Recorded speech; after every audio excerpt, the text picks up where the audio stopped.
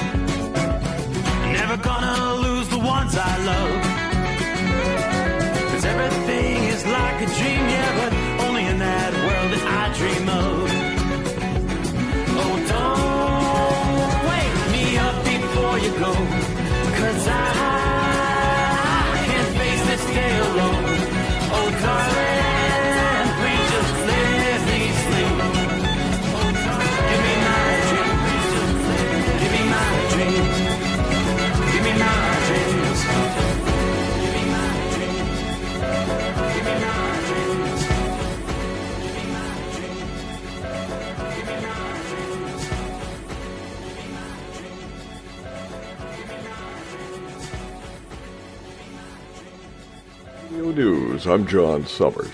The Senate approved a funding package for the Department of Homeland Security, which will provide payment to TSA workers. The Senate's overnight vote is a step toward ending what's on track to be the longest funding lapse of any federal agency in U.S. history. The move followed word from President Trump Thursday he would be signing an emergency order for DHS to immediately start paying TSA agents amid the partial government shutdown. The House could vote on the measure before the end of today.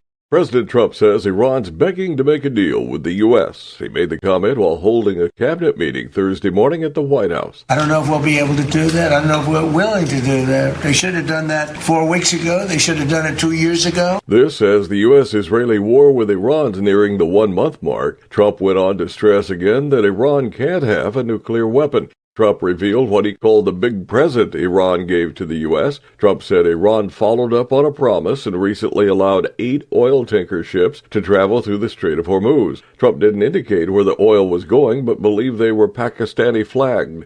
Trump said after the ships were allowed to proceed, he knew he was dealing with the right people in Iran as peace talks continue. A runway at New York's LaGuardia Airport is back open following Sunday's collision between a plane landing and an airport vehicle. Runway 4 reopened Thursday morning after the Air Canada plane was towed away Wednesday. Meanwhile, the NTSB is expected soon to interview the 2 firefighters who were inside the airport fire truck struck by the Air Canada plane while it was landing.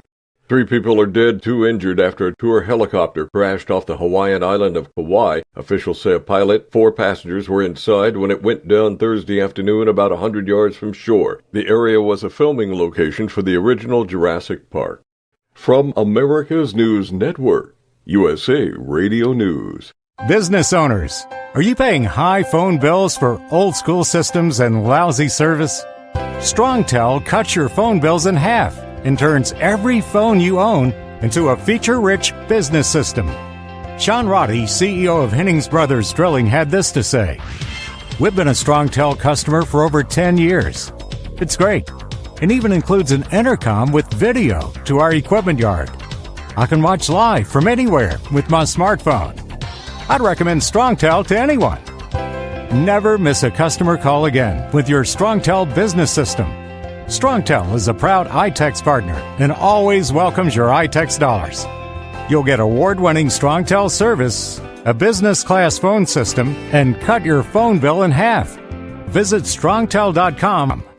That's StrongTel, StrongTel.com. It's StrongTel.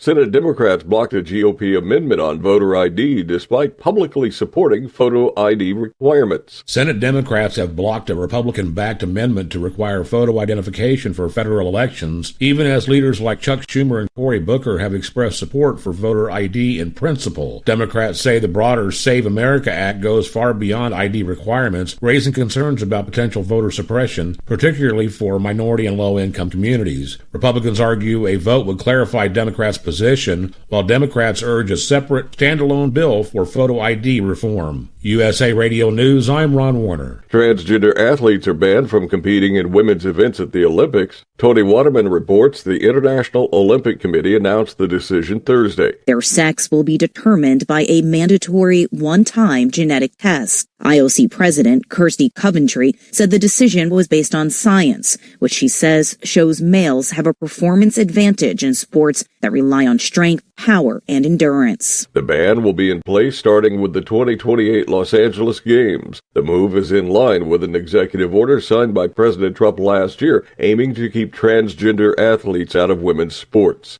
Savannah Guthrie will return to NBC's Today Show April 6th. Guthrie's been on leave from the show since February when her 84-year-old mother Nancy Guthrie went missing in a suspected abduction from her Arizona home. I'm John Sommers, USA Radio News.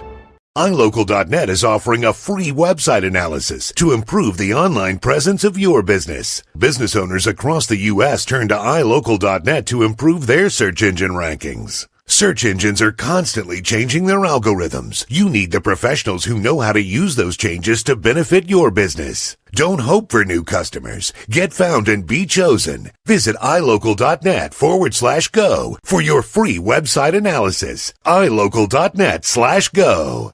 Truck downtime costs you money. One hidden killer on Cummins ISX 15 engines is weak injector cups. When they leak, coolant gets into the cylinders and suddenly you're facing a big repair bill. Industrial Injection has the fix. Our Torque Lock Injector Cup Kit with a threaded Torque Lock design. These cups stay sealed for good. No more coolant leaks. No more surprise downtime. Keep your truck on the road. Ask your shop for Industrial Injection Torque Lock Injector Cups today. So you missed an episode of the Steve Sommers Overnight Drive, and now you're suffering night sweats and panic attacks. Well, don't worry, we've got the cure. Never miss a broadcast of the Steve Sommers Overnight Drive. Consistently ranked as one of the top podcasts and radio shows in America, we've made it easy for you to catch up on past shows. Find the Steve Sommers Overnight Drive wherever you get your podcasts or at overnightdriveradio.com. And never miss an episode of the Steve Sommers Overnight Drive.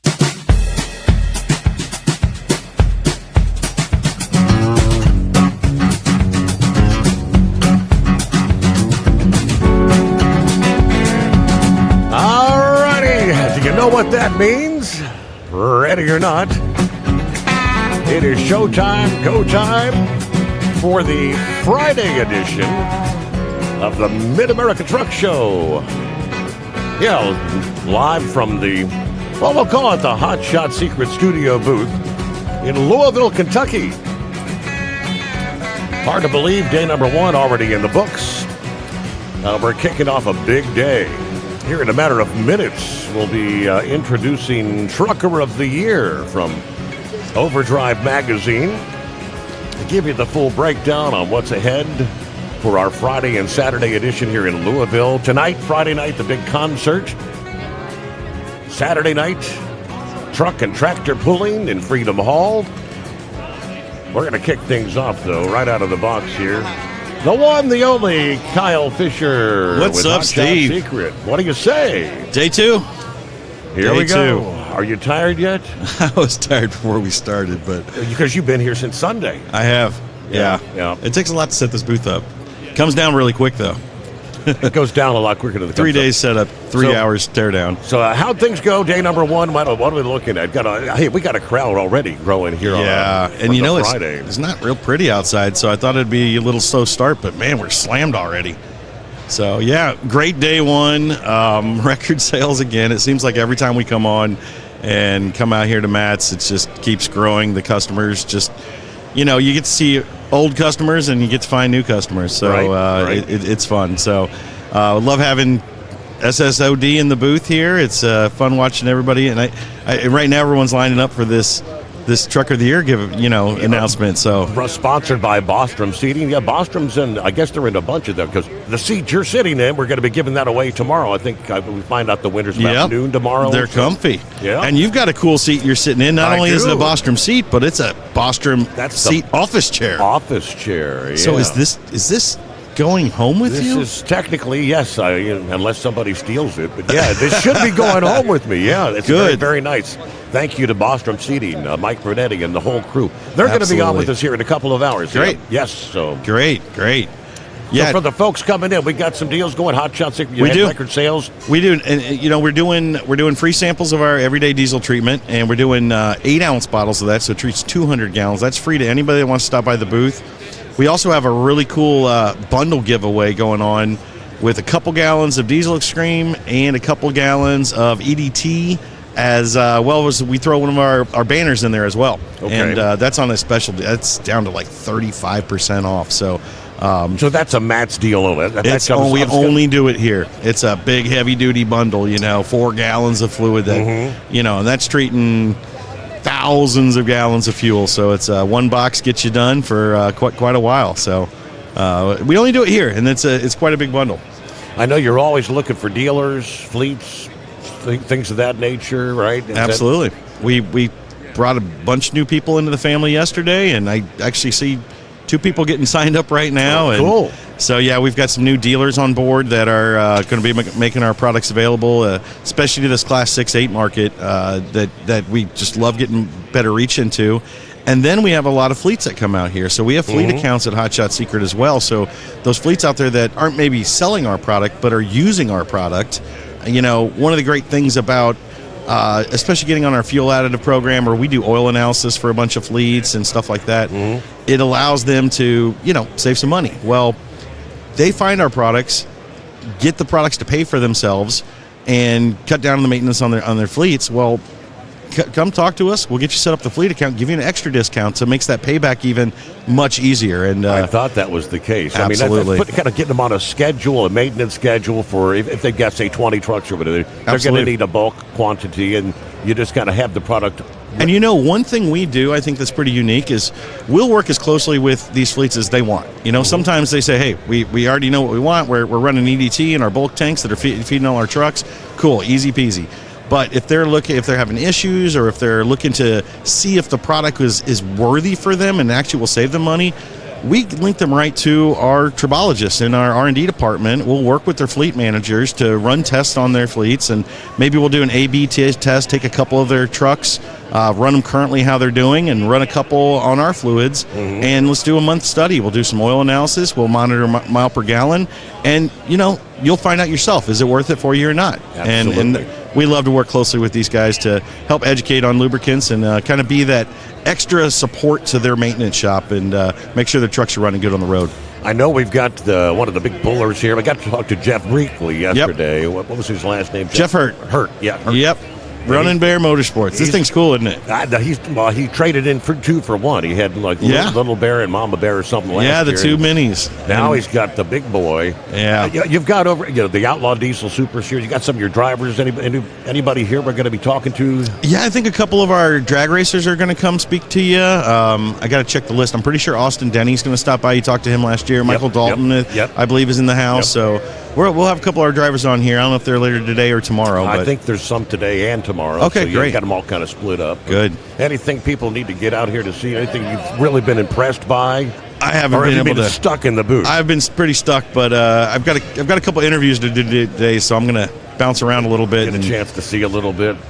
Hot Shot Secret, we're in booth 12036, which is in the north wing. Same location. It's been, at least 4 years, maybe 5 years. It We've been has. back in this Just corner look up here. tall. We got our green flags high, so you can see them from the other side of the building. So it's the best way to locate us. And for people kind of coming in, if you're watching us live via YouTube, Facebook right now, I mean, it's a quagmire trying to get in the front. I'll tell you I heard. It's like 10 lanes that all come down to 2. Well, as packed as this booth is right now, they're all telling me, go. They're still trying to squeeze people in the front, so the wave is coming. So we got plenty of help here, and looking forward to talking to people. Historically, Toby Young, the boss man here at the show, I've always said when you have the beautiful weather, I said, should have a great crowd. And he said, now, Steve, believe it or not, when you get kind of people on a Friday or Saturday, if it's a beautiful 85-degree day, they want to go to the park. They want to go out and do things. He said a rainy day or a cloudy day, a cool day like this, and obviously that brings a lot of people, brings them inside. So. You know who I feel bad for? I feel bad for all those beautiful trucks out front that just spend a couple days polishing every square inch. And then they got all the rain and things overnight this morning, All right, Kyle, so we're underway here on a Friday edition.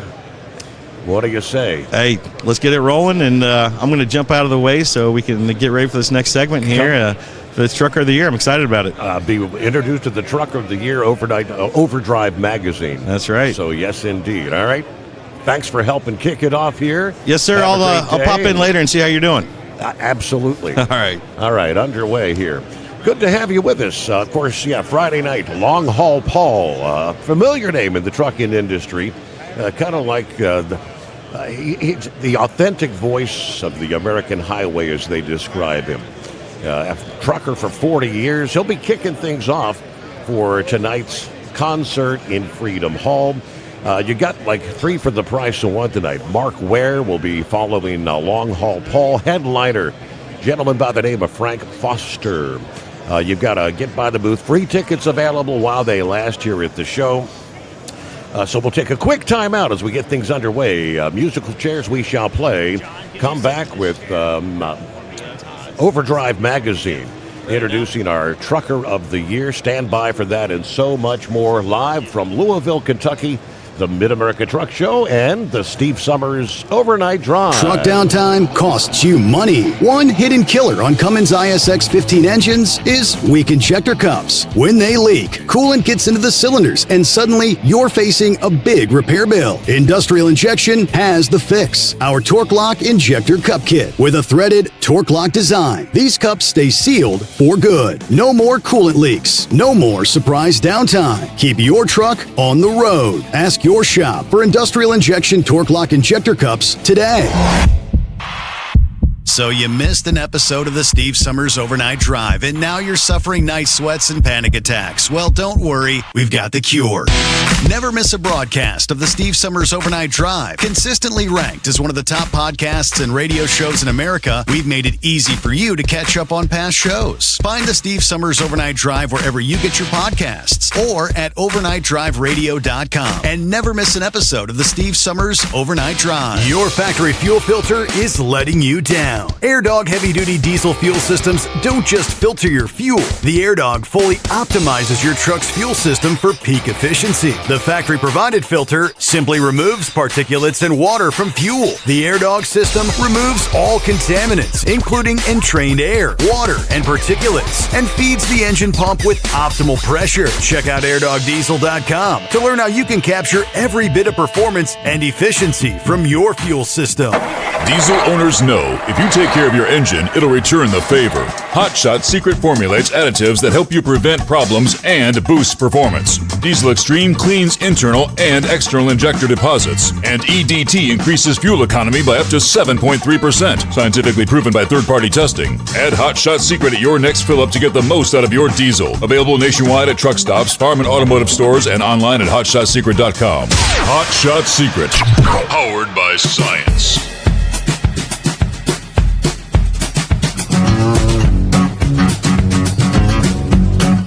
We waste no time in getting things underway here on a Friday.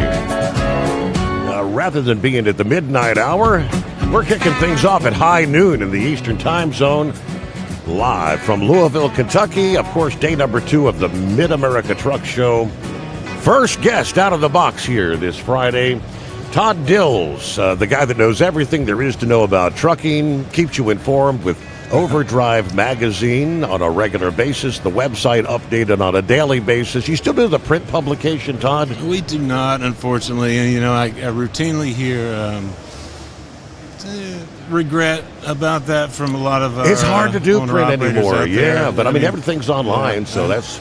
I know it's I regret it myself, but we had to make a move toward the end of 2020 after a lot of deliberation that had been going on for years already, because everything that we did was online first. At that point, anyway. Well, everything's at your fingertips now, right? With the click of a mouse, you've got the latest. Sure. I mean, there's good and bad to that, of course, but we've done our best over the years to just to keep it interesting and keep it real in that way. And I will argue a little bit with your introduction, Mig. I do not know everything there is to know about trucking. This guy next to me knows a whole lot more. I don't know about that. So we're going to be here. I mean, tell us what we're doing here. This is the second time we've last year, I guess, for the very first time, we had the pleasure of introducing a gentleman or a driver, shall we say, because it doesn't necessarily have to be a gentleman. But tell us about how you came up. Somebody was asking, how do you determine who's going to be the victor here, the driver of the year? Yeah, this is our Overdrive Trucker of the Year program. It happens that we've done it this particular way now for this is the culmination of our third full year. We've got the fourth ongoing already, but basically how it goes is we accept nominations beginning in December of the calendar year previous. So this man right here is our 2025 Trucker of the Year. His name is John Penn, owner-operator with his own authority, is JP Transport, based in Orleans, Indiana, so not too terribly far from here. But so how it works is we start accepting nominations, and we continue to accept them throughout the first half of the next year. So through the first 3 quarters of the next year, really, actually. And over that time, we ask for basic operating information from each owner-operator. This is exclusively owner-operators competing in this program. Okay. And, get a feel for who they are, do interviews with them, and obtain financial information to show profitability. And, we publish a Trucker of the Month feature every month of the first 10 months of every year. And John just so happened to come to us kind of late in the period for the 2025 award. I think he was. You were our last guy, right? October. You were the October Trucker of the Month, and sure glad he did. Because we actually had our final 3 after a judging round that includes input from a variety of people around the industry. A lot of our contributors that are still involved in trucking participate in that. The editors Overdrive play a paramount role, and also from our partner Fleet Publication CCJ, and we make our individual assessments of each owner competing, and from that determine the top 3, and then ultimately we make a call on the winner. And our top 3 this year were an exceptional bunch of folks, great business owners. We had Ron Kelsey. Sunrise Express is the name of his company, based in Arizona, has been running the same direct shipper freight for customers with contracts that he's had that go back to the 1990s. Amazing runs in a 1981 Peterbilt 359, and to hear just to be saying that, it makes me sit here and think about how difficult of a call we had to make this year, because he's an exceptional operator. The other among the top 3 finishers was Jason Shelley. His business is based in Pennsylvania. Telford, I believe, is the town there, and he's hauling mostly LTL. Well, it's not LTL; it's multi-stop deliveries to Amish markets along the East Coast. Fresh meat, refrigerated freight. And then there was John. And John, he set himself apart in a variety of ways. John hauls mostly furniture outbound from Indiana for been doing that for the same manufacturer for more than a decade, more than a decade, John. Well, how long has it been? I started actually hauling that furniture out of that factory in my early 20s. Okay. And then I did some things in between, but yeah, since when I was in my early 20s, I've been hauling out of there, but I've steady for right at 8 years. Yeah. And on the comeback, so he's got multi-stop runs all the way out to, in some cases, California. Complicated deliveries in some cases, and on the turn back, he's working with some brokers. Occasionally checks into a load board. Mm-hmm. And I don't know, in this time where everybody is screaming about how terrible the rates are. Correct. Everybody's screaming about all the fraud that takes place on the board. Yes. All the just the shenanigans that one has to deal with in the online world of trucking. John has probably seen some of that himself, but in large part he navigated his way around in a variety of ways and managing to get rates that are good for him on the comeback. With some relationships and things of this nature with brokers, and I don't know. That's among the things that set him apart from the others. And he's got a special weapon too. He runs in Freightliner Cascadia that is a 2019 model. And he bought it used, and it gets he's getting upward of. Are you upward of 10 as an average? I think I've been saying that. Yeah, I think it's this might be off 1,000 or two, but I think it's for the 217,000 miles I've driven it. It's been 10.46 is my lifetime average. So that's exceptional. Yeah, and as an owner operator, that's where most of your money is going as for fuel. So to me, that's one of the most important things of running the business is the fuel cost, because it is your biggest expense. Yeah, no doubt. And that 2019 Cascadia, actually, I'm going to go ahead and do this. We've got, in lieu of just a boring trophy, right? And you remember this, Steve, from last year. We've got a special trophy for John, and it is a small replica of his Freightliner Cascadia, which is a pretty arrowed out unit, but so much has to do with the trailer. We don't have the trailer, unfortunately, but anyway, I'm going to go ahead and show it to him. He hasn't seen it yet. Nope. So the big debut, the big reveal. Yes, here we go. Yeah. Let's see how he reacts. I hope he's not underwhelmed too much. So here we go, John. Congratulations, my man. Well-deserved Truck of the Year for 2025. What do you think? That looks great. How about that? It looks... I mean, that's identical. The only thing better than a big Cascadia is a smaller one. No, that's perfect. I really appreciate that. So take us back a little ways, John. How many years have you been trucking now? This fall would be 25 years. 25. Yep. I started when I was 19. My dad was a driver, and I used to go with him some. And I really, to be honest with you, I didn't think I was going to be an over-the-road driver. I was a construction worker, and I drove part-time.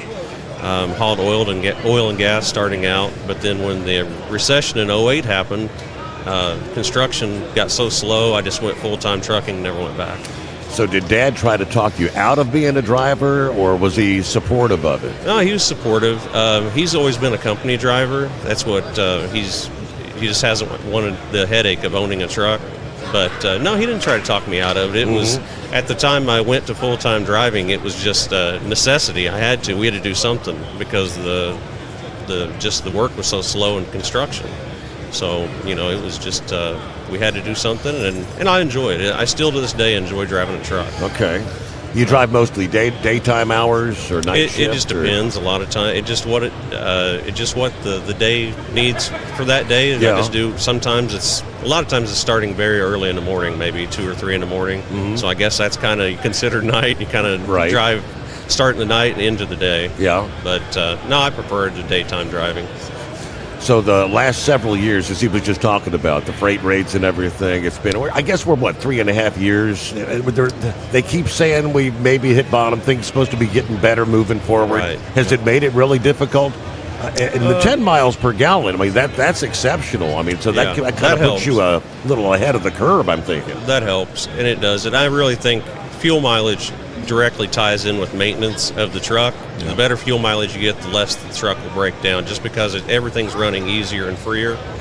But the other thing, sure, backhauls have been a little bit lean, but we always talk about building relationships with your shippers and brokers, and that's what has really helped me, is having that direct contact, and all my outbound freight has been coming from the same place.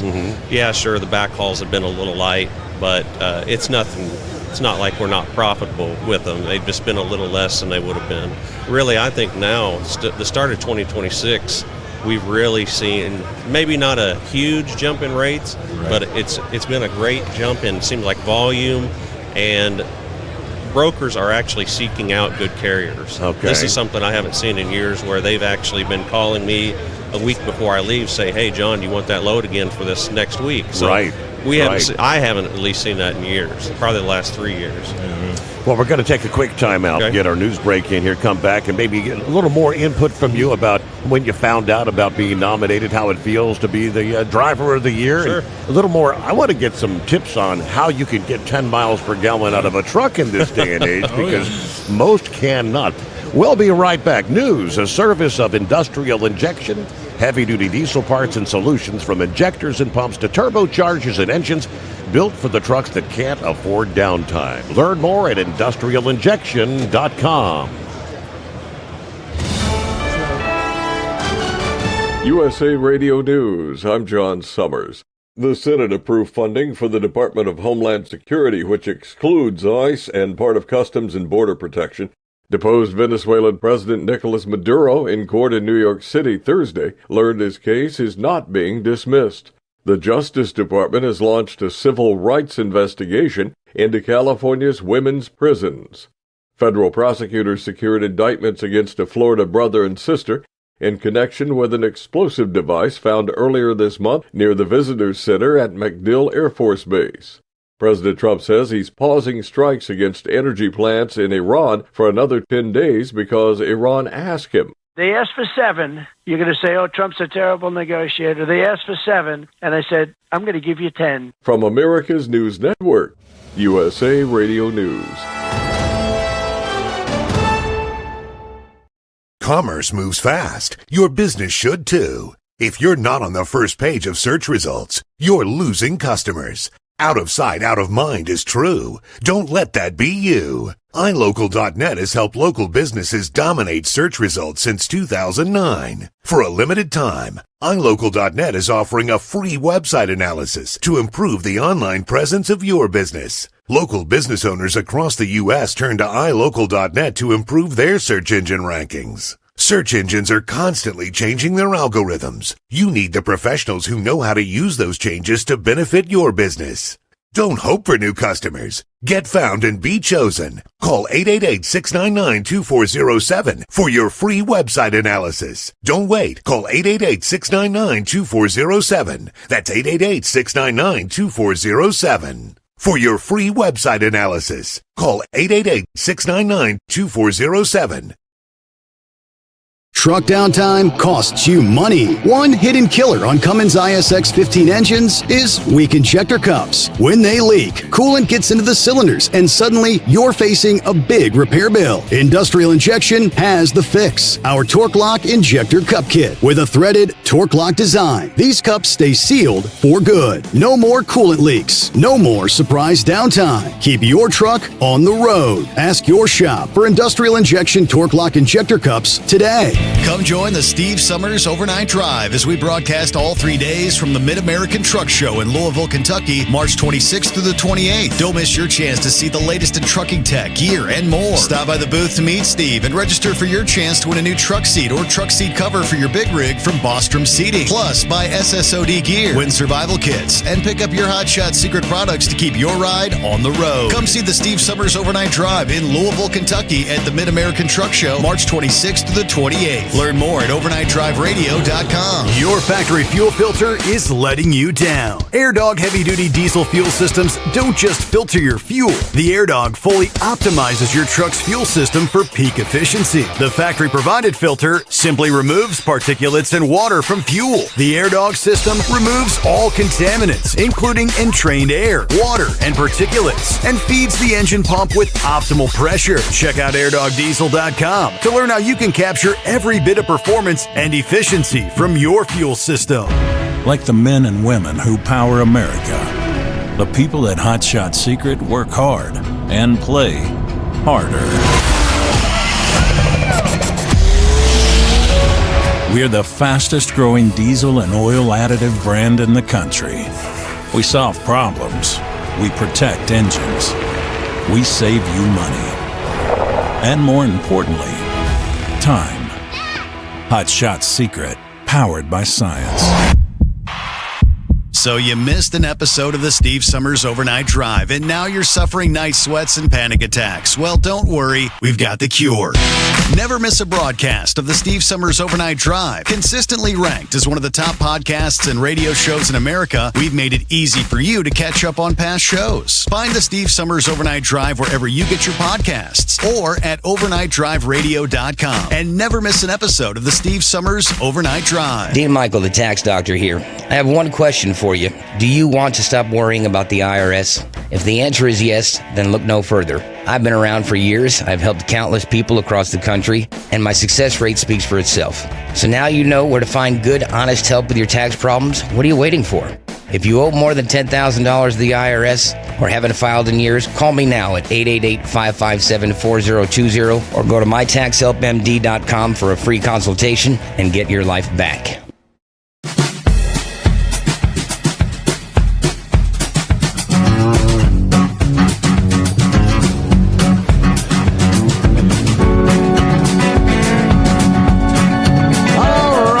Back at it here live from Louisville, Kentucky, Mid-America Truck Show.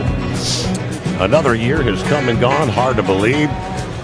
Introducing our Trucker of the Year from Overdrive Magazine, John Penn. Welcome back. Good to have you with us here. Thank you. It's good we to be kind of here. left off, you were talking about, I don't know, there ain't many drivers that can get 10 miles per gallon. What do you have a handful of secrets, or what do you do? Oh, it's not as it's a whole lot of things that you do. First of all, I start with the equipment. What I've chosen is a Freightliner with the Detroit powertrain, and another thing for an owner operator, if they have the option of pulling their own trailer aerodynamics are huge. Just a lot of things. You drive as slow as you can. A good way to put that, they say how fast you drive. I say as slow as possible, but as fast as necessary. Right. There's never a day where it's the same. So you try to keep away from the 75 mile an hour stuff? Sure. And it's a ton of little things. Little things make a big difference. Like trying never to stop at the bottom of a hill, starting at the top of the hill. Like if you have to go to a rest break or a truck stop, I try to pick one at the top of the hill, so when I take off, it's all downhill from there, not start at the bottom and go up. Right. Just a lot of things like that, and when you put all things together like that, it turns into real fuel mileage. Yes, sir. Mm-hmm. Spec of the rears makes a difference too, and just the automated transmission that you've got that helps you out a lot. Right? That's what I had a 14 Cascadia, now I've got a 19 Cascadia, and the difference was a little bit better gear ratio. It's got a 241. It's got a DT12 automated manual, which it has E-Coast, and at first it's hard to get used to E-Coast, but after you get used to it, you love it. Mm-hmm. And so it has what's called IPM, Intelligent Powertrain Management. So the truck actually knows what the hill is going to be like a mile before it gets there. Wow. And so right when it knows you can go over the hill with enough momentum, it will put itself in E-Coast and you will glide over the other side, and then it's basically just gliding down the hill. And again, the better trailer arrow and the truck arrow, you'll just get a long roll, and so you got a lot of time basically just going downhill for free. So you put some extra gadgets and gadgets on your vehicle, and I Right. mean, it's all based on getting a return on investment, I Right. presume. For other owner-operators out there, that would be, you would suggest do those things because you're going to probably be better off in the long run. Oh, sure. And that's what I have 2 trailers, and I just arrowed the other one out. And that's one thing. Procrastination will cost you money. I should have arrowed that trailer out years ago, but I was like, it's just a spare trailer. Now we're up above $5 a gallon in fuel. Yeah. The return on investment is nothing now. Wow. So, yes, if you have the ability to do all the truck's basically stock, but if you have the ability, you have your own trailer, put all the arrow you can on it, especially with the price of fuel we have right now. When did you find out you were nominated for this honor to be Driver of the Year? I found out in January, right? Yeah, I think that's right. Yeah, I think it was in early January. like second day of the year, or third day of the year. Actually, yeah, I was actually coming back from California when Todd called me and told me. Yeah, I was in Eloy, Arizona. I thought it was a telemarketer. I didn't have his number saved. Right. I almost didn't. They say, John, this is Todd. So it's a real honor. Actually, I was surprised when he was talking about the final 3 of us. The other 2 guys were so good and ran such a good business. I was really honored because they were such good competition. And, it's like he said, those guys have been doing the same thing for years. And to hang on customers like that is very difficult. So, Right. Yeah, it was a real honor for me. That's pretty cool. Well, I think some folks here have a few words they'd like to say Okay. to you. We've got our friends from Bostrom Seating. You familiar with Bostrom? I am. You're sitting in a Bostrom Yeah. seat right This is now, as a great. matter of fact. Yes. Great. Yeah, Bostrom's been the big big sponsor of Truck of the Year program for 2025, and this is Jason Gray from the company here, and this is the prize, probably the biggest prize. I like that truck over there though, that comes along with the program this year, and brand new seat. wanted to give you a seat. So. Awesome. Thank you, Jason. Well, I appreciate it. That's great. Congratulations. Thank you. How about that? Yeah. So that'll go well in your truck. Oh, sure. I might get an office chair if I might get one like yours. This is pretty sweet. Yeah. I think that's what I'll get. Yeah. Actually, our truck of the year last year went with an office chair because you may remember he retired right after Mass last year. It just happened to coincide with the whole thing. He'd been thinking about it for a long time and finally made the move. And anyway, it's an option, but we really appreciate the support of Boston. They definitely supported the program for a couple of years there, and it really helps. It really helps us to increase the visibility of it. Okay. We believe in the program, and I think it is a great avenue for companies to sort of raise their own profile too, supporting the excellence out here in the industry. Because that's what the program is all about, and sort of passing along the lessons learned by pros among owner-operators. Going back, you mentioned last year's Driver of the Year. Yeah. They were real big on the dollars and cents about a budget. And I mean, being an owner-operator, it's not just, I'm going to buy a truck and I'm going to make it rich driving a truck. Any words of wisdom? How did you learn how to budget things because you have to be a business person to be an owner-operator, not just a truck driver. Sure, and that does make a big difference, and that's why I try to base, but since we are running miles down the road, I try to base everything on cost per mile. And then because I raise cattle part-time, and I always heard this on a beef magazine. They said you can't manage what you can't measure. Mm-hmm. So if you don't know what your even break-even cost is, how are you supposed to bid on a load and know if you don't know your cost, you're just running blind out there, really. So yeah, I use an accounting program where it breaks everything down to cost per mile. And I think everybody should do that, really. And so you've got your own little calculator. You're having to set aside. You have to have an emergency fund. You have to have a maintenance fund. You've got to. I do things a little bit different. I've got a commercial account and a personal account, and we just set aside a certain amount of money that goes from the commercial account to the personal account. Then everything else just stays in the trucking company. Mm-hmm. That's how I do it. Two accounts. I don't like to have. I know a lot of people have a whole bunch of different accounts for maintenance and all this, but that's just how I do it. So you're just doing, you're a one-truck operation? Yeah, that's right. Okay. Mm-hmm. I guess that eliminates the headaches of having to run, oh, sure. three individuals that out would, there. Yeah, that would, it would make a huge difference. And it's really easy it's not easy, but the tools are there, and it's simple if you do take the steps to do it. If you just have a one truck company, if I always say, if I say something's going to be done, it'll be done. If I say I will deliver that load. And so when you start to add drivers in the mix, I can imagine things get much more difficult. For those out there, the newbies in the everybody's got to start somewhere. And would you recommend for somebody coming into the industry to start maybe as a company driver to learn the ropes a little bit? Or you said your dad was mostly a company driver. Yes, he was. And that would be great. Learn the business. And actually, while you're a company driver, you could be tracking the numbers just like it's your truck. And then when you decide to take the leap, then you got to step up right there.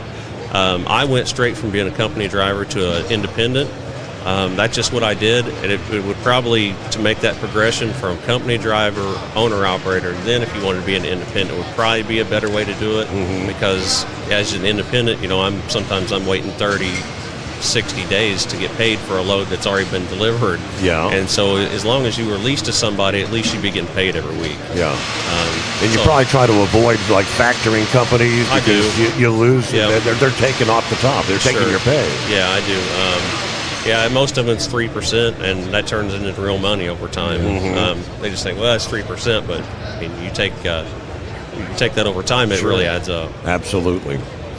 Well, Todd, what's going on? What's the latest in the top headlines? I know fuel prices is one of them right now. I mean, you talked about rates coming up. I'm thinking, right now, are the fuel prices sucking up everything you're benefiting on the rates? I mean, I did some just back of the envelope type calculations, just gaming out some scenarios with we have this load profit analyzer tool that I changed the cost inputs and to account for the increase in fuel. And man, the gains that we had seen in the spot market anyway for vans since the first of the year had been wiped out by the end of the first week of the increases, but rates adjust. That's just judging by averages. Everybody's operation is different. But it was John but we had a fair amount of shift in the market toward the end of last year, and it was John, not entirely. I mean, you could kind of see it in the average numbers, but John, that conversation he mentioned earlier when we were talking just after the new year, and he was telling me you were talking. I think you basically just booked a load with a broker in California after January 1st. Right. And tell him what you told me about that, because I mean it kind of like I was like ding ding ding, like yeah, something's different, right? Right. Well, that's what I took off. I remember on the second day of January of this year, went out with a load to California, and then booked a load back to Texas from California. Usually it's scorched earth out in California after the first of the year, so I was shocked. That was the first load of the year, my first backhaul, and how good it paid and how easy it was. A lot of times it's the volume of loads. It's like you see a load, and I mean you got to be right on it and call it, and you call them and it's gone. Now that's rough on a guy. Whenever it's just sometimes it's a half a day trying to get a load, and they're not even good loads. So you're just trying to leave the place. So yes, it has been a huge difference this year, just in the volume of loads, and like I said, the relationships that brokers want to build with you. Because of all the freight fraud and everything like this, if they find a good carrier, they want to keep him. So have you got like a network of brokers that you know and trust and are willing to work with? I talk to drivers all the time to say, I got this, pulled this off the board, and this broker is wanting to track me everywhere, calling me, ringing my phone, even I'm on my 10-hour break. I say, you can't call me when I'm on my break, Well, and that goes back to building the relationships. Once you, especially if it's a particular agent with that broker, and they get to know you and you get to know them, you don't have that anymore. You have a certain level of trust.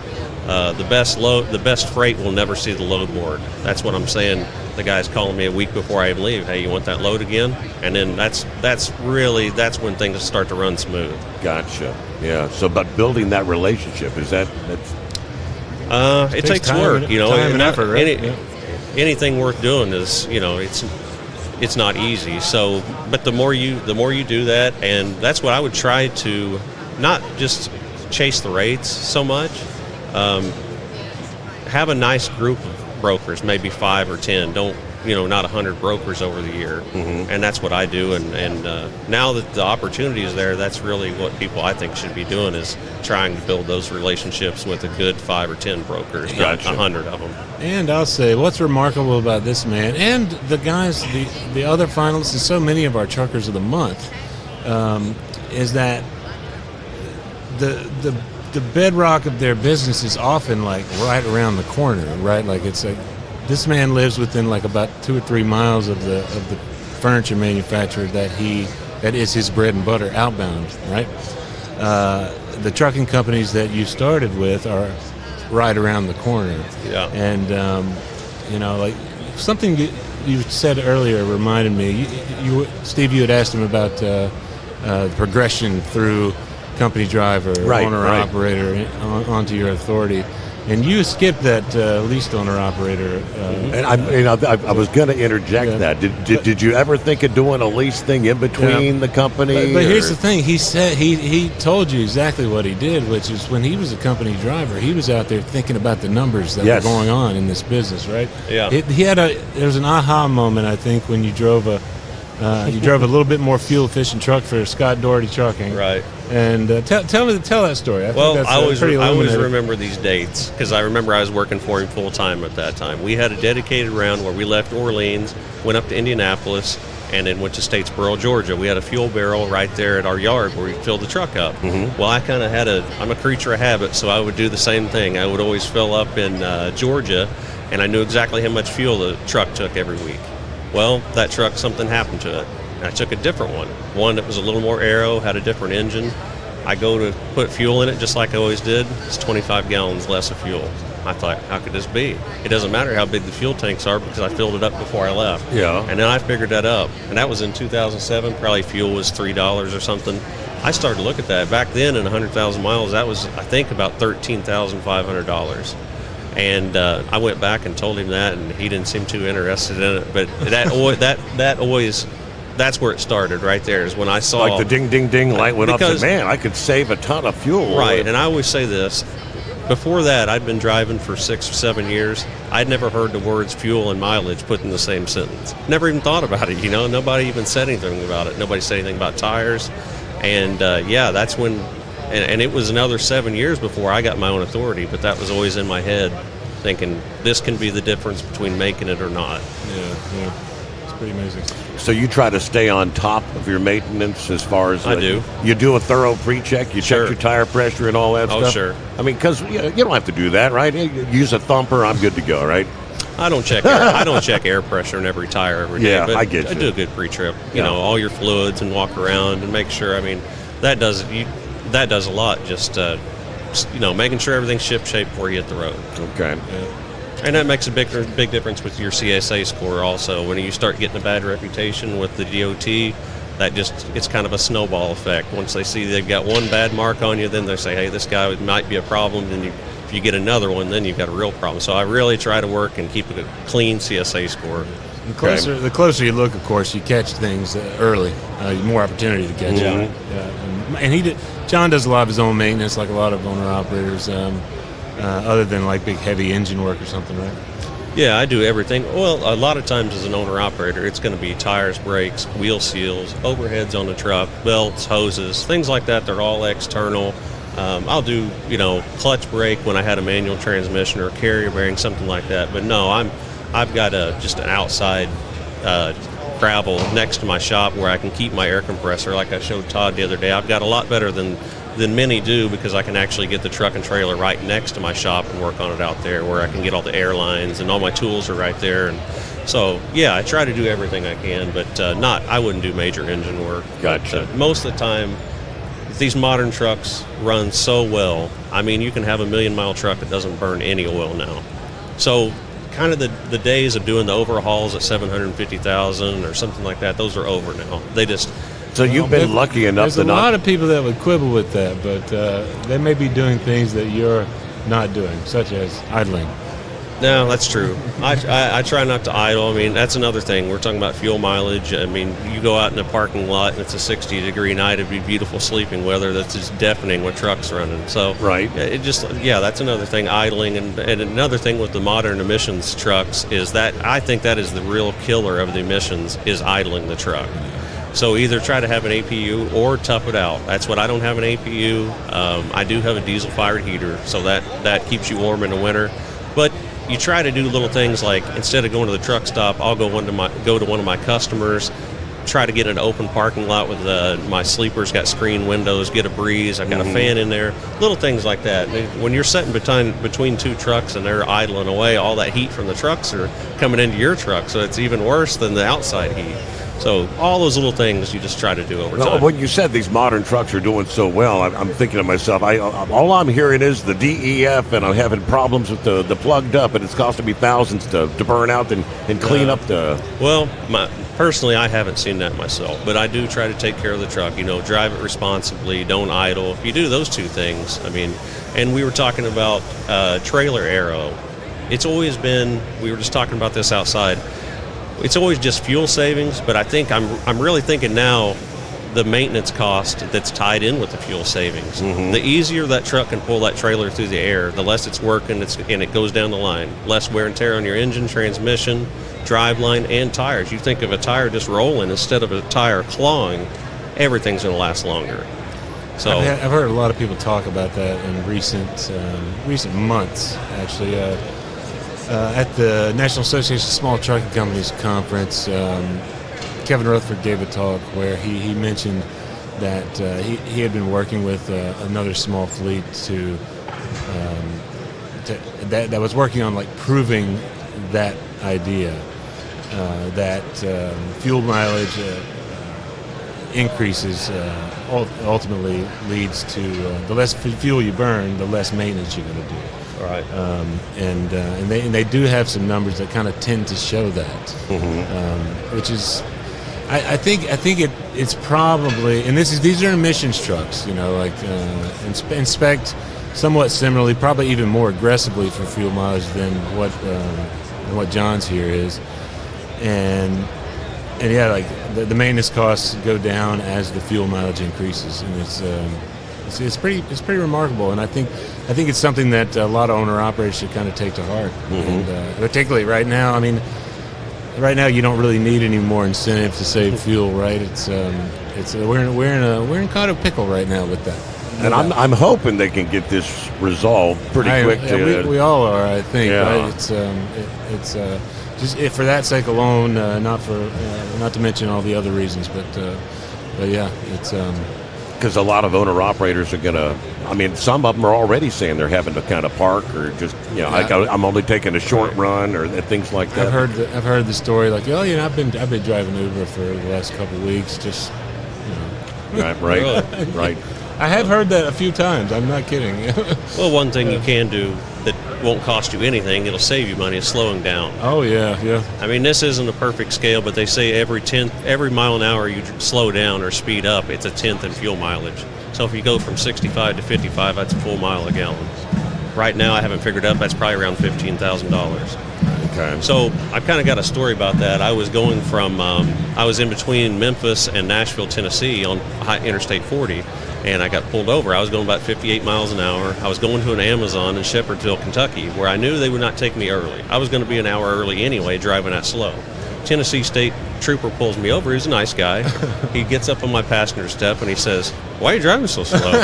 And I said, "Because the minimum speed's 50. I said, "Well, was I doing something wrong?" He said, "No, it's just unusual activity." All right. And then after I talked to him about 5 minutes about fuel mileage, he probably was like, "I'm just letting this guy go." But it was actually good. He gave me a level 2 inspection. He was a real nice guy, and maybe, I mean, I just explained to him, is like, why drive 70 miles an hour to go over there and stare at a fence and wait and they won't let me in? So, that's where I was saying. You may have never heard a story like that. Well, before. and it is unusual activity, but that goes back to say, drive as slow as possible, but as fast as necessary. So there's times when I will run up 75 miles an hour if the speed limit in that state, because it's a situation where I've got to get there that day or I've got to wait 12 hours till the next morning to unload. Sure, I'll speed up. But then if I have time, I'll slow down. So you try to more often than not with your 14-hour clock, try not to find yourself in a position where I gotta go. Right. Well, in my situation, I'm doing multiple stops. So, and the people I'm going to are, I mean, they run banking hours. So it's from 8 to 4. So there's really no point in, I might have 6 or 7 stops in Dallas in a day.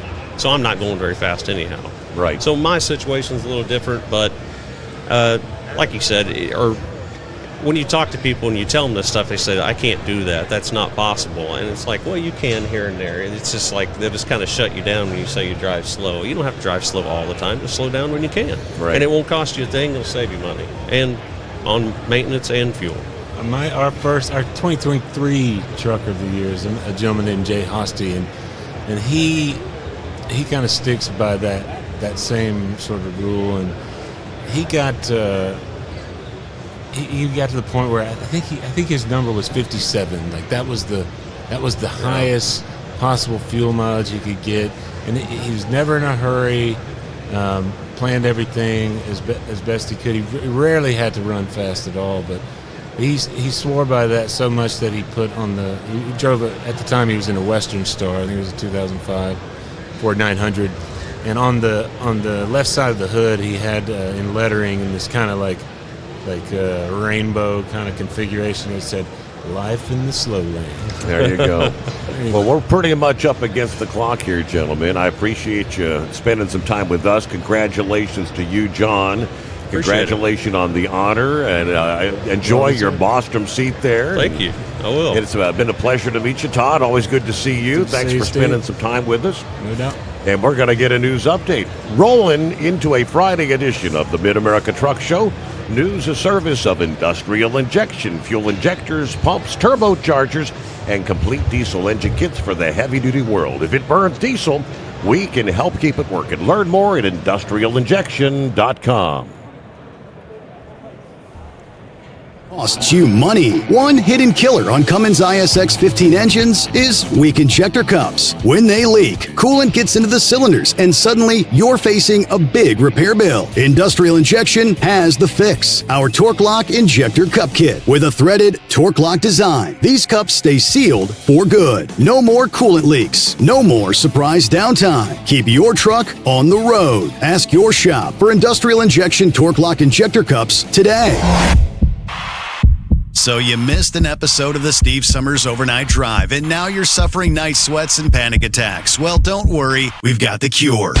Never miss a broadcast of the Steve Summers Overnight Drive. Consistently ranked as one of the top podcasts and radio shows in America, we've made it easy for you to catch up on past shows. Find the Steve Summers Overnight Drive wherever you get your podcasts or at overnightdriveradio.com. And never miss an episode of the Steve Summers Overnight Drive. Your factory fuel filter is letting you down. AirDog heavy-duty diesel fuel systems don't just filter your fuel. The AirDog fully optimizes your truck's fuel system for peak efficiency. The factory-provided filter simply removes particulates and water from fuel. The AirDog system removes all contaminants, including entrained air, water, and particulates, and feeds the engine pump with optimal pressure. Check out airdogdiesel.com to learn how you can capture every bit of performance and efficiency from your fuel system.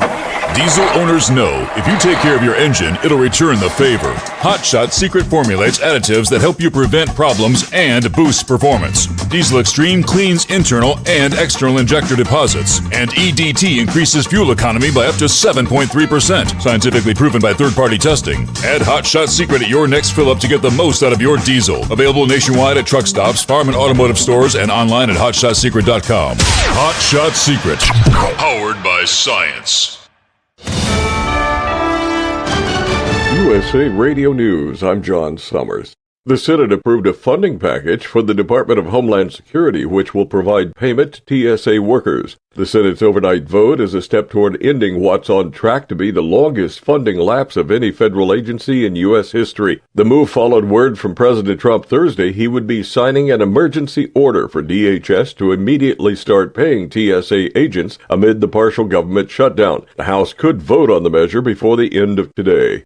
Homeland Security changed their plans for fencing along the Texas-Mexico border. There's no longer the goal to build a border wall through Big Bend National Park. The 5.6 miles of proposed fence is going to be removed off the map. Presidio County Commissioner Deidre Hisler says it would have been a waste of money. They don't see illegal aliens because of natural barriers. The canyon walls are 1,500 feet tall. President Trump says the White House has a connection with the Loyola University student who was shot and killed in Chicago, allegedly by an illegal alien. While holding a cabinet meeting Thursday morning, Trump said White House Deputy Chief of Staff Dan Scavino's good friends with the father of 18-year-old Sheridan Gorman. He took it very hard. Dan took it very hard. Like the father, friends. They grew up together. Police say Sheridan was murdered by Jose Medina of Venezuela while walking in a park with friends last week. ICE says Medina has been living in the country illegally after entering it in 2023 and has a lengthy rap sheet. Trump said Gorman would be here today if Democrat leaders in Illinois would work with his administration to deport illegals.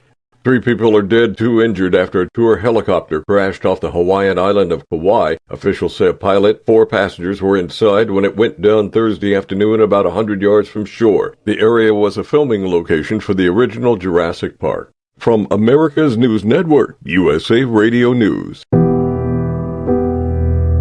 No matter who we are or where we come from, we all experience difficulties in life. Military veterans know that sometimes it takes strength and determination to make it through. Whether it's obvious physical challenges or struggles on the inside, it takes strength to ask for help when you need it. I knew that I had to get support, not just for me, but for the sake of my wife and kids. Talking about it has helped me feel more like myself again. Honestly, it was hard to open up at first, but it's changed my life for the better. Learn how veterans like us have reached out for help, and hear stories of strength and recovery at MakeTheConnection.net. Ohio police, with riot shields and pepper spray, shut down a popular entertainment district in Cincinnati after crowds got rowdy following the Reds' opening day baseball game. The accused Gilgo Beach serial killer is expected to admit to the killing spree and plead guilty the next time he's in court. Rex Heuermann's next court date is April 8th. That's when he's expected to change his plea and admit to murdering 7 women dating back to 1993. Heuermann, a Manhattan architect who lived in Nassau County's Massapequa Park, was arrested in July 2023. Remains of most of the victims were found in an isolated stretch of Gilgo Beach not far from Heuermann's home. His trial was set to begin in September. Heuermann's legal team had tried to separate the cases. They also challenged DNA testing techniques. The judge rejected both arguments. In New York, I'm Andrew Whitman. A brother and sister are charged in connection with an alleged plot to attack MacDill Air Force Base in Florida. The FBI says Alan Zing's facing multiple charges after allegedly planning a device at the base in Tampa, headquarters for CENTCOM, which is overseeing military operations in Iran. His sister, Anne Mary Zing, is charged with accessory after the fact and tampering with evidence. That incident happened March 16th when a suspicious package was found outside the base visitor center.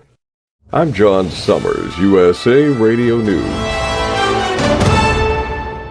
Would you know where to turn if you or a loved one became paralyzed? For thousands of families, the National Paralysis Resource Center has been that lifeline. But now federal funding's at risk. Sherman Gillums Jr., a partially paralyzed Marine veteran with the Christopher and Dana Reeve Foundation, explains why. This is about more than just a budget line.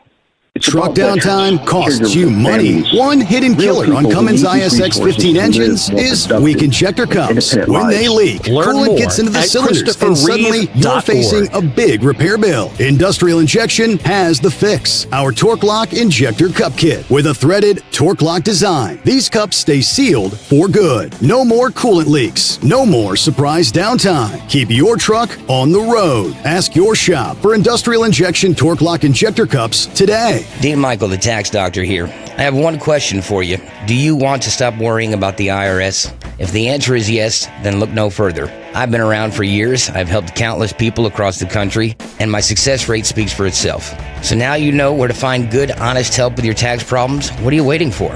If you owe more than $10,000 to the IRS or haven't filed in years, call me now at 888-557-4020 or go to mytaxhelpmd.com for a free consultation and get your life back. Keep the bugs off your glass and the smokies off your ass. This is the Overnight Drive with Steve Sommers.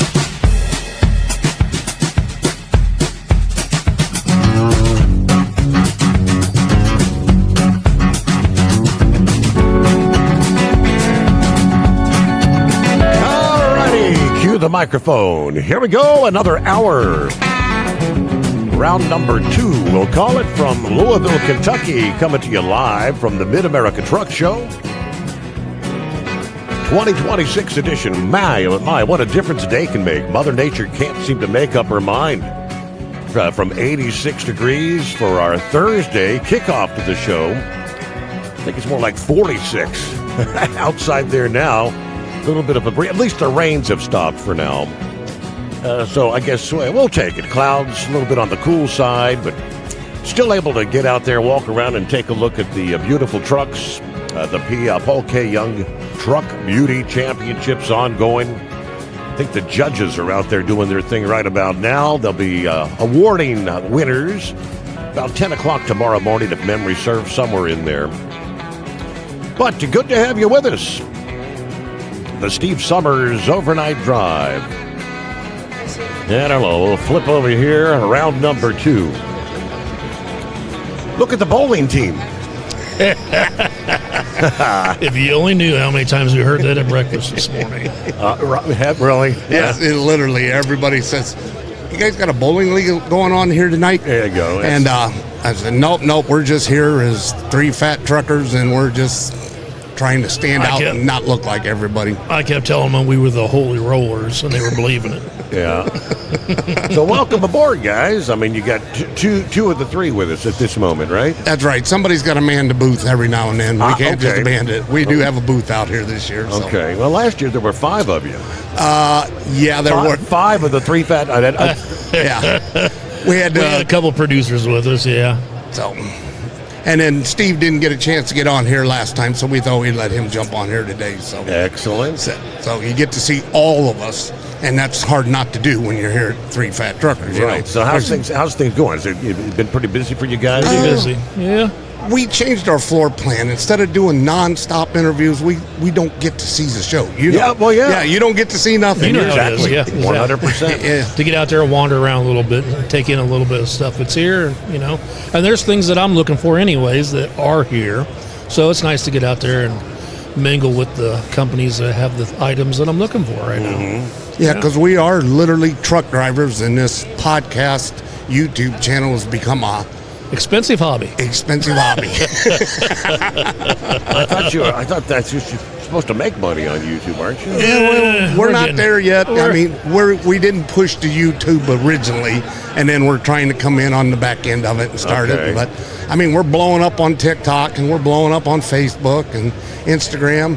I don't really watch X that much. We're on them all, but you know, right? I got a 70-hour-a-week job I do every day, and so. Yeah, we hit on about every platform there is. I mean, some harder than others, but yeah, just trying to get the name out there. Okay, so now people who aren't familiar, who the heck are the 3 Fat Truckers? And you want to start with Steve? Go ahead. 3 truck drivers that were good friends at one trucking company, all worked together, and we would always do the 3-way phone call going down the road, wasting our time during the day, occupying besides listening to the radio and your show. Sure. And it just come up that one time. We have one of the gentlemen that does a couple other technical podcasts, and Dave goes, "We ought to do a podcast." And he's like, "Well, what would we call it?" And he's like, "Well, heck, what would we call it, Dave?" I go, "What are you going to call 3 Fat Truckers? What kind of podcast?" And I sat there a minute and go, "That's exactly what we're going to call it." And the name, it works. People see the name and it hooks them. It's just marketing genius. Yeah. We started February 4 years ago, and then turned around and came to the very first match show 3 months later. Said, "If we're going to do this, let's just go get a booth. Let's throw it out there and see what happens." And This is our 4th year now down here, and we're having a wonderful time. It's a good experience. We get to meet and talk to everybody. It's amazing, and I know you see this, how many people you don't realize you reach, that something we said 4 months ago, somebody will come up and ask you about it. It's like, right. I got no. Well, at this show, it was really, really surprising. We had a young lady come up, and she's a school teacher from Rising Sun, Indiana. And she said, you guys familiar. She was told her students that she was coming to the truck show, and her students said, "Oh, look up the 3 fat truckers." And we're trying to figure out how high school students got turned on to us, and he does, like I said, he puts out a lot of shorts, and that's why the TikTok stuff. Yeah, right? exactly. Because the kids are turned on to the TikTok. Right. I'm shocked that high school kids have listened or seen our shorts. Probably that's the majority of it. But she's like, we gave her a hat and some stuff, and she's like, I'm gonna go back and rub it in their face. There you go. How cool is that? But you never know who you're going to reach. When we first started the very first year, and that was, that's been 4 years ago. Yeah. When they Over in the West when they had the first war across seas there, and we had emails from people that were in. I can't remember the name of the town. Yeah, now. when Russia. That was right after Russia invented Kuwait. And then as soon as he did that, we had people emailing that us was from listening there to our show on the podcast, and I'm like, why would you be there listening? Right? But, so but it's amazing how far your reach can get, and you don't even realize it. Because we have people here that come visit every year that are either from Great Britain, London, England, Australia, and they're like, "Oh, we listen to you all the time." That's got to make you feel good. Oh yeah. But yet I can't get them to like and subscribe. Come on, like and subscribe. I need those numbers. Right. Yep. Right. Wow. So it's funny how it all works, and I admit it. I'm the oldest of the bunch of us, and I'm the social networking expert that does know nothing about it. And I call my granddaughter constantly and say, "All right, this is what I want to do. How do I do it?" So how do you pick? I mean, again, how many episodes do you do? Is it a weekly? Okay, our show drops every Saturday night at 12 o'clock, 7 o'clock live on YouTube. We do a live show on YouTube. Every Saturday. It's usually 40 to 50 minutes long. And then we take that show and then put it in and drop it as a podcast Sunday at 3 o'clock. It goes out to the podcast there. So are you like in one location and We're all sync separate. Yep. I was going to say. They're up in Fort Wayne. I live down here in Kentucky. And right now, recently, I'm on the road, so I bought an internet system that I can use in my truck, and I'll do the show right from the I mean, seat of the literally, truck. we could have you on the show, and you could be sitting in your lounge chair at home, as long as you got a laptop with a camera on it. Right. You could be right on the show. That's how we. So you're pretty much kind of like we have all these the webcam things that we're doing right here. You got the cameras. We're on Facebook and YouTube right now. Yep. And we do that because we are truck drivers, and many times I've been on the road, he's on the road, and if we're going to do it, we can't be at one place. So and we'll have guests on too, and some of them just fellow drivers that actually listen to it, and we'll tell them. They actually converse with us in the chats and stuff, and we'll say, "Hey, let's have you on sometime." They're like, "Oh, I'd love to." You know? One of our big guys is Richie up in Canada, likes coming on. We get him in there, and then we had a guy in Ohio over there at Bell Fountain come on. I stuck a sticker on the fuel pump, and he read it, and he called us up and said, "Hey, I want to check your show out." Right. So from one week to the next, how do you pick one topic, or you just talk about general whatever's going on? Or this is that's where they throw it to me. I usually go through and I read the news, listen to you guys, listen to what's out there. I listen to most of the stuff, so I'll pick out a short news story. We don't go into a big news story, just what's going on. We'll give the highlights. Of the news. We usually talk about, unless it's something we're really passionate about that upset us, and then we'll be a little more in depth. Truck parking, parking, fuel prices, and we talk about our week on the road, what we dealt with that week. So all of us are out there, so we all had an experience what went on this week. Good week, bad week, or not. We usually throw in a little bit about food because we are fat guys, and you can find the best places to eat where we've learned. And those are thinning down now because the mom and pops are going away. Everything's fast food. You don't have that luxury. And if we anymore. find a mom and pop, we usually promote them. Yeah, we'll as best we can. We'll ask them. We made stickers up that says 3 fat trucker approved and put it in their door. So they telling them, your food is excellent. This is something we talk about, and we will send people here. So you got some favorite places on the top of your head around the country where I'll tell you what. What do you want to eat first before you ask the place? Well, I mean, not fast food. You want fried bologna, you want ribs, you want... Well, and also we were covering a bunch of... There used to be quite a few, and there's not so many anymore, of the places that you said the food challenges. You know, if you could eat it all, it was free. Oh, yeah. And, you know, all the truckers know about the Big Texan out in Amarillo, the steak. But there's other restaurants. There's a one up in Michigan, up in, I want to say, is it Granville or something? I can't remember. I think that's where it is, yeah. And they have more than one restaurant now. There's another one. They have a second one over around the Lansing area, I believe, but don't quote me on it. But they have a lot of all-you-can-eat. Some of them are biscuits and gravy. Yeah. I mean, like 7 pounds of biscuits and gravy. 2 gallons. It's crazy. I mean, do you attempt that stuff? No, I don't attempt that no more. No. Gotcha. I'm already fat enough. I was going to say, I mean, you know, you're not like competitive eaters and truckers. No. I've seen a couple at fuel pumps and stuff. It's like, I don't know how you getting in and out there. Yeah, but if you're asking for one in particular, one of my favorites, and it's been there for years, is in Michigan.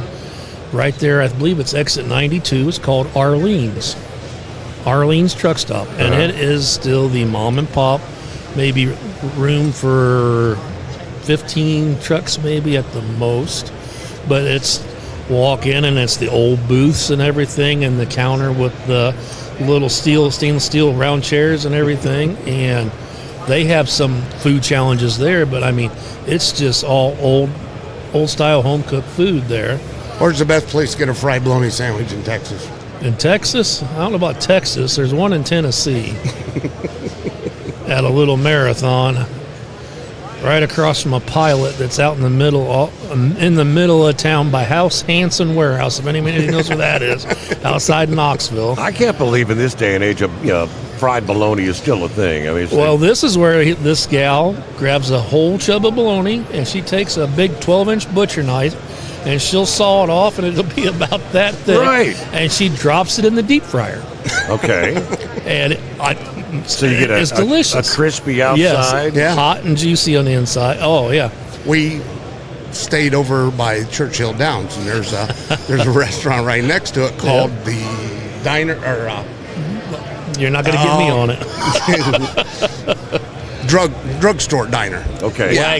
Wagner's Pharmacy. And they sell bologna that was on the menu, one of the things over there. I'll be darned. I got 2 of them over there at the booth. For later. So what's your take on London Auto Truck off I-75? Is that decent food or not? London Auto Truck, that's where the 41. dog patch. Really? That's the dog patch.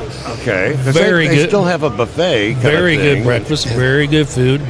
Bunch of older, I live down here in Kentucky, a bunch of older hillbilly ladies that cook in there, and they know how to cook. The only reason I know about it is because they were a sponsor way back when my dad, and they had that the female singer that became real popular that did the jingle for them way back in the day. You know? Yeah. Yep, they're still there, and I call it's the London Auto Truck Stop, but I just call it Dog Patch because there's another company right there, or part of them, it's called Dog Patch or whatever, but it might be. Then the Tennessee down there, Dolly, the Tennessean made partners with them, and Tennessean, they're trying to switch that up to kind of like a trucker's buck, is what I got out of them because I talked to them when we were there, and I think that just went down like a week ago or 2 weeks ago. Yeah, they changed the name. I think they finally changed the name with that first one, and they're talking about. I don't know how many Tennesseans there are out there, but I mean, I guess there's several of them. Yeah. So that they're going to make them all the Dolly Parton thing. Mm-hmm. Yeah, and they're going to try making the friendly travel for guys that. She said that was the biggest thing when she was a bus traveler. She couldn't find good places to eat or do stuff, so. I heard her, I read the interview. She said, I spent most of my travel time on a bus or whatever on the road, and you're right. So, hey, we'll get a quick 2-minute time out here. We got lots more to come with the 3 Fat Truckers on a Friday edition. of the Mid-American Truck Show, live from Louisville, Kentucky. Truck downtime costs you money. One hidden killer on Cummins ISX 15 engines is weak injector cups. When they leak, coolant gets into the cylinders and suddenly you're facing a big repair bill. Industrial Injection has the fix. Our Torque Lock Injector Cup Kit with a threaded Torque Lock design. These cups stay sealed for good. No more coolant leaks. No more surprise downtime. Keep your truck on the road. Ask your shop for Industrial Injection Torque Lock Injector Cups today. Come join the Steve Summers Overnight Drive as we broadcast all 3 days from the Mid-American Truck Show in Louisville, Kentucky, March 26th through the 28th. Don't miss your chance to see the latest in trucking tech, gear, and more. Stop by the booth to meet Steve and register for your chance to win a new truck seat or truck seat cover for your big rig from Bostrom Seating. Plus, buy SSOD gear, win survival kits, and pick up your Hot Shot secret products to keep your ride on the road. Come see the Steve Summers Overnight Drive in Louisville, Kentucky at the Mid-American Truck Show, March 26th to the 28th. Learn more at overnightdriveradio.com. Your factory fuel filter is letting you down. AirDog heavy-duty diesel fuel systems don't just filter your fuel. The AirDog fully optimizes your truck's fuel system for peak efficiency. The factory-provided filter simply removes particulates and water from fuel. The AirDog system removes all contaminants, including entrained air, water, and particulates, and feeds the engine pump with optimal pressure. Check out airdogdiesel.com to learn how you can capture every bit of performance and efficiency from your fuel system. Dean Michael, the tax doctor here. I have one question for you. Do you want to stop worrying about the IRS? If the answer is yes, then look no further. I've been around for years, I've helped countless people across the country, and my success rate speaks for itself. So now you know where to find good, honest help with your tax problems. What are you waiting for? If you owe more than $10,000 to the IRS or haven't filed in years, call me now at 888-557-4020 or go to mytaxhelpmd.com for a free consultation and get your life back.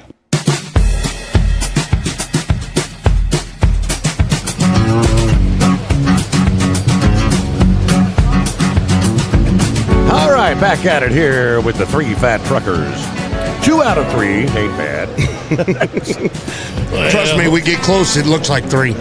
So we left off. We're talking about food around the country. Do you guys try to avoid the fast food? I mean, most places you go, you Mickey D's, a Hardee's, a Subway. Truthfully, I have not eaten McDonald's, I bet you, for 6 years, at least. Yep. Yeah. I don't blame you. I've learned. I was a local driver for 30 years. Never run over the road just slightly. Now I'm basically retired from that, and I'm running over the road. I make all my food on Sunday and take everything with me. I eat nothing. I do the meal prep thing? I do the meal prep on Sunday or Saturday evening, and when I make it, I'll make enough for like 3 meals, then I'll freeze them, and then I just take them with me. And I was always the nice guy when I did work with them. I turned them all on to what they called the Bunsen burner boxes. It looked like a lunch box, and you plugged it into your 12-volt thing. It get 300 degrees. And you could use the little aluminum loaf pans in it. And I would sit there and make, at my own house, lasagna, chicken enchiladas, and I'd make 15 or 20 of these, and I'd bring them all in and set them on their floorboards, their trucks, before they got there in the morning, and I donated to everybody. And they're like, oh, what do we got today, So I literally go all week long and don't eat. If I spend $15 all week long, and that may be because I'll run in. I even make my own coffee now. I mean, my truck is self-sufficient. If it had a bathroom, I would never have to leave. That's the only thing it don't have. You guys are probably old enough to remember. You remember heater meals? Yeah. Are they still a thing, or do they even exist anymore? Isn't that what them boxes are? Those hot boxes? Wasn't that the ones that were in the bags you put them in boiling water? Is that what you're talking about? They were in heater foil. meals had some sort of a pack that you would open and it would automatically heat up itself. Okay. I think it was MREs or whatever in the military. My dad swore by them, but I think he liked it because they were free. He got them because they were spongy. Yeah, I swear, lasagna, it's good. Even though it was black, right? Probably, yes. That is funny. Oh, yeah. The first time I ever came to a match show was in 95. I just bought my first truck. I bought a roll-off truck, which is a specialty equipment truck, and my dad wanted to come down and meet your dad. That was all he talked about. He heard him forever. He was a truck driver all his life. So I had to bring him down to meet him.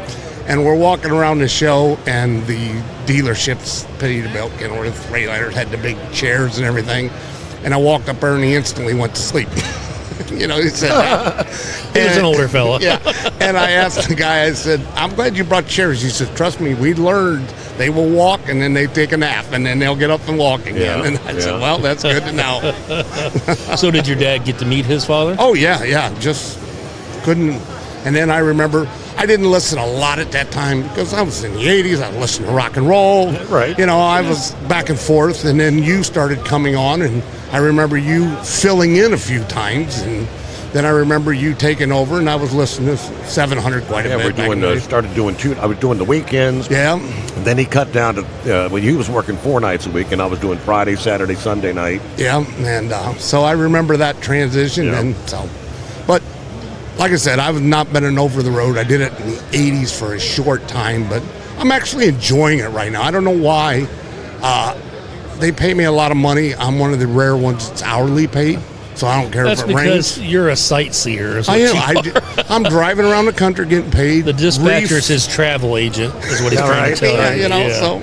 And I make a lot of money doing nothing, just looking around, seeing everything. I forget who I was talking to yesterday. They say, these truck drivers that get to see the country. I said, well, if they're rolling out west, and maybe you might be rolling to you're not really seeing just it. bits and pieces. Yeah, you get to see what's off the interstate. That's about but you would be surprised what you see. I'm running across like Wyoming before, and I see out there in this Indian reservation an old pie truck. It's got wiggle wagons on it, still hooked up. It looks like they just drove it there and set it off, and it's rusted. And I don't know. I think that kind of stuff is cool. Or seeing some old equipment sitting somewhere, or an old house that's still sitting on stumps that they built at one time. So that's the kind of stuff that I get a kick out of seeing. Going across Texas. Well, and out west there, you see a lot of the old signage and billboards on buildings, and even the old billboards that are still there. And they're just falling apart and fading away, kind of deal. And it's neat to see some of that stuff. I love going out west. You want to hear something that's you've heard all your life is stay off the East Coast. Worst driving, can't drive out. Right. I don't want to haul East Coast. Don't go into New York City. Yeah. I would rather drive East Coast than the Midwest. You turn your turn signal on an East Coast. Nobody's going nowhere. They will let you in. Midwest, they speed up every time and will not let you in. Really? That's what I've learned in the last 4 or 5 years. What I've learned is if you want to get in, you swerve in front of a Tesla because the automatic braking will let you in. Because their car locks down. They have no choice. Yeah. And I got a question. The autonomy trucks that are all coming out. Yeah. Who's going to put the triangles out if it breaks down? They can't. And you've seen them. You've seen them broke down already. The FMCSA's they gave them an exemption for that. They authorized them to have some sort of extra flashing lights on the truck or the back of it. Do it for all of us if you're going to, Right. Hey, we'll pause there, but we'll be back with more from the Three Fat Truckers. More to talk about here from the Mid-America Truck Show, Louisville. First, news a service of industrial injection since 1985. Diesel owners have counted on us for fuel injection turbochargers, engine solutions from light-duty pickups to heavy-duty equipment. USA Radio News, I'm John Sommers. The Senate approved funding for the Department of Homeland Security, which excludes ICE and part of Customs and Border Protection. Deposed Venezuelan President Nicolas Maduro in court in New York City Thursday learned his case is not being dismissed. The Justice Department has launched a civil rights investigation into California's women's prisons. Federal prosecutors secured indictments against a Florida brother and sister in connection with an explosive device found earlier this month near the Visitors Center at MacDill Air Force Base. President Trump says he's pausing strikes against energy plants in Iran for another 10 days because Iran asked him. They asked for 7. You're going to say, oh, Trump's a terrible negotiator. They asked for 7, and I said, I'm going to give you 10. From America's News Network, USA Radio News. Commerce moves fast. Your business should too. If you're not on the first page of search results, you're losing customers. Out of sight, out of mind is true. Don't let that be you. iLocal.net has helped local businesses dominate search results since 2009. For a limited time, iLocal.net is offering a free website analysis to improve the online presence of your business. Local business owners across the U.S. turn to iLocal.net to improve their search engine rankings. Search engines are constantly changing their algorithms. You need the professionals who know how to use those changes to benefit your business. Don't hope for new customers. Get found and be chosen. Call 888-699-2407 for your free website analysis. Don't wait. Call 888-699-2407. That's 888-699-2407. For your Truck free downtime website costs analysis. you money. Call One hidden killer on Cummins ISX 15 engines is weak injector cups. When they leak, coolant gets into the cylinders and suddenly you're facing a big repair bill. Industrial Injection has the fix. Our Torque Lock Injector Cup Kit with a threaded Torque Lock design. These cups stay sealed for good. No more coolant leaks. No more surprise downtime. Keep your truck on the road. Ask your shop for Industrial Injection Torque Lock Injector Cups today. Dean Michael, the tax doctor, here with Tax Help MD. As many of you know from Steve Summers' show, I've been helping professional drivers solve their tax problems. I can help you too. If you've been struggling with back tax debt, call me now at 888-557-4020. Let's face it, these problems aren't going away all on their own.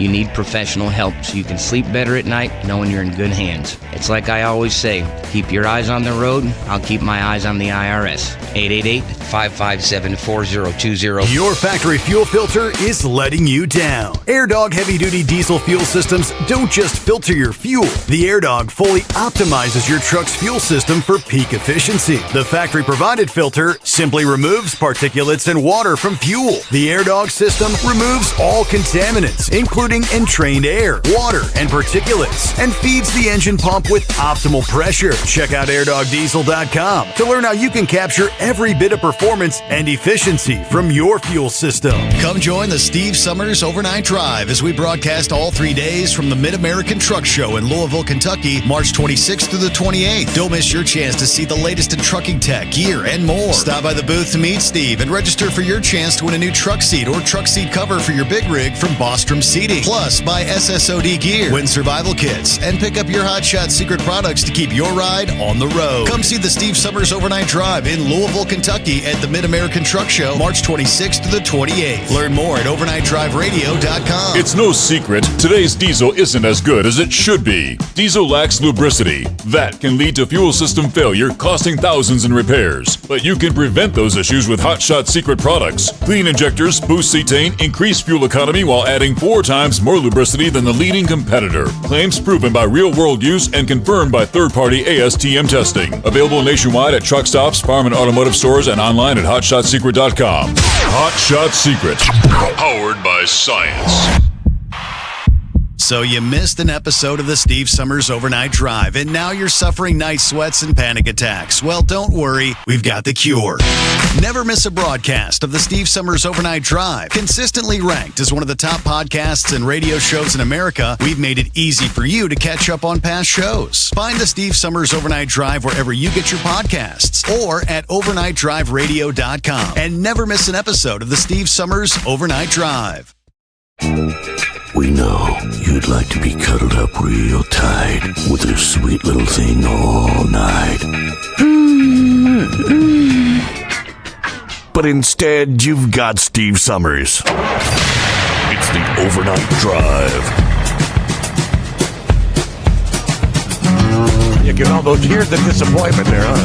That's true. Instead, you got the 3 fat truckers. He's been trying to throw us out of these seats, but he ain't strong enough to pick us up and move us yet. I don't know if you can get up out of it. So you ask if I've noticed anything different. It seems busier for a Friday here. I mean, you know, it was pretty busy yesterday, I thought. For a Thursday, yeah. Yeah. Well, and still, it was mostly the VIPs starting out, and, you know. Right. And I think the weather may have brought everybody indoors today, because it's nasty out there.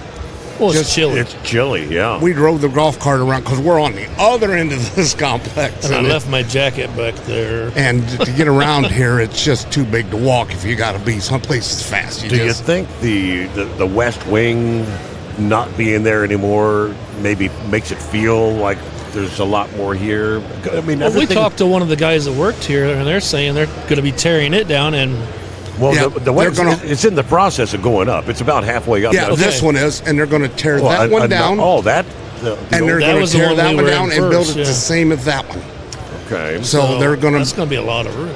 And somebody said they just had a car show in that last a week or so. Right. So and the farm show was what, 2 weeks ago? Yeah, the end of February. Yeah. Okay. So, I think you're right. They shoved a lot of people down there. You know, the small vendors and everything. At the South Wing. Yeah, but they also put the stage down there. They put the food court down there. I mean, there's a lot of seating. There's a lot of trucks down there. There's a lot of trucks. Just the entrance trucks are all over down there. So, I like the show. I like the layout. I'm glad we're busy. If I had one complaint, which I don't usually have here at Louisville, they've transitioned where they do not take cash. Everything's How hard. in the hell can you not take cash money? Mm-hmm. Yep. I've got a screwed up debit card. The chip doesn't work. Now normally most places you put it in 3 times and then it'll swipe. Yeah. It won't work here. And they don't want to manually punch it. They won't punch it. You know what that tells me? That means you're spending way too much money. I stopped. You wore the card out, Steve. Well, I actually stopped and I told the wife, I said, I've got to get cash to take down there. And yesterday I'm wanting a beer, and I ordered 2 dozen donuts up there to bring back. No, they would not take cash. So I don't like that. You cannot get any food vendors or anything. Everything is card only. And thank God we're the age we are, because I don't think it's going to be better long term that there is no cash anymore. Right. I literally think that. Well, they did away with the penny. Well, yeah. Well, that's okay. I get my change rounded up now sometimes. I can understand the penny, but they will track everything. This too much China, too much tracking. No to the digital currency. I'm with you there. Yeah, I talked to one of the vendors down there right by the girl that was selling, I was trying to get a beer from. Mm-hmm. And he said it all started with, this year they started it with the farm show a few weeks ago. Last year, apparently, there was a bunch of money coming up short some way through the vendors, through the food vendors and whatnot. So you can use cash like here at Hot Shot Secret or people that are selling stuff. But as far as the actual, all the official, the Kentucky Center, the barbecue stuff and all that, everything, all the food. Well, which really surprises me, because farmers are not. Well, it was here a few weeks ago. They would rather cash. For sure, because farmers aren't into the technical. Mm-hmm. I follow a lot of stuff. them. I follow a lot of them on YouTube and stuff, and farmers are. They're pretty good with tech, because they had everything went to tech. Still, I mean, you can't fix a tractor unless you call a tech person out and do this. I mean, it's got crazy, and I think trucks are going to that same problem. I mean, we have that problem out on the road. Something's got to plug into it to tell you what's wrong. Yeah, I got a depth filter plug, and I got a wrench and a gear on my dash, and it won't move, and it tells me you're going to be sitting here if you keep driving it in 4 hours. So, so otherwise, what do you think of the? There doesn't seem to be like the big, the OEMs. I think Kenworth's down there. Well, and they wasn't here last year. So where's the International? Where's the Volvo? Where's all the big guys that used to be here? I can remember when I came here. I remember probably like in the 90s, and when the first VN Volvos were coming out, and they had 4 of them outside for drivers to test drive. Mm-hmm. And you could go out there and get in line, sign your name. They'd get a picture of your license, insurance, and then they'd let you test drive these brand new Volvos around the track or whatever, which was really interesting. But far as now, I mean, they don't have nothing like that out there. There's no room outside. Far as they have the Pride and Shine and show trucks out there, but I don't know why they don't come back. The new ones just aren't here. We've lost them. I think it's downfall because there are still people out here. I mean, everybody thinks that trucking is majority Swift, big one, and it's not. The majority of trucking is still independent small companies. owner-operators, small fleets of 100 and left. It's not the big guys, even though the whole business that they do in the country is wrapped around the big guys. They literally call the shots and how everything's done, even though they're not the majority and the rest of us take it. Right. And I've been following that for so long. I look at this stuff, like you said, every week. I read this stuff all the time. But you ask anybody who's in charge of trucking, you're going to hear Swift, you're going to hear, Taylor, you're going to hear ATA companies. Yeah, they're all the big guys, and that's what you think. And I think our politicians listen to them because they all get together, have the money. Well, it's the big guys right now that are buying the smaller guys. Werner just purchased First Fleet. Yeah. That was a big takeover there as far as number of trucks and trailers to make them, astronomically moved them up to number 5, I think. Yeah, we just did a countdown story on that. Not too long ago. And you would think, Swift and UPS is number 1. They're the biggest fleet in the country. That's what it is. It's still Correct. UPS. Still the biggest fleet. So, but you ask anybody, they would go, no, I don't think UPS. And I think if Amazon counted every one of their delivery trucks, they passed them, So, well, I don't think they could count them all. Yeah, that is just crazy. So, what time do you start your day, Dave? You always chime in like about 3 a.m. or something. Is that about it? Okay, here I start my day usually Sunday night at 4 a.m. Okay, I'll leave the shop. I will drive my full 10 hours, 11 hours day. He's in bed by 3 in the afternoon. I will do my 10-hour break only, and then I'm back up. I seem to run from Fort Wayne, Indiana, down to Houston, Texas, usually. Most weeks, that's what I do, or Sinton, Texas. So then my clock keeps getting earlier. So some days I'll listen to you at 4. The next day I'll listen to you at 3. The next day I'll listen to you at 2. Gotcha. And so by the end of the week, by Friday comes around, I sit at home Friday trying to stay up till 10 o'clock to get my... Start the new week. Do it all over again. Yeah. And I like doing it that way because it seems like I hit the towns, nobody's up. I hit Indy before rush hour. I hit, all Memphis, Little Rock. That's always a good thing. That's why I do that. And then I usually slide into Houston's terrible. And you slide into Houston and get in and out of there before you have too much trouble. Like if I'm going to Sinton, Texas. Right. Down there. And I'm a scrap hauler. Mostly we haul either scrap back or scrap material that's new product going to the foundries and stuff, like cones and copper and stuff. Mm-hmm. So... And I love doing it. Like I said, I just pay me a lot of money to sightsee, and I'm happy with it for maybe another year. He is a sightseer. I am going to retire. They tease me because since I was in the refuse business so bad, I can take you anywhere in Fort Wayne and never touch a street, all from parking lots. Right. I know behind every building, every alley, So when I see you chime in oftentimes. I keep an eye on. They have something called Restream Chat. Mm-hmm. Are you familiar with that? Mm-hmm. So people on YouTube and Facebook, I can see all the comments just through that without having to be on those pages. You sometimes say no arguing on the chat. No smack in the chat. Okay, no smack. Yeah, no smack. So I see for about the first hour, I'll chime in and say hi to this person, that person that chimed in. Yeah. But then after that, I get busy in the show, and I might check back, and I'll just see, there's Dave, and are they talking smack? Well, sometimes you could see the guys that post over, right? And then you see me, then it's over, and I'm like, okay, now you're just talking smack, Well, every once in a while I'll get in there and I'll see, they start fighting in there. They'll start, well, F you, it's like, bring it on. That's him and your producer, Ryan. Ryan emailing each other. That's email. We have fun on the email. So. Having a little love-hate relationship there. But I heard that on another show last time, and I'm like, boy, that makes sense. No smack in the chat, Yeah. So when I see it, I'm like, all right, no smack in the chat. Just keep it going. So when you tune in, obviously in the last several months, I guess the big topic has been the non-domiciled drivers. Are you seeing a difference out there at this point? Are we still calling them non-domiciled, or are we calling them foreigners?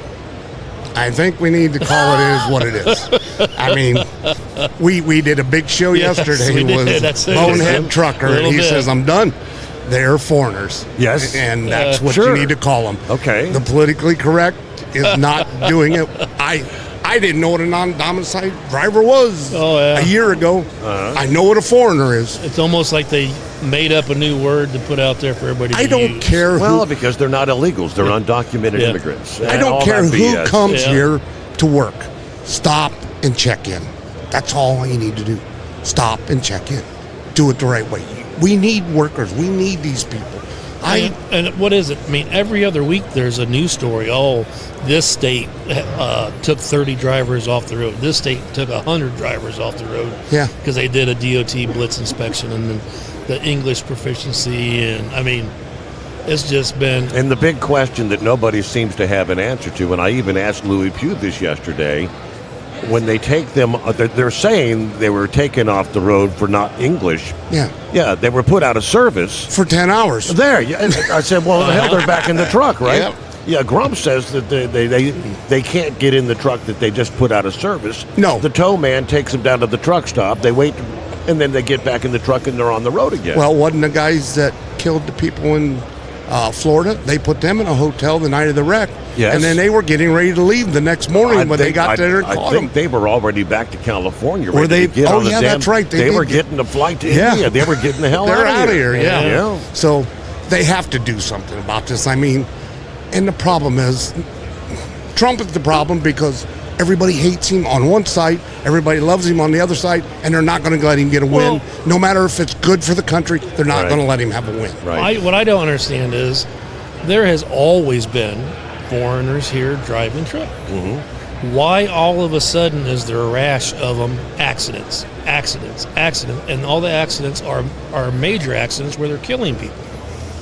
You know, they've been here forever driving the trucks, and we never had you never heard any of them issues before, unless it just wasn't promoted as much because there's more media out here now. And you're under a microscope all the time. Yeah, you're under a microscope all the time. Everybody knows about everything. I have noticed the difference when I was driving across 40 from Memphis to Little Rock all the way across to Texarkana. Traffic was terrible, and I could tell who was out there. After Trump became president, it did change.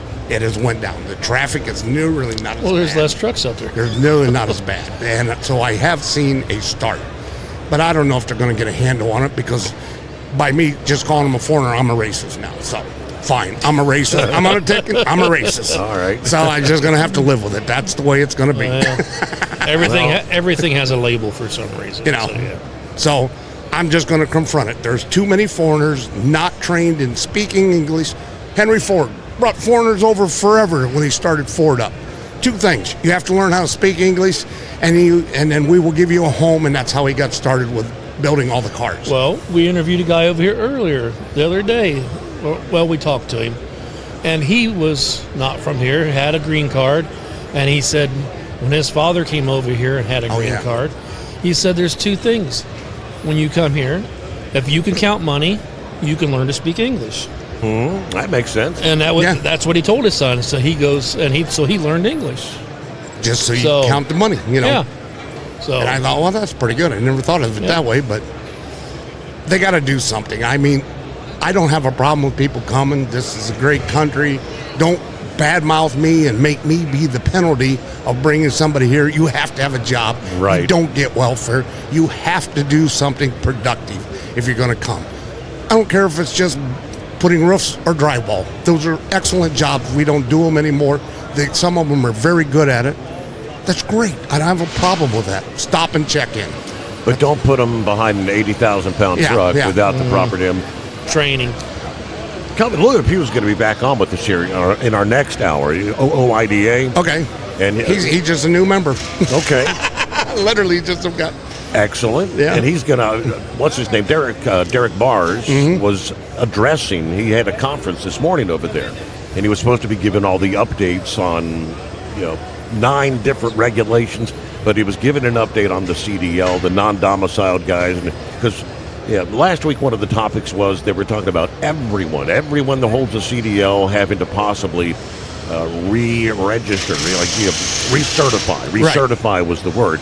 So they took that out of the legislation, and Louis confirmed yesterday that all non-domiciled foreign drivers are now going to have to recertify if they can get Delilah's law passed.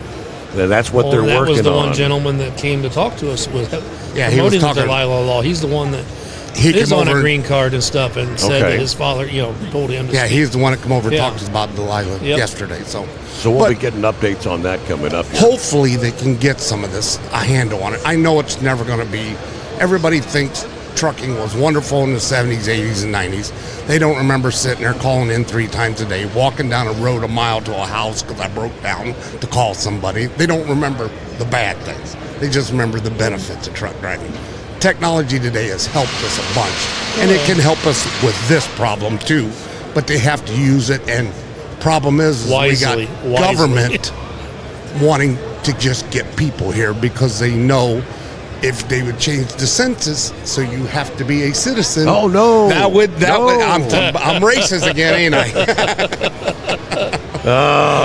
All topics. We're on the same page, brother. Yes, we are. That's they want them in the census because you've got predominantly Democrat-run cities. Yep. Chicago, New York. You know the drill. Yeah. And they get more representation in Washington D.C. because there's more populace there, but they're illegal. Well, and we've covered on our show before. I remember stories back in the early 90s, late 80s, where you heard of people going to Chicago and buying their CDL. Just go up there and pay for it, and they give you one. Yeah. No test, no driving test, no written test. Well, I mean, there was a governor that went to prison. Yeah. Yeah. I mean, before Blagojevich, who went to jail, I forgot, what was his name? Was it Ryan or something? I can't remember. I don't remember. It was the license for bribe scandal in Chicago. The damn governor went to. I remember me getting my CDL. I'm not a great reader. I'm math, all that, wonderful. Reading, and I had to sit down and take all 7 tests because I took all 7 when I got it. He knows the King's English. Don't let him fool you. Yeah. And I sweated through that, and I'm thinking what I had to go through just to get my CDL after having a chauffeur for most of my life. Didn't they were offering, like, for regular driver's licenses in Spanish or English. Correct. Right. Well, we can't do that. You can't read a sign. Yeah. So gotta speak English. California had 20 different languages. Really? They were offering tests and CDLs in 20 languages. And they're wondering why they're broke because they got to have 20 different people to do the test. It's just crazy. So, terrible. Hey, final 2-minute timeout. We'll only have a few minutes left when we come back, but we're going to highlight, let people know where to find the 3 Fat Truckers, next episode, all that stuff coming up. Truck downtime costs you money. One hidden killer on Cummins ISX 15 engines is weak injector cups. When they leak, coolant gets into the cylinders, and suddenly you're facing a big repair bill. Industrial Injection has the fix. Our Torque Lock Injector Cup Kit with a threaded Torque Lock design. These cups stay sealed for good. No more coolant leaks. No more surprise downtime. Keep your truck on the road. Ask your shop for Industrial Injection Torque Lock Injector Cups today. Like the men and women who power America, the people at Hot Shot Secret work hard and play harder. We're the fastest growing diesel and oil additive brand in the country. We solve problems. We protect engines. We save you money. And more importantly, time. Hot Shot Secret, powered by science. Dean Michael, the tax doctor, here with Tax Help MD. As many of you know from Steve Sommers' show, I've been helping professional drivers solve their tax problems. I can help you too. If you've been struggling with back tax debt, call me now at 888-557-4020. Let's face it, these problems aren't going away all on their own. You need professional help so you can sleep better at night knowing you're in good hands. It's like I always say, keep your eyes on the road, I'll keep my eyes on the IRS. 888-557-4020. Your factory fuel filter is letting you down. AirDog heavy-duty diesel fuel systems don't just filter your fuel. The AirDog fully optimizes your truck's fuel system for peak efficiency. The factory-provided filter simply removes particulates and water from fuel. The AirDog system removes all contaminants, including entrained air, water, and particulates, and feeds the engine pump with optimal pressure. Check out airdogdiesel.com to learn how you can capture every bit of performance and efficiency from your fuel system.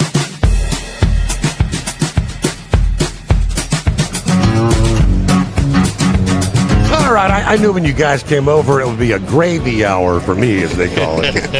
Easy to sit, chit-chat about anything and everything. And a couple minutes left, but again, it's the Three Fat Truckers, the podcast that they can find again on YouTube, Facebook. We are everywhere. You Google us. We like being Googled. But you'll find us everywhere. Spotify, iHeart. Go on there if you like us. After you do the live Pod. YouTube thing, then you're kind of like me. You're on all the various podcast things you can listen. We're live every Saturday night on YouTube. We do a live version of the show. So you got the video and everything there, and much Saturday like night at 7 p.m. and if we're not there, we've got something to happen. Somebody's and we'll not, be on in the morning. Right. We usually get it in because that's the only time we're all home or can take the time to do it. And then we're on our 34-hour. Yep. And then Sunday about 3 o'clock at the latest, we drop the podcast, which you can get everywhere. So all the platforms out there on the podcast. And then I usually put out 2 to 3 to 4 shorts every day on all of them. I mean, I hit TikTok, Instagram, Facebook, X, all of them, YouTube. So that's how most people, I think, have seen our shorts and found us that way because we found out at the show this time we have a wide range of age groups that are actually watching our stuff. Yeah, high school. We got high school kids, and I don't understand. I don't understand that. That's just funny. So you're at the show here. For people to catch this live right now and maybe coming in this afternoon, or going to be here Saturday. Where's your booth at? We are 38054, I believe. In the South Wing? We're in the South Wing, yes. Okay, South Wing. Just about halfway between South Wing before you get to the food and the bathrooms. Okay. Next year, I think we're going to try for right at the food and the bathroom. So you ain't got far to go. Don't forget to bring your debit card in that case. That is true. That you're going to need your debit card. No case. All right. So if folks stop by, they can maybe pose for a snapshot, a photo with the Three Fat Truckers. Come by. You got a good story. We'll sit down and talk to you. We'll throw you on the air. If you got something you want. Are you recording some segments? Yeah, that's all we're doing. Yep. All weekend long. We cut back, but we're still doing as much as we can. Try catching people that we can. And I run through the crowd here and take my phone and microphone, and we do some short interviews and stuff. Live on the spot. Yep. Excellent. Thank you so much, gentlemen. Well, thanks for having us, sir. We close out. It's an honor until next I'll week. Look for your next post on Facebook. You've called in once or twice, a couple of times. Every once in a while. Yeah, I got the official call and being the first time caller. There you go. Yeah. You need the blocking problem. He's not an abuser. Yeah. News, a service of Industrial Injection, serving Cat, Cummins, Detroit, and more. Fuel injection, turbochargers, complete engine solutions. The knowledge you trust, the quality you depend on. IndustrialInjection.com. Truck downtime costs you money. One hidden killer on Cummins ISX 15 engines is weak injector cups. When they leak, coolant gets into the cylinders, and suddenly you're facing a big repair bill. Industrial Injection has the fix. Our Torque Lock Injector Cup Kit with a threaded Torque Lock design. These cups stay sealed for good. No more coolant leaks. No more surprise downtime. Keep your truck on the road. Ask your shop for Industrial Injection Torque Lock Injector Cups today. Like the men and women who power America, the people at Hot Shot Secret work hard and play harder. We're the fastest growing diesel and oil additive brand in the country. We solve problems. We protect engines. We save you money. And more importantly, time. Hot Shot Secret. Powered by science. Dean Michael, the tax doctor, here with Tax Help MD. As many of you know from Steve Sommers' show, I've been helping professional drivers solve their tax problems. I can help you too. If you've been struggling with back tax debt, call me now at 888-557-4020. Let's face it, these problems aren't going away all on their own. You need professional help so you can sleep better at night knowing you're in good hands. It's like I always say, keep your eyes on the road, I'll keep my eyes on the IRS. 888-557-4020. Your factory fuel filter is letting you down. AirDog heavy-duty diesel fuel systems don't just filter your fuel. The AirDog fully optimizes your truck's fuel system for peak efficiency. The factory-provided filter simply removes particulates and water from fuel. The AirDog system removes all contaminants, including including entrained air, water, and particulates, and feeds the engine pump with optimal pressure. Check out airdogdiesel.com to learn how you can capture every bit of performance and efficiency from your fuel system. USA Radio News, I'm John Sommers. The Senate approved a funding package for the Department of Homeland Security, which will provide payment to TSA workers. The Senate's overnight vote is a step toward ending what's on track to be the longest funding lapse of any federal agency in U.S. history. The move followed word from President Trump Thursday he would be signing an emergency order for DHS to immediately start paying TSA agents amid the partial government shutdown. The House could vote on the measure before the end of today. President Trump says Iran's begging to make a deal with the U.S. He made the comment while holding a cabinet meeting Thursday morning at the White House. I don't know if we'll be able to do that. I don't know if we're willing to do that. They should have done that 4 weeks ago. They should have done it 2 years ago. This as the U.S.-Israeli war with Iran's nearing the 1-month mark. Trump went on to stress again that Iran can't have a nuclear weapon. Trump revealed what he called the big present Iran gave to the U.S. Trump said Iran followed up on a promise and recently allowed 8 oil tanker ships to travel through the Strait of Hormuz. Trump didn't indicate where the oil was going, but believed they were Pakistani flagged. Trump said after the ships were allowed to proceed, he knew he was dealing with the right people in Iran as peace talks continue. A runway at New York's LaGuardia Airport is back open following Sunday's collision between a plane landing and an airport vehicle. Runway 4 reopened Thursday morning after the Air Canada plane was towed away Wednesday. Meanwhile, the NTSB is expected soon to interview the 2 firefighters who were inside the airport fire truck struck by the Air Canada plane while it was landing. 3 people are dead, 2 injured after a tour helicopter crashed off the Hawaiian island of Kauai. Officials say a pilot, 4 passengers were inside when it went down Thursday afternoon about 100 yards from shore. The area was a filming location for the original Jurassic Park. From America's News Network, USA Radio News. Business owners, are you paying high phone bills for old school systems and lousy service? StrongTel cuts your phone bills in half and turns every phone you own into a feature-rich business system. Sean Roddy, CEO of Hennings Brothers Drilling, had this to say: "We've been a StrongTel customer for over 10 years. It's great. It even includes an intercom with video to our equipment yard. I can watch live from anywhere with my smartphone. I'd recommend StrongTel to anyone. Never miss a customer call again with your StrongTel business system. StrongTel is a proud iTex partner and always welcomes your iTex dollars. You'll get award-winning StrongTel service, a business-class phone system, and cut your phone bill in half. Visit strongtel.com. That's StrongTel, StrongTel.com. It's StrongTel.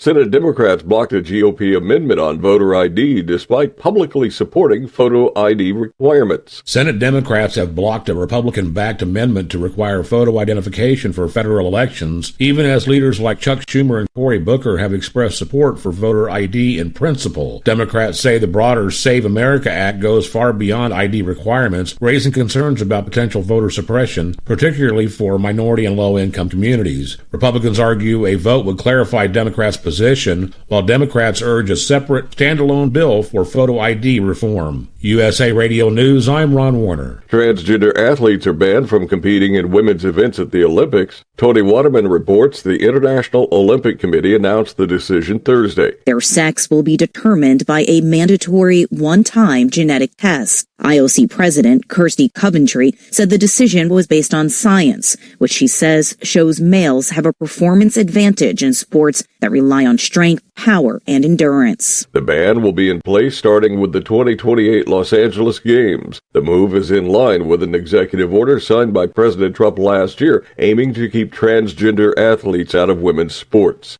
Savannah Guthrie will return to NBC's Today Show April 6th. Guthrie's been on leave from the show since February when her 84-year-old mother Nancy Guthrie went missing in a suspected abduction from her Arizona home. I'm John Sommers, USA Radio News. iLocal.net is offering a free website analysis to improve the online presence of your business. Business owners across the U.S. turn to iLocal.net to improve their search engine rankings. Search engines are constantly changing their algorithms. You need the professionals who know how to use those changes to benefit your business. Don't hope for new customers. Get found and be chosen. Visit ilocal.net/go for your free website analysis. ilocal.net/go.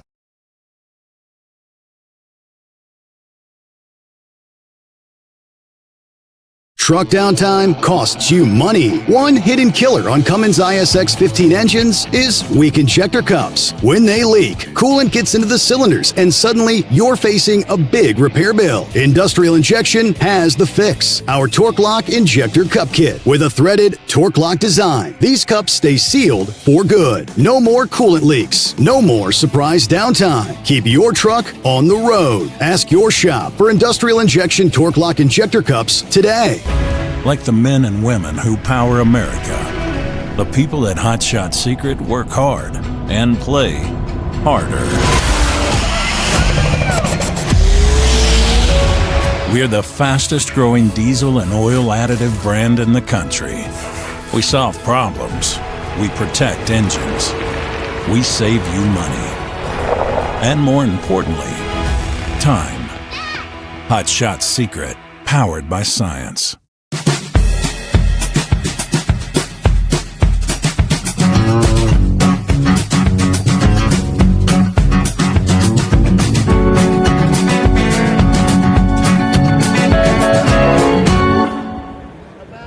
All right, great to have you along for the ride as we roll on.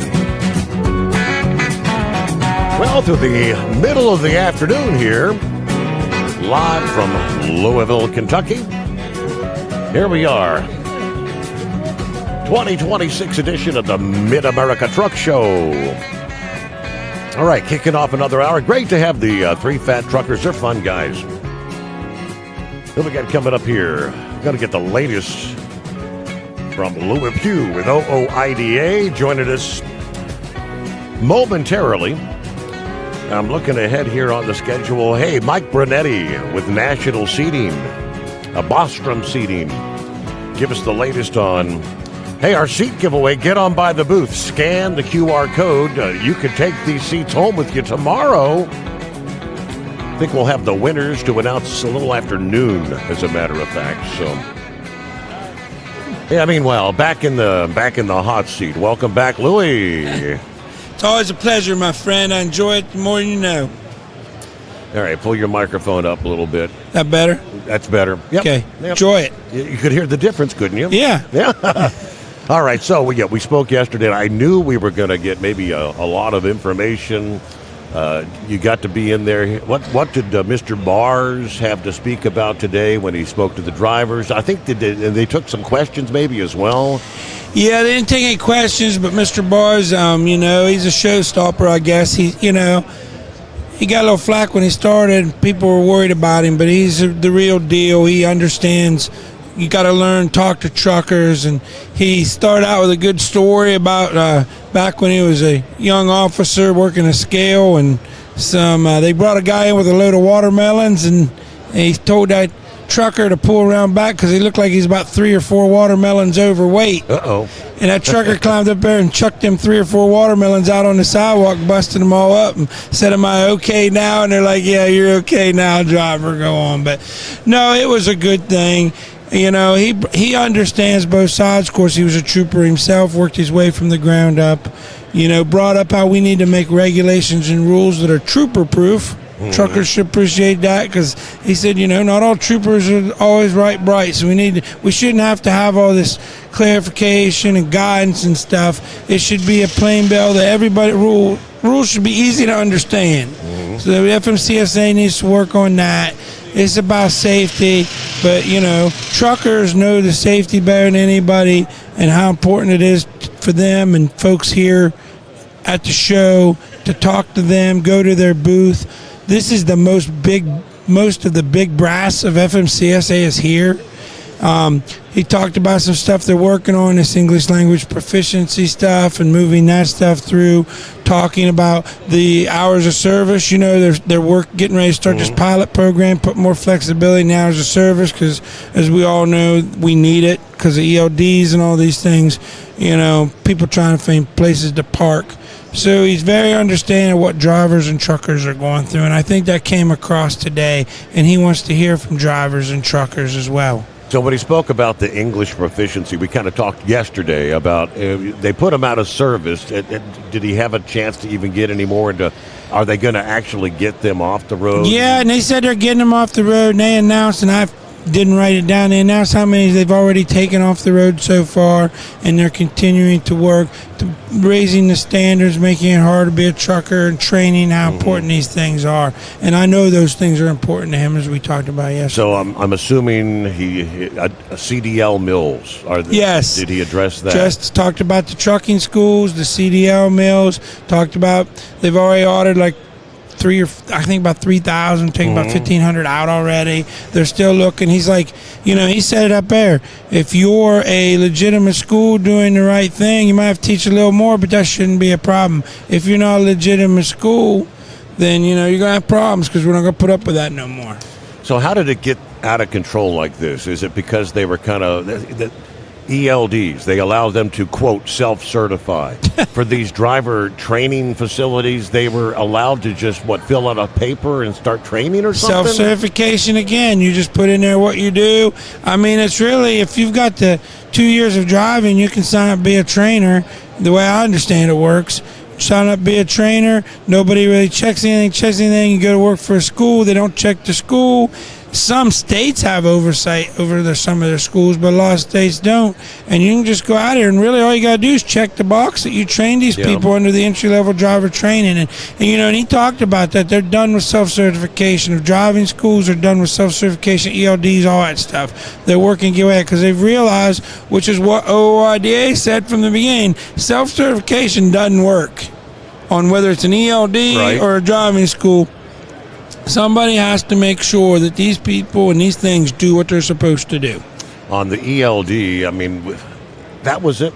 Was it 2017 when that was implemented, officially? Yeah, November, December 2017. All right, so they've had all these years, and why had they been up, I guess, until now, allowed self-certification? It seems like you'd be able to go through and say, all right, there's this many, they're good to go, these are good, reputable, we endorse these. Yeah, there's regulation in the FMCSR. It tells you exactly what ELD is supposed to do. And when they started this, of course, we were against ELDs, as you well know, fought it to the bitter end. But then when we lost in court and lost in Congress, all these things, when it came, they said they're going to self-certify. This isn't going to work because you're going to have people building ELDs in their basement, and they're not going to do what they're supposed to do. And they didn't, and that's what's happened. And nobody, we've seen a lot be taken out, and that's what really stinks. We've got members out here that spent $3,000, $4,000, $5,000, $6,000 or more on ELDs over there since it started because they get one, and then somewhere along the way it doesn't do what it's supposed to. It gets kicked out. And then you get a new one within 30 days, and you're shooting craps whether that one's going to be legitimate in another month. You don't know. We as an association, I think because we got a tour truck that runs around. Marty Ellis drives a tour truck. I think we're on our third one because the first one, the company went out of business, I think, and then we had one that didn't do what it was supposed to, or they got taken. I think we're on our third one now. The ELD was supposed to be the end-all, fix-it-all. Nobody's going to be able to cheat on their logs. No more logbook under the seat and one on the dash kind of thing. Obviously, with some of these, apparently more than I guess they expected, there's some of these companies that are editing them, like in the back room. That's our understanding. Some of these, of course, a lot of foreign components and parts in these, but they're saying some of these foreign bad acting carriers that they've figured out ways, and I'm sure they can, you can hack into anything, how to go in there and change these ELDs around and mess with them, which was what they weren't supposed to do. And, the numbers speak for themselves. ELD, it's nothing but a device. It's nothing but a driver management tool. That's all it ever was. ATA wanted to force it on owner-operators to try to take away from their competitive edge. And unfortunately, they were successful to get it through. But the safety numbers don't lie. We've not went the right way, even with the ELD. And, it's not really the ELD's fault. It's because even if you have a paper log, you're supposed to do it by the regulation. Mm-hmm. That doesn't change. What the problem is really is we don't have flexibility in hours of service. You got 14 hours to drive 11 hours. When that stops, it's done. And we don't care if you're tired, if you're sleepy, or you want to take an afternoon nap. You can't stretch your clock out. And we hear it all the time. Drivers say that they're much more stressed now. They feel like they're playing beat the clock. They catch themselves operating at faster speeds at times than what they should because they're just constantly being monitored with that ELD. And it used to be right, wrong, or indifferent. If it was a couple minutes over, it didn't matter. But now if you're 2 seconds over, it's a violation. And that's where you find drivers parked on the side of the road. And last week we had to make a trip down to Georgia, and I was middle of the night, and I could not believe the number of trucks off ramp, on ramp, at rest areas and whatnot. They're lined up for like a half mile before the exit ramp. Oh yeah, it's awful. Right now they say there's one safe spot for every 11 trucks on the highway, and again, it's really, really sad that our Congress is so dysfunctional that everybody on Capitol Hill, everybody at DOT, right, left, all of them agree we have this huge parking crisis and they need to do something about it. But we are so broken in Washington that we can't get a bill. This is, I think, the third time now it's been in Congress across the finish line to give truckers a safe place to park. So it leaves drivers every single solitary night. They either have to cut their day short, not use all their hours so they lose money or revenue, or they take a chance that they'll find something when they run out of hours in the evening, and then if they can't, they're left with the choice of either parking in an unsafe place or continue to drive under a violation and hope they don't get stopped and get a ticket. What kind of life is this? Crazy. Steve, I can't say this enough, and I've been saying this lately on Capitol Hill. If you really, really care about highway safety and turning the accident numbers and deaths around on the highway, you need to focus on three things. And that we need to focus on training, paying drivers what they're worth, time and a half, all these things, because trucking's controlled by hours but paid by piece. That's crazy. And then finally, a place for them to park and get a safe night's rest. These things are hard. These things are going to be expensive. They're not going to be easy. There's lots of folks who haven't in trucking who doesn't have interest in paying drivers more, big carriers and these kind of folks. But that's what needs to be done by the federal government to make sure that's being done if we really care about safety and turnaround highways. I can't recall how many years ago that got this the topic of discussion, parking. Jason Rivenberg, Jason's Law, after all those years, because it's been a while now. Oh, yeah. And every time this topic comes up, they say, well, we're going to do another study. We're going to do another survey. Ask the drivers, the problem's there. Why do they keep saying we need to do another study? I joined OIDA in 1996. I got on the board of directors in 2004.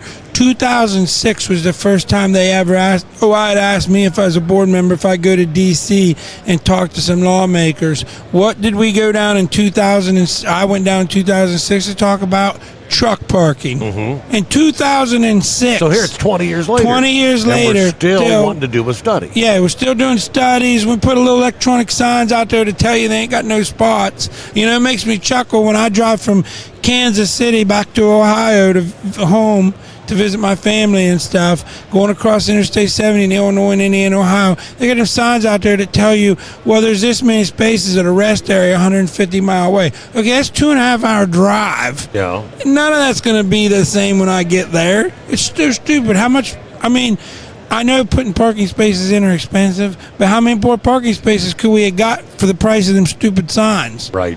And if the sign says 0 available, you're like, okay, well, that helps me a whole lot. I guess that means just go by or what? Yeah, exactly. You got to go by. Okay. So. Get a quick timeout. Back into We have a highway bill that expires later this year. We're trying to get some things done in that.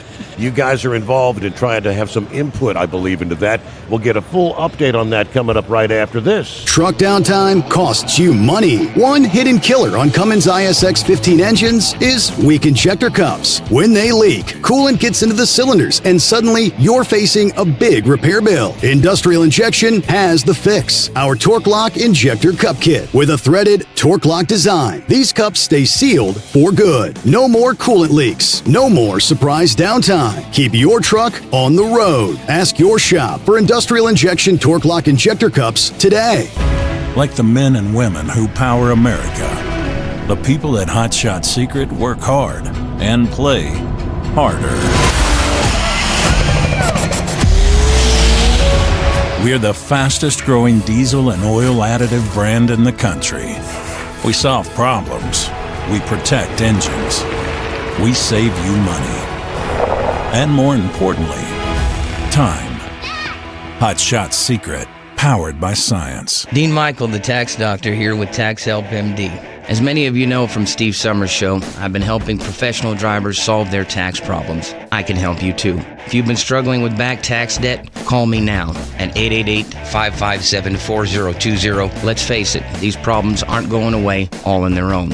You need professional help so you can sleep better at night knowing you're in good hands. It's like I always say, keep your eyes on the road, I'll keep my eyes on the IRS. 888-557-4020. Your factory fuel filter is letting you down. AirDog heavy-duty diesel fuel systems don't just filter your fuel. The AirDog fully optimizes your truck's fuel system for peak efficiency. The factory-provided filter simply removes particulates and water from fuel. The AirDog system removes all contaminants, including entrained air, water, and particulates, and feeds the engine pump with optimal pressure. Check out airdogdiesel.com to learn how you can capture every bit of performance and efficiency from your fuel system.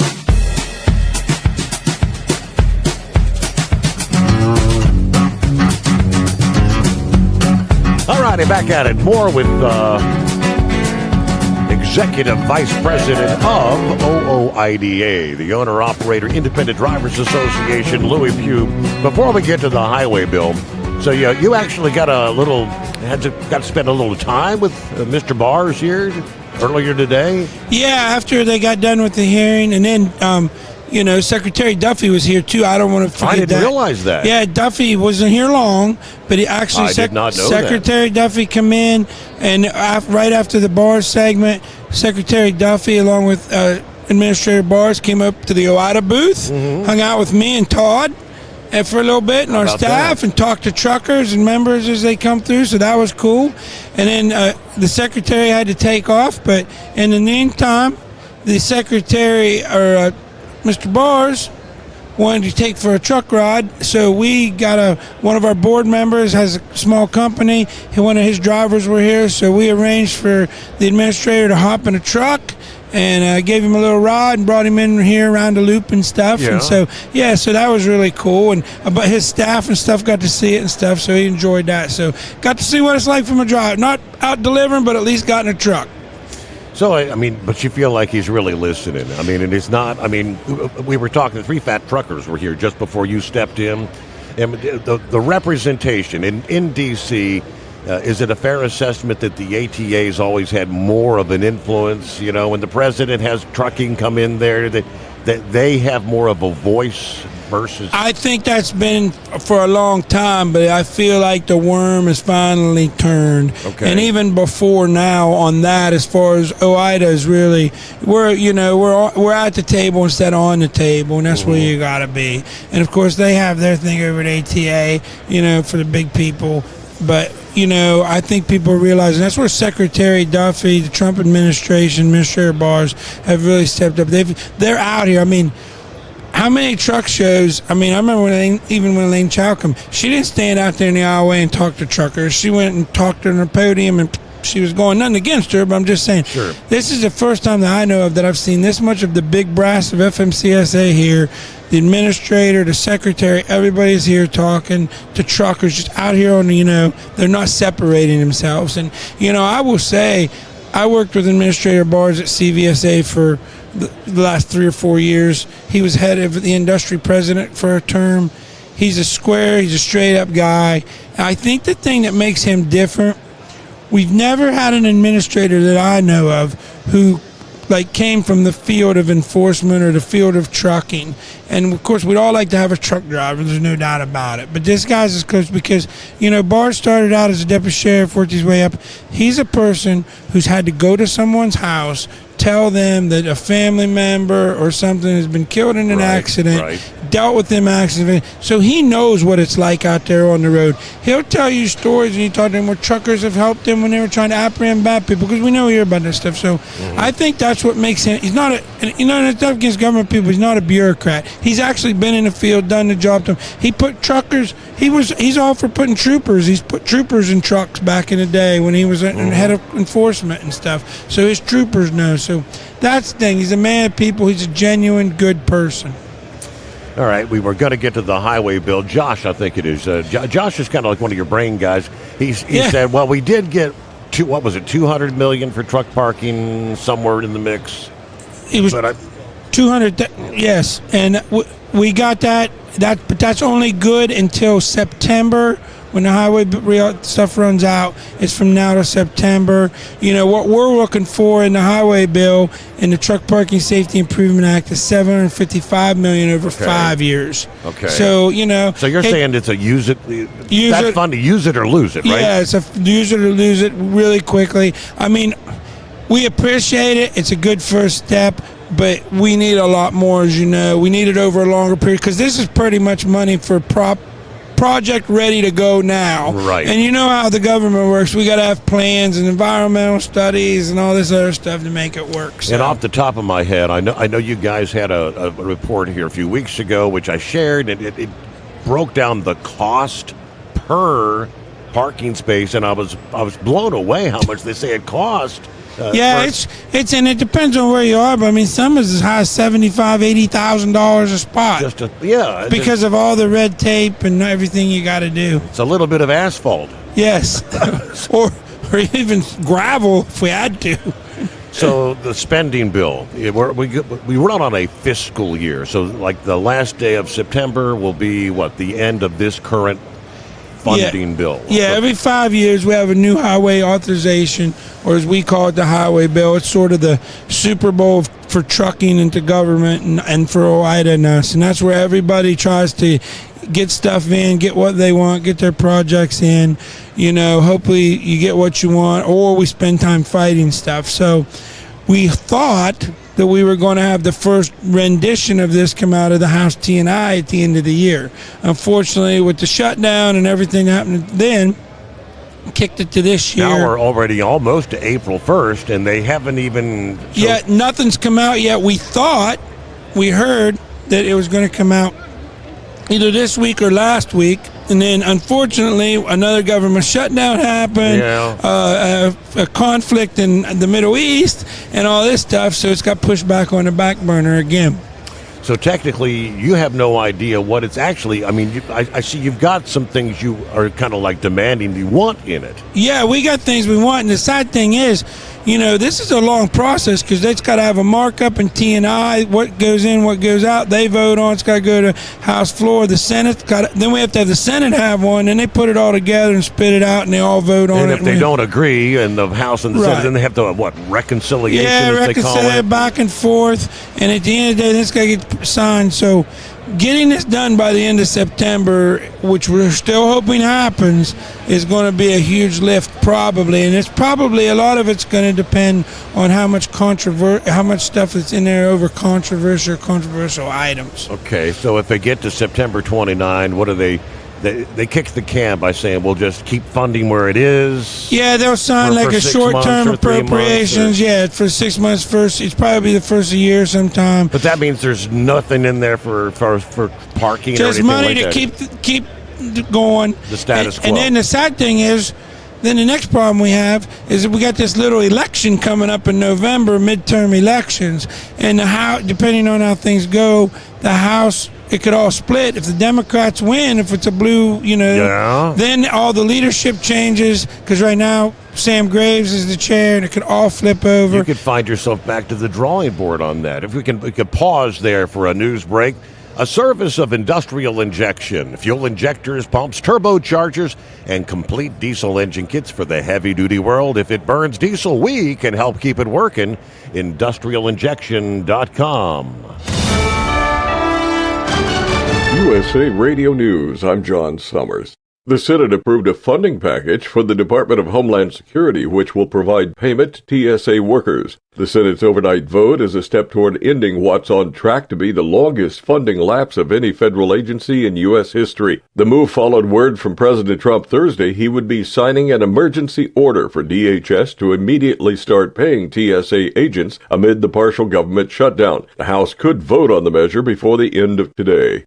Homeland Security changed their plans for fencing along the Texas-Mexico border. There's no longer the goal to build a border wall through Big Bend National Park. The 5.6 miles of proposed fence is going to be removed off the map. Presidio County Commissioner Deidre Hisler says it would have been a waste of money. They don't see illegal aliens because of natural barriers. The canyon walls are 1,500 feet tall. President Trump says the White House has a connection with the Loyola University student who was shot and killed in Chicago, allegedly by an illegal alien. While holding a cabinet meeting Thursday morning, Trump said White House Deputy Chief of Staff Dan Scavino's good friends with the father of 18-year-old Sheridan Gorman. He took it very hard. Dan took it very hard. He liked the father, friends. They grew up together. Police say Sheridan was murdered by Jose Medina of Venezuela while walking in a park with friends last week. ICE says Medina has been living in the country illegally after entering it in 2023 and has a lengthy rap sheet. Trump said Gorman would be here today if Democrat leaders in Illinois would work with his administration to deport illegals. 3 people are dead, 2 injured after a tour helicopter crashed off the Hawaiian island of Kauai. Officials say a pilot, 4 passengers were inside when it went down Thursday afternoon about 100 yards from shore. The area was a filming location for the original Jurassic Park. From America's News Network, USA Radio News. No matter who we are or where we come from, we all experience difficulties in life. Military veterans know that sometimes it takes strength and determination to make it through. Whether it's obvious physical challenges or struggles on the inside, it takes strength to ask for help when you need it. I knew that I had to get support, not just for me, but for the sake of my wife and kids. Talking about it has helped me feel more like myself again. Honestly, it was hard to open up at first, but it's changed my life for the better. Learn how veterans like us have reached out for help, and hear stories of strength and recovery at MakeTheConnection.net. Ohio police with riot shields and pepper spray shut down a popular entertainment district in Cincinnati after crowds got rowdy following the Reds' opening day baseball game. The accused Gilgo Beach serial killer is expected to admit to the killing spree and plead guilty the next time he's in court. Rex Heuermann's next court date is April 8th. That's when he's expected to change his plea and admit to murdering 7 women dating back to 1993. Heuermann, a Manhattan architect who lived in Nassau County's Massapequa Park, was arrested in July 2023. Remains of most of the victims were found in an isolated stretch of Gilgo Beach not far from Heuermann's home. His trial was set to begin in September. Heuermann's legal team had tried to separate the cases. They also challenged DNA testing techniques. The judge rejected both arguments. In New York, I'm Andrew Whitman. A brother and sister are charged in connection with an alleged plot to attack MacDill Air Force Base in Florida. The FBI says Alan Zing's facing multiple charges after allegedly planning a device at the base in Tampa, headquarters for CENTCOM, which is overseeing military operations in Iran. His sister, Anne Mary Zing, is charged with accessory after the fact and tampering with evidence. That incident happened March 16th when a suspicious package was found outside the base visitor center. I'm John Sommers, USA Radio News. Would you know where to turn if you or a loved one became paralyzed? For thousands of families, the National Paralysis Resource Center has been that lifeline. But now federal funding's at risk. Sherman Gillums Jr., a partially paralyzed Marine veteran with the Christopher and Dana Reeve Foundation, explains why. This is about more than just a budget line. It's about veterans, caregivers, and families, real people who need these resources to live more productive and independent lives. Learn more at ChristopherReeve.org. Keep the bugs off your glass and the smokies off your ass. This is the Overnight Drive with Steve Sommers.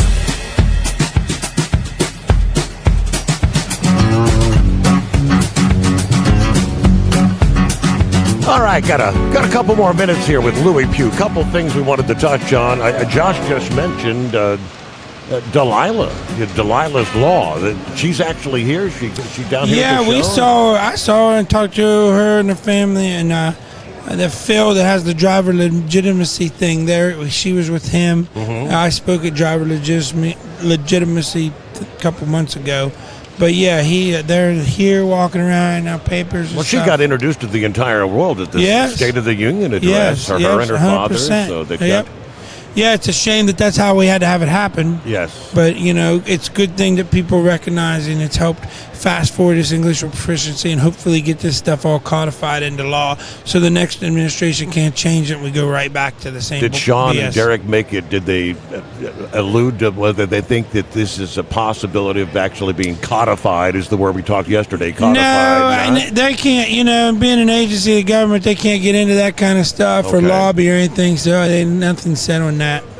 All right, so we left off there talking the highway bill. All right, so you haven't even seen a blueprint. Who writes the highway bill to begin with? Is it the Transportation Committee? It all comes out of Transportation and Infrastructure Committee is where it'll come from. And, everybody, has their pet things or whatever they're trying to get in there, and ATA, us, and you work through lawmakers to try to get them what you want.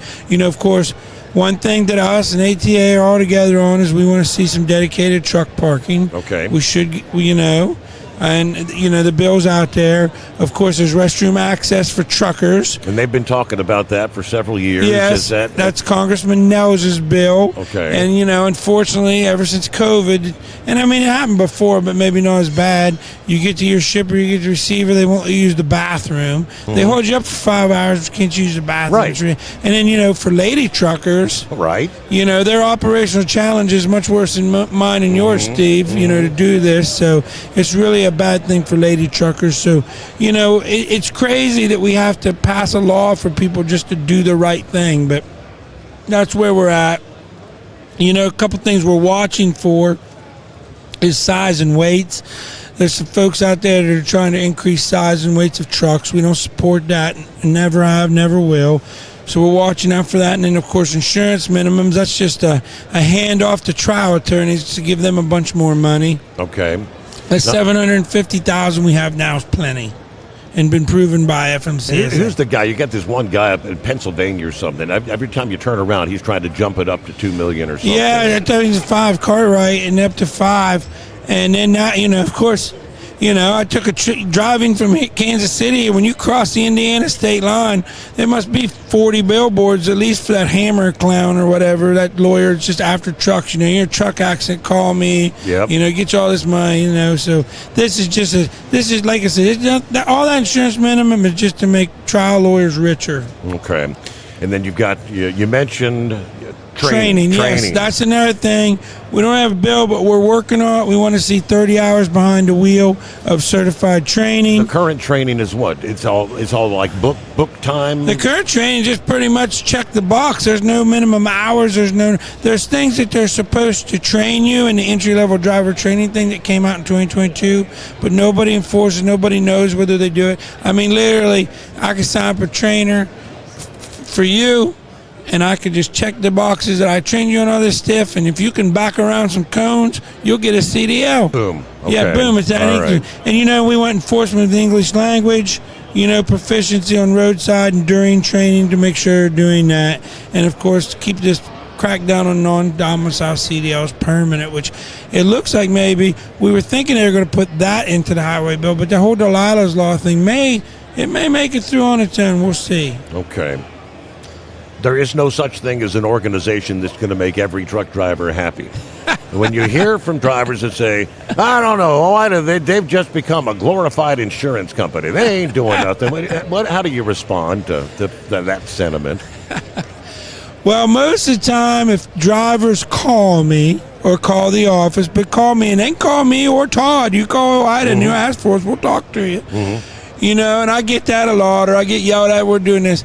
Then maybe they heard something from social media or a certain social media influencers or at the truck stop at the diner counter. They didn't get all the information. They didn't get the accurate information. And usually we can have a conversation and they go away and they're happy to understand that we're not a glorified insurance company. Okay. Do we sell insurance? Yes. Do we have a drug testing consortium? Yes. Do we have permitting license? And yes. You know why we have these things? So we can keep the entry to OIDA being the fee it costs to be a member at a very low, affordable level for because we want everybody to be a member. Sure. And that's, it's $45 a year for 1 year to be a member. And you don't have to belong to our insurance and these things. We have people there like our compliance department. If you have a contract, you think you got a ticket, you need to file a data queue, whatever, you call these guys free of charge. It's like your own back office safety service. They will help you walk through these things. And, these things cost money. Sure. We have an office in Washington, D.C. with 4 lobbyists and 2 PR people. These things cost lots of money. And all these things you just broke down that you're trying to get into the highway, but you actively are submitting. Yes, I travel to CVSA. I travel to Washington, D.C. I travel to all these places to represent small truckers, to give you a voice.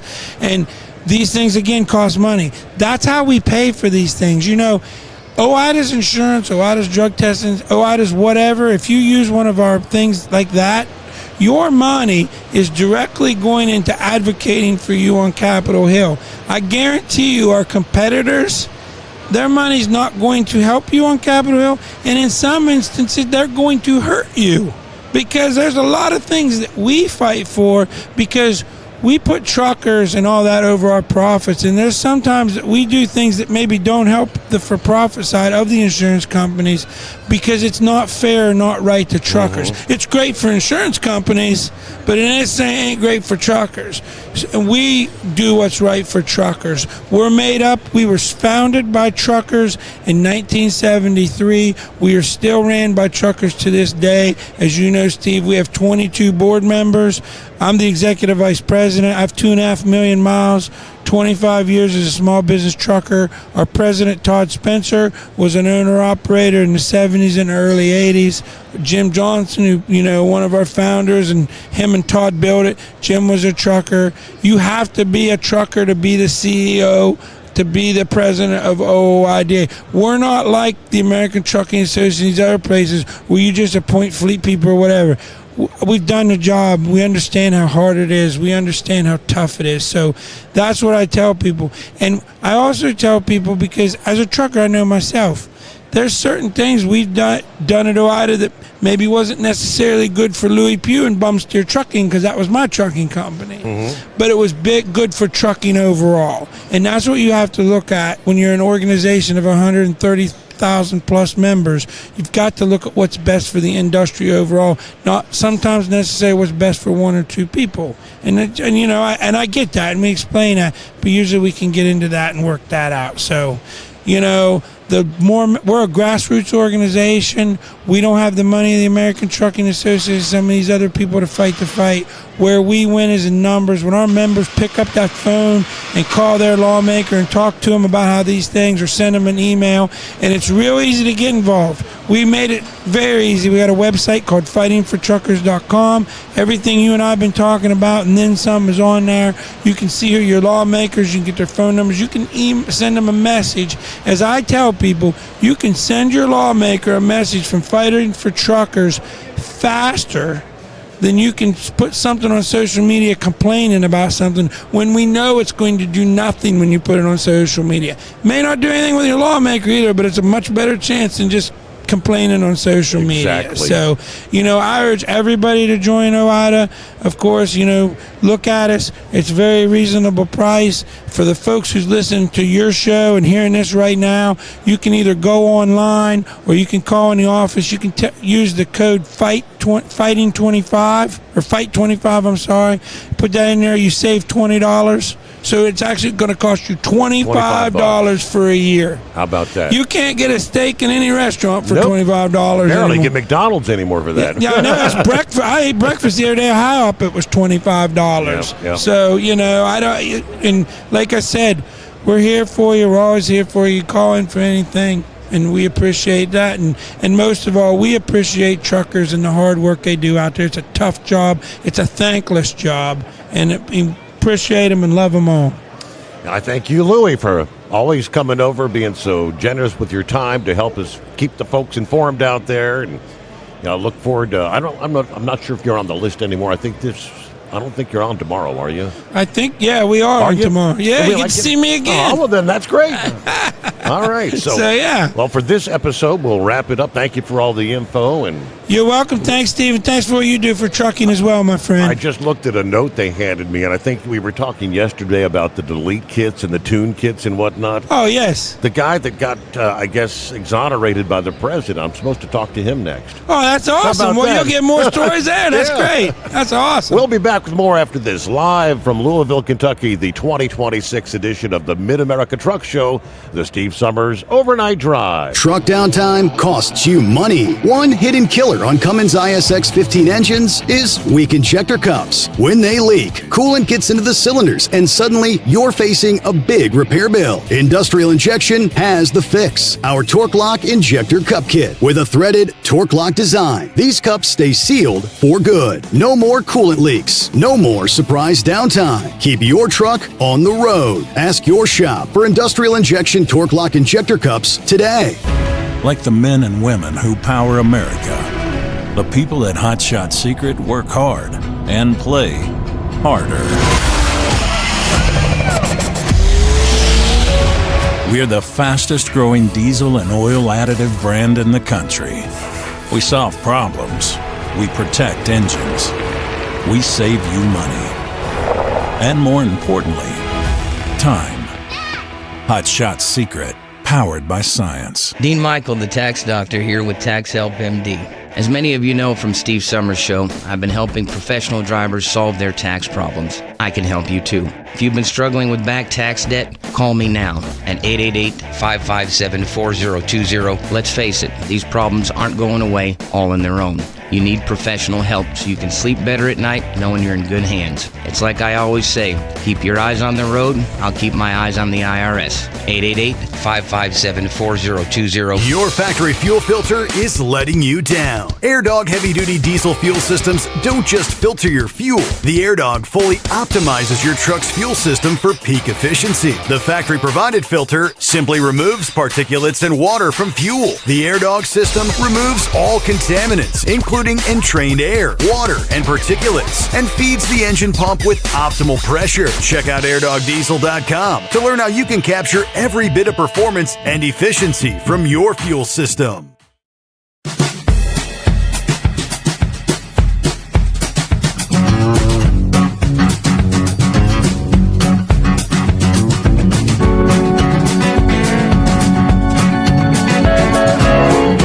On the fly, here we are, back at it, live from the Mid-America Truck Show, Louisville, Kentucky.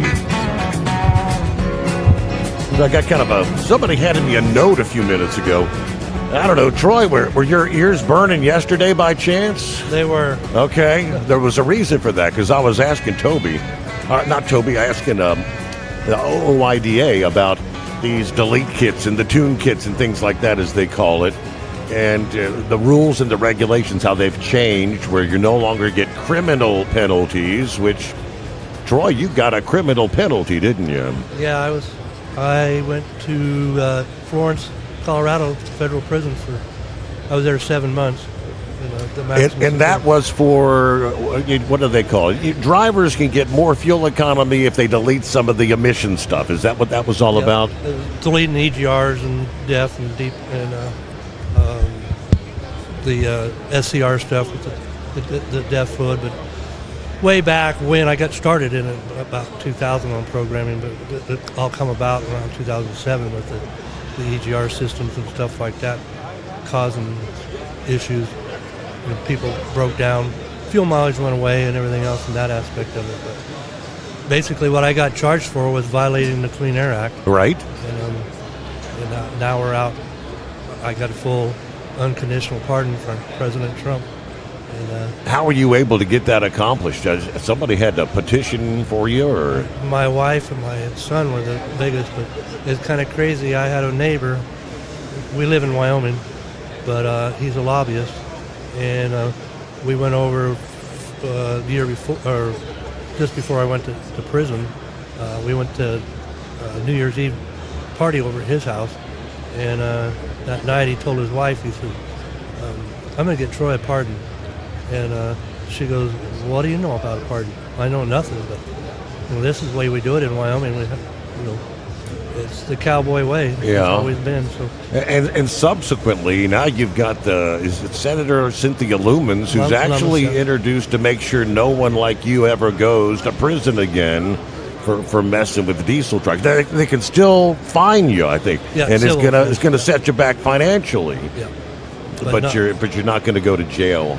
And that's kind of where, Senator Lummis and she invited me to the White House for the State of the Union address, and I started meeting other senators like Senator Sullivan out of Alaska, Lummis, Mike Lee out of Utah, Pete Ricketts out of Nebraska. We started putting all this together, and now we're working on we have a diesel freedom coalition to help other people that were involved in this kind of weaponization that the government did to them. Mm-hmm. No, it doesn't even necessarily have to be EPA violations. It could be anything that was. So, like a kid up in Alaska, Matt Spurlock, he was actually indicted. I was pardoned on November the 7th. Trump said no more, illegal or criminal on November the 20th. He was sentenced to 3 years federal probation on December 19th. So they're still doing it. Mm-hmm. And how the cubicle dwellers, and there's a lot of them hate Trump. And they're still working for him, even though he's their boss. They're actually running against it, opposing. And then somebody else has to then intervene. So we got a group of people really strongly. I met while I was in Washington that says Trump wants to stop that. And a lot of it, they tried to put him in prison too, so you could see why it's all coming right. back around. And if they could, they would now. Yeah. If they had the opportunity. You know who this guy sitting next to you is? I met him yesterday, but I don't know what his title is. That's Toby Young. He is the grandson of the man that created the Mid-America Truck Show, Paul K. Young. Nice. His father ran the show for a number of years. Dad doing all right? Yeah, he's here. He's working. He's helping out any way he can. We talk to Toby on a regular basis when he comes down. We try to get him on, but we didn't have him on the slate this year. I don't know did Ryan run into you and say, "Hey, you want to come back?" So I didn't get on the schedule. Just he had reached out and I didn't reply. Just had a bunch going on, and then I just knew I had to get out here. Love to see you and catch up, and just my one interview of the year with you. So I wasn't gonna miss it. Understandable. So how's things going? We're into day 2 already. Seems like there's a good crowd here today. The cooler weather brings everybody in. I told several people that Toby told me if it's sunny and 85 degrees, everybody wants to go to the park. This kind of weather says, yeah, let's just go on in. Let's go to the truck show. For sure. Yeah, a little bit of rain isn't a bad thing for us. It brings everybody in. The perception is just the density increases. Everything looks really great, really busy, and we're definitely happy with what it looks like. I know that, there's a lot of construction stuff going on around here. Parking's kind of a nightmare, but everything working out all right? Everything... Maybe a little bit slower to get people in, get them through registration and whatnot, but we're figuring it out. They're building a new wing out back, and so we've got the area where the wing's being built, plus the laydown area for construction, and so we've lost some parking, but we're figuring it out. We're getting people in. Just took a little bit of time this morning to get it all squared away, but it seems to be running back like a well-oiled machine, so we're happy with it. Your grandpa, Paul K. Young, started this, what year was it? 1972 was the first show. 72. Had a handful of trucks, probably a couple of exhibitors. Yeah, we had 98 exhibitors and just under 4,000 attendees. And so this year we're around 850 exhibiting companies, and we'll be over 50,000 attendees for sure. Easily, yeah. And that's how this has grown over the years. Well, I've been coming since 2008. We've actually had some show trucks. I used to have a booth in here, with Elite Diesel for years, and then the last few years, the government decided I can't be doing that now. Mm-hmm. But yeah, I love the place. We, like I said, met a lot of good people. The weather's always crazy. I mean, I've been here when we had 10 inches of snow. So and that, 10 inches when you get here and 70 when you leave, or vice versa. It was 86 yesterday. Exactly. And I think we're about 46 today. And that's just Louisville weather for you, though. I live here, and it's just so up and down. Yeah, it was hot yesterday. It's cool today. It'll be cooler tomorrow. So just one of those things. So anything this year that we don't want to miss? Anything new per se that off the top of your head, or just kind of like?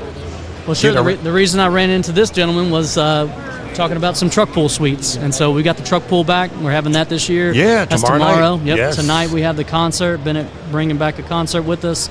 We got Frank Foster, Mark Ware, Long Haul Paul performing in Freedom Hall. So Long Haul Paul, he's been around. He's been down here for years and years, and he used to come by the booth and give me a CD, and I'd. Oh, he's an awesome dude, and this will be big for him. Like it's big to be on the big stage at Matt's, and so I think this will be his Super Bowl. He's going to be kind of singing to people that he shook hands with and associated with for years and years. So that's a pretty cool thing. Yeah. He's been grinding for a long time, and a great singer. Definitely has a cult following, and I think he's going to have a blast on the stage, and he's going to be like a kid in the candy store. Right. Well, it's great for you to come by here. I'm trying to think here, question-wise. We have all these years, so much has changed.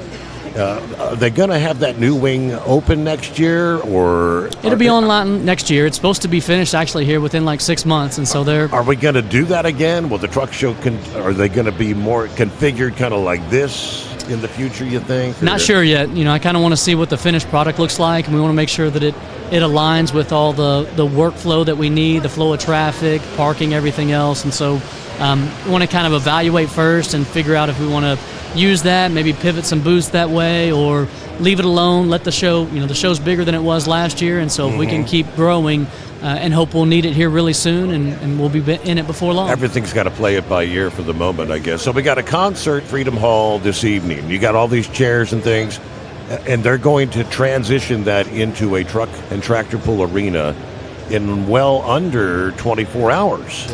Yeah, so this concert will run a little bit late because we have 3 performers, and so they'll start bringing the dirt in around 2 or 3 in the morning.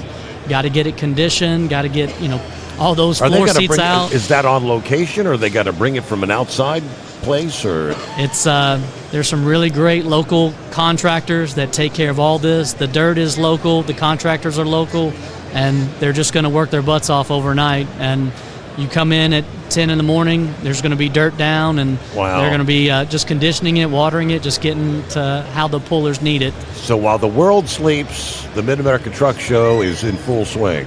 No rest for the weary. Yep. Nope. We're still grinding out, hoping to make a really great show for all these attendees and give you just more reasons to come to the show. Absolutely. All right. Well, I'm glad you were able to pull aside a few minutes. We had a busy schedule here, but yeah, we got, Mike Brunetti, a Bostrom seat, and you're sitting in a Bostrom seat. We're giving that away here this year. Oh, it's a comfy seat, too. Yes, I don't want to get up, but I got to go.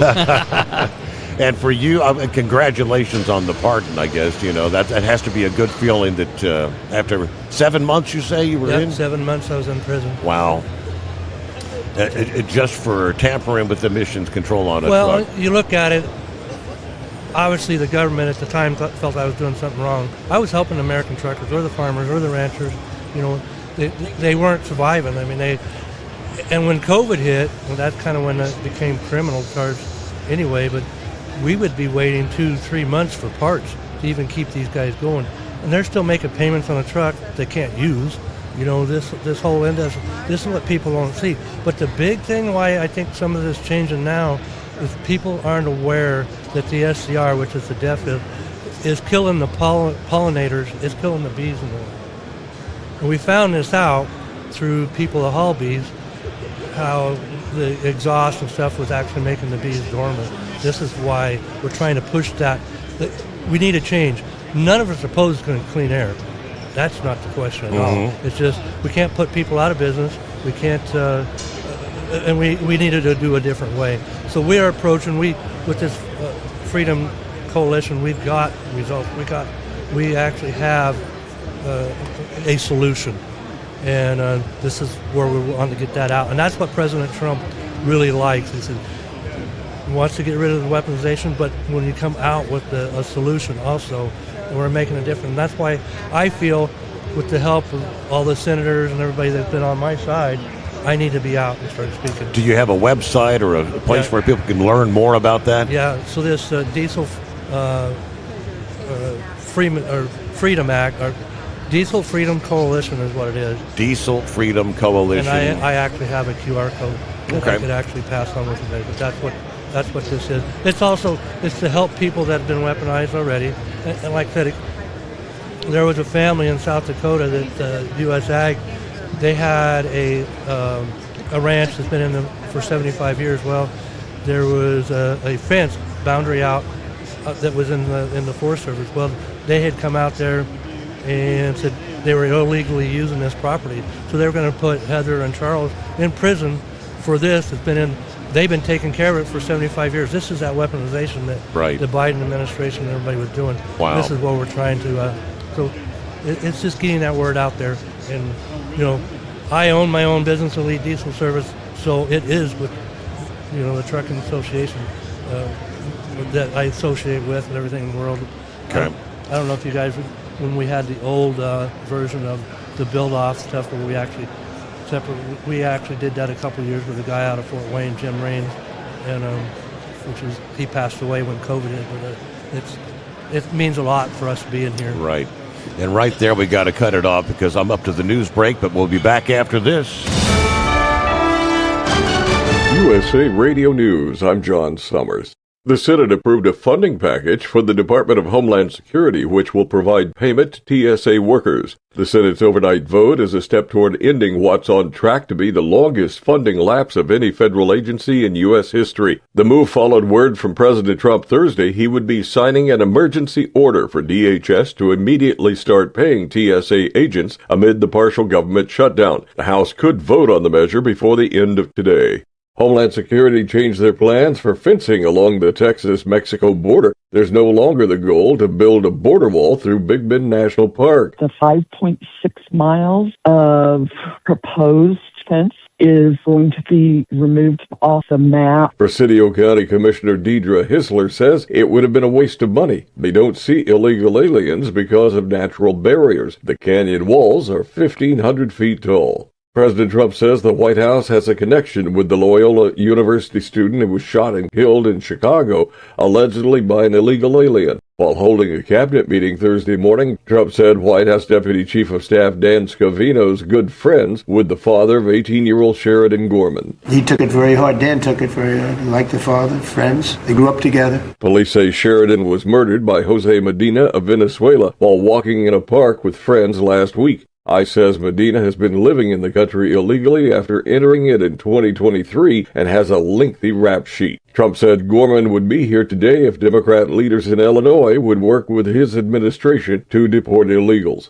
3 people are dead, 2 injured after a tour helicopter crashed off the Hawaiian island of Kauai. Officials say a pilot, 4 passengers were inside when it went down Thursday afternoon about 100 yards from shore. The area was a filming location for the original Jurassic Park. From America's News Network, USA Radio News. No matter who we are or where we come from, we all experience difficulties in life. Military veterans know that sometimes it takes strength and determination to make it through. Whether it's obvious physical challenges or struggles on the inside, it takes strength to ask for help when you need it. I knew that I had to get support, not just for me, but for the sake of my wife and kids. Talking about it has helped me feel more like myself again. Honestly, it was hard to open up at first, but it's changed my life for the better. Learn how veterans like us have reached out for help. And hear stories of strength and recovery at MakeTheConnection.net. Ohio police with riot shields and pepper spray shut down a popular entertainment district in Cincinnati after crowds got rowdy following the Reds' opening day baseball game. The accused Gilgo Beach serial killer is expected to admit to the killing spree and plead guilty the next time he's in court. Rex Heuermann's next court date is April 8th. That's when he's expected to change his plea and admit to murdering 7 women dating back to 1993. Heuermann, a Manhattan architect who lived in Nassau County's Massapequa Park, was arrested in July 2023.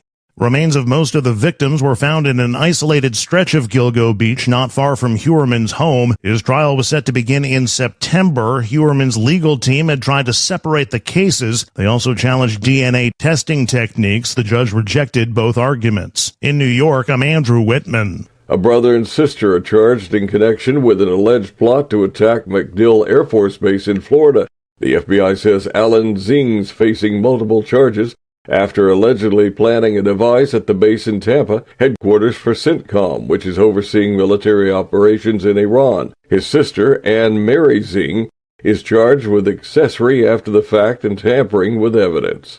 That incident happened March 16th when a suspicious package was found outside the base visitor center. I'm John Sommers, USA Radio News. Would you know where to turn if you or a loved one became paralyzed? For thousands of families, the National Paralysis Resource Center has been that lifeline. But now federal funding's at risk. Sherman Gillums Jr., a partially paralyzed Marine veteran with the Christopher and Dana Reeve Foundation, explains why. This is about more than just a budget line.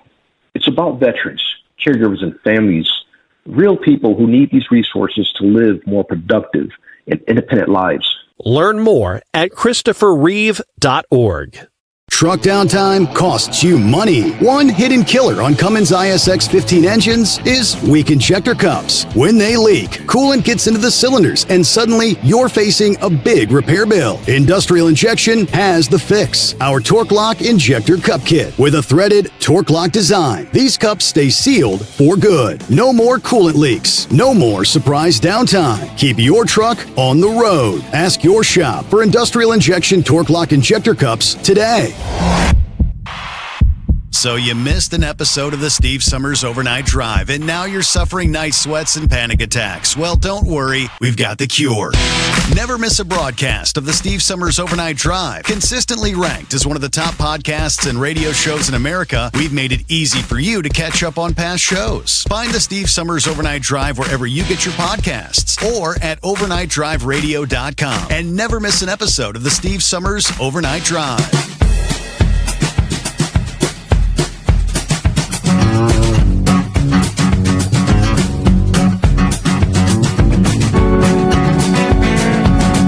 All right, do you recognize that sound? Sounds familiar to me, Steve. Does, doesn't it? I've heard it before somewhere. 13th largest podcast in the country? Correct. Man, congratulations. That's wonderful. Yeah, it's hey, we're growing. That's beautiful. Hey, we got terrestrial out there now. I know. That's wonderful. Ely, Nevada. Not Eli. It's Ely, Nevada. Ely. Did you know that? It's Ely, Nevada. Well, that's like, it's not Berlin, New Hampshire. It's Berlin. So they didn't have any problems during World War II. How about that? Yeah. Houston, Texas. San Antone. Salina, Kansas. Delmarva. The Delmarva Peninsula. Well, wait. You want to go names? How about in Massachusetts? Have you looked at any of those names up there? It's spelled Gloucester. How do you say it? It sounds like Gloucester, but it's Gloucester. Okay. I mean, yeah, that's crazy. Wow. It's crazy. Speaking of crazy, how about it? We're Mid-America Truck in the middle, and you actually have a chance to sit down and chat with us here. Thank you. I'm glad to be here. Mike Thank you very Brunetti much. with Bostrom Seating. Good to see you after so long. It's been a while. You surprised me yesterday. You're probably not going to be back here next year. Oh no, next year will be my last. I will be here next year. I thought you were saying you're retiring. Next April. Okay. Retirement date is set. Not like next month. No. I think when you said April, I thought you meant next month. No. The following year. I apologize. That's all right. So it's not like we're saying we got some time. Farewell or anything. No. Well, welcome back. What do you think? So, I mean, I know you've been here since yesterday, day before, and you're probably going to be heading out shortly, aren't you? 3:30. Wow. 3:30. When you kick me off, I'm hitting the door. Try to get home for tonight. Okay. You're driving back up there? Yes. You're still right outside of Columbus? Right outside of Columbus, Ohio. Yeah. When you go to the mothership, you should stop by. Well, I've got to go through to get to Mount Gilead. I thought Mount Gilead was just outside of Columbus till I had to make the drive. It's like, how far is this place? Yeah, it's 40 minutes outside of Columbus. Another, yes. Yeah. So, well, Mike Brunetti's been with us for a number of years, thankfully helping us out with giveaways for year after year. We've got a couple of seats right there. You're saying Mike's sitting in one of them. Explain to me what we've got here. What are we giving away? What you were giving away here today is, this weekend, this is the new Captain Versa leather seat, and it's the XL. So it's 23 inches across the beam. So it's the biggest seat on the market. Kind of like a wide ride? It is. It's the same width as a wide ride. Okay. Yes. And it's in Versa leather. And the beautiful part of this is again, you used to only be able to get this on our upper level seats. So now it's available in the Captain version. Mm-hmm. So it's the most affordable ultra leather seat on the marketplace. Okay. So our competitors who have a seat kind of like it, you're paying $200, $300, $400 more depending on where you buy it. So okay, it's a great market grabber. And the beautiful thing about it is, as on the on the camera there you can see it. Yeah. But feature for feature, it's as good as or better than our competitor's seat that's in the same class. That it's $300 less expensive than. Okay. So it's a great value seat. So that's one of the ones you're giving away here. Okay. And then of course we have our Boston Wide Ride. That is the Wide Ride. Yes, sir. Okay. Yes, sir. So it's unbelievable. It's our top of the line seat. It's been around for a number of years. Probably, is that one of your best sellers? Or? Yes, it is. In fact, it's been the Wide Ride's been around since the 80s and 90s, and we refreshed it about a decade ago, mm-hmm. and it's just amazing how popular it is. Okay, it's really a great seat.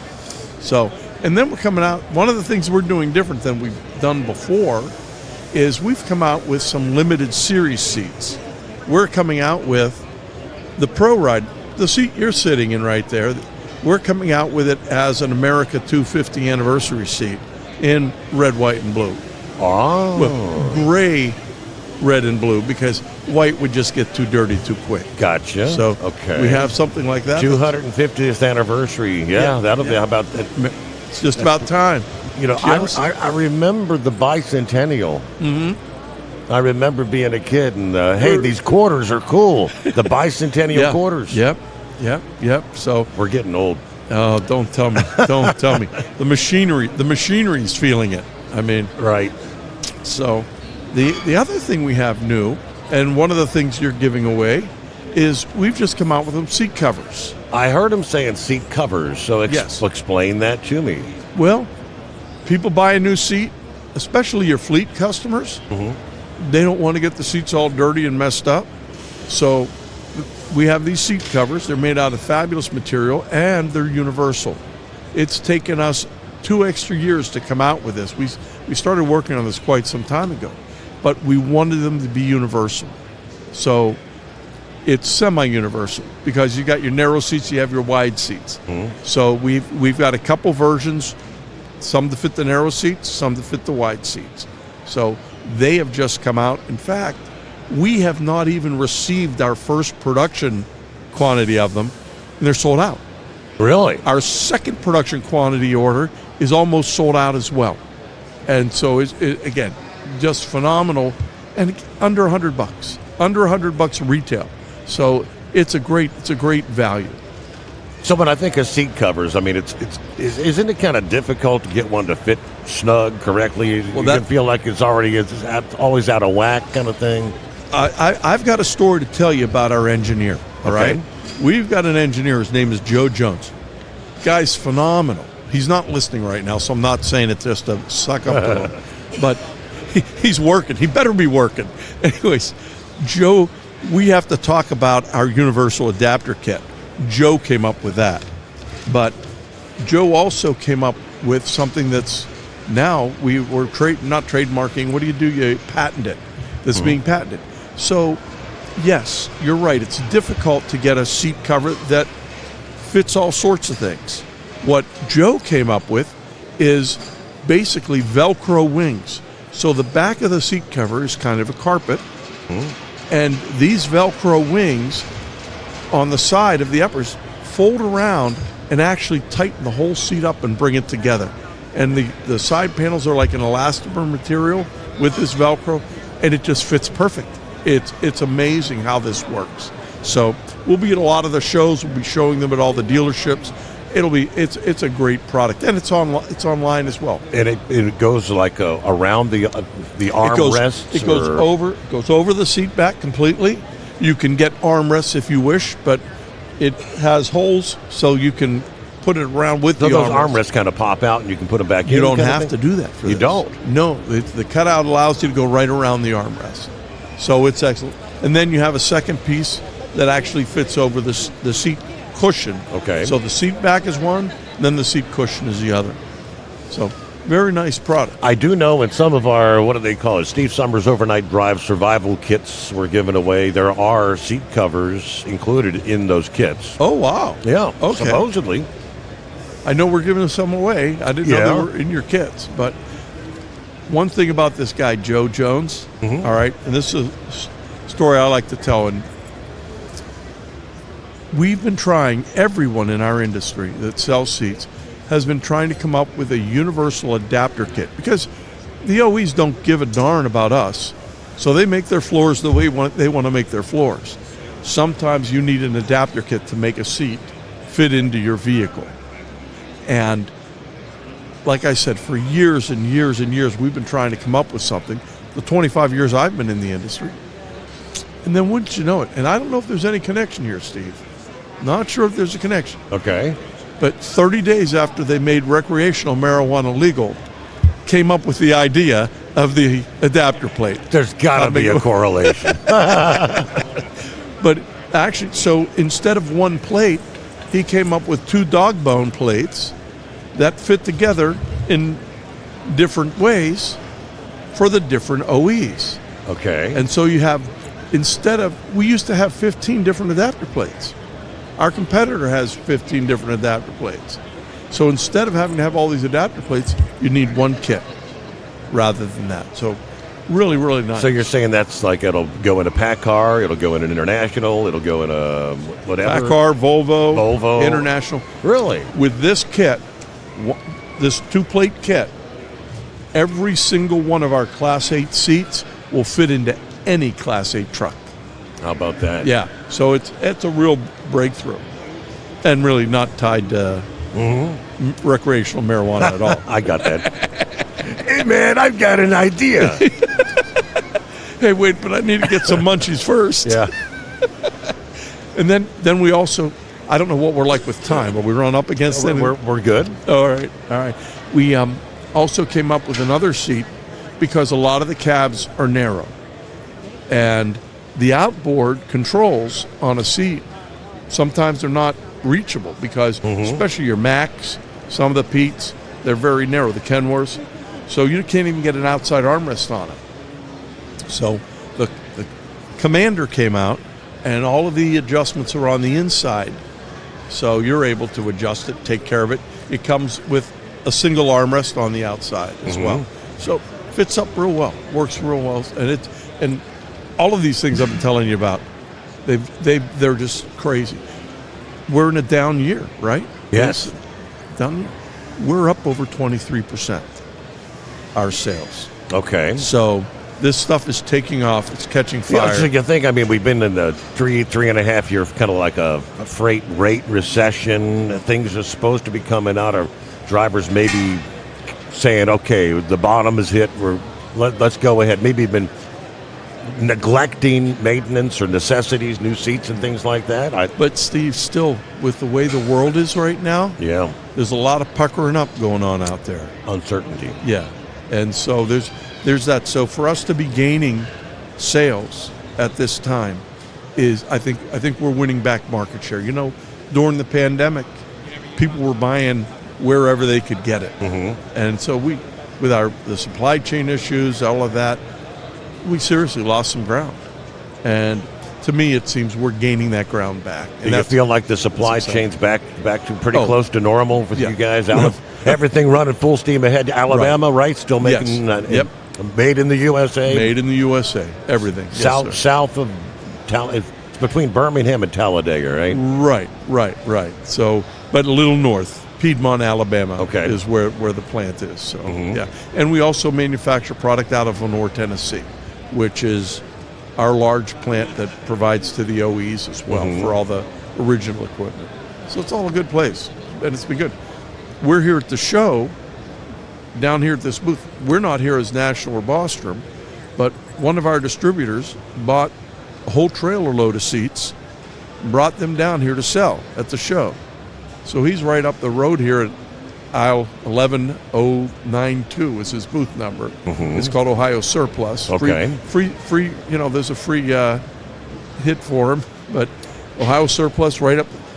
Hey, he's got 13 of our seats right on his floor, and they're selling them out of the trailer. He's got in the parking lot. One of my listening friends, because she and he, they bought a seat early, $200 less than they could find it anywhere else. She said. Yeah, these guys, and they're taking it home with them. So they're motivated to sell. So any of our seats, in fact, I'll tell you this: any of your listeners go up there and buy a seat. I've got a guy who's going to be here tomorrow, Chris. See Chris, tell him to see Chris. He'll give him a Bostrom hat. There you go. Give him a Bostrom hat. All right. So you guys work with the OEMs, and of course aftermarket wise, you can find the seats. You've got a whole line of distributors. Yes, sir. We basically, because we are with the OEs, we're first fit on a number of models. We do sell through the dealership groups. Where we're unique to some of our competition, we also sell through the independent distributors. So we sell through the Vipars, the HDAs, even the mom and pop chrome shops we sell through.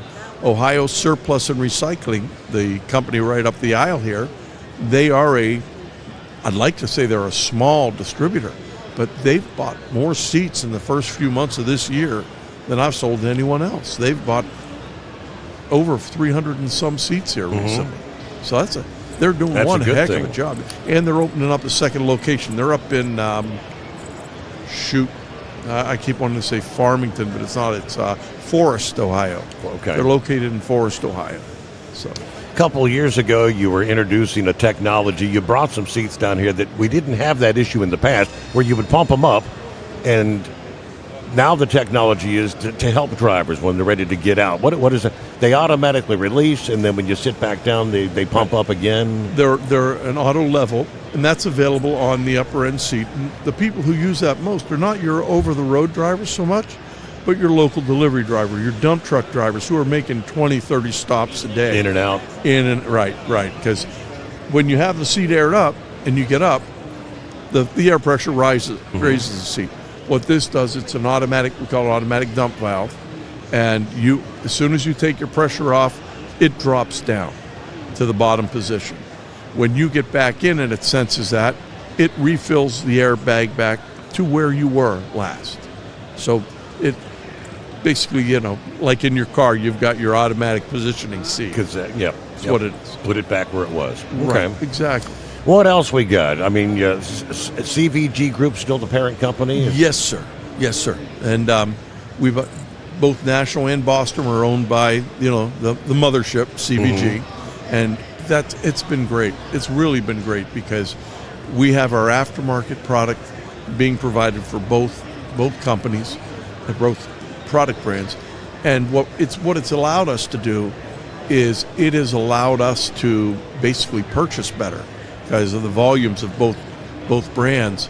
We're getting better purchasing power, so we're able to maintain our pricing better, even with everything going on. With all of the tariffs and everything, we haven't had any price increases. So we've been very, very lucky. Whereas out in the marketplace, you'll hear everybody their prices have gone up significantly, and we haven't had to do that. That's a good thing. Yeah, it's a great thing. So it's still doing the customization if you want something in a specific color or you offer all these in like a cloth versus a leather or the cloth, the leatherette. Our top of the line seats are real cowhide leather if they'd like it. We have different colorations, and we have outside companies that basically will do upholstery if someone wants something specific, like for a show truck or something of that nature. Or a Steve Sommers overnight drive logo. There you go. I'd be happy to do that for you. What is this I'm sitting in? It's You're something sitting about 90 years or something. That is the Bostrom 90th anniversary seat. That last year was Bostrom's 90th anniversary. Okay. 2026 is National's 90th anniversary. So we will come out with a national, one of the limited series seats that we're doing. Sure. Okay. We'll come out with a national 90-year anniversary seat. I've had several people say that they'd like to have this seat. Your office chair? The office seat. We sell office chairs. You go online, any seat that we have online there, give us a call. We'll quote you the price for an office chair. How about that? Happy to do that. Happy to do that. Yeah. We have a number of companies fleet companies that have bought office chairs for their conference room from us. Okay. So they fill them up for that. So it's good. We do a deal with a lot of our independents where it's, buy so many seats, we'll give you a seat at no cost. And so many of them pick the office chair to put in their dealerships or put in their office. You're still doing the Moto Mirror thing? You guys still have that? I love Moto Mirror. It's with the West Coast style mirrors going away and all of the OEs designing us out, putting on their own pedestal mount mirrors. The Moto Mirror is still a big seller. A lot of show trucks, the older show trucks that use a West Coast style mirror, they still use the Moto Mirror. Yeah, so it's a nice product. What was the thing you brought in years ago that was like a temperature sensor for the roads? I'm surprised you remember that. That's great. When the asphalt's cold enough to begin freezing kind of thing. What? Great memory, man. So that's called RoadWatch. And what RoadWatch does, it was originally designed for fleets because if you have anybody on from any of the insurance companies, they'll tell you black ice is still one of the number one killers of people in our industry. What RoadWatch does, and now we've come out with a new one, which has humidity and dew point sensor, but what RoadWatch would do is tell you what the actual surface temperature of the road surface is. So it might be 46 degrees out there today, right? But the road surface can be 16 degrees colder than the air temperature. And that's kind of because it might have been 10 below that past evening or something. Or whatever, yes. And it ain't warmed up yet. It ain't warmed up. Or it's the wind is blowing and it's in the shade, so it could be cold. And if the dew point and humidity point is high, there could be black ice there.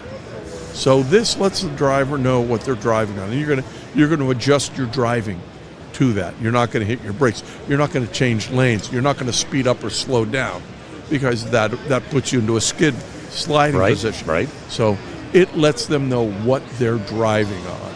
And with the new sensor that's coming out with the humidity and dew point, it's even better. However, a lot of fleets haven't picked it up. It's kind of like what Post-it notes or whiteout, right? It was what its intended purpose isn't what's being used for. Municipalities, because not everyone knows, but salt below 15 degrees doesn't work. It's useless. Exactly. And right now, I think it's like $1,000 a 2-lane mile to put down salt. So this at $700 and some bucks retail pays for itself immediately.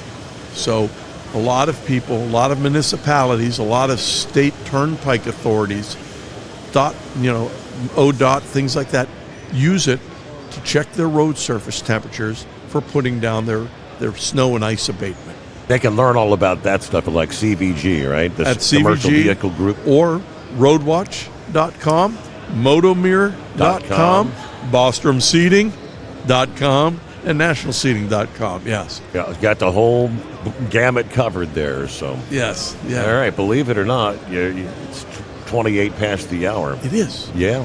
Steve, we're done. I don't want to go. So I guess you're going to hop in the car and head back toward. I'm going to go home see my wife. And don't forget that it might be black ice up there later on tonight. I hear we might get below freezing again. Yes. My goodness. You think winter will never end. Well, thank great you. to see you, brother. Wonderful Thank you to for see you. being a part of my program, the show, and helping out the drivers out there. BostromSeating.com, NationalSeating.com. And Monkey Gouger said to say hello. There you go. Yeah, he wanted to be here so bad. But he's like on 90-day probation. He got a new job. Yeah. He can't take any time off. So yeah. News: a service of industrial injection, fuel injectors, fuel pumps, turbochargers, and complete diesel engine kits for the heavy-duty world. If it burns diesel, we can help keep it working. Learn more at industrialinjection.com. Back with more live from the Mid-America Truck Show after this.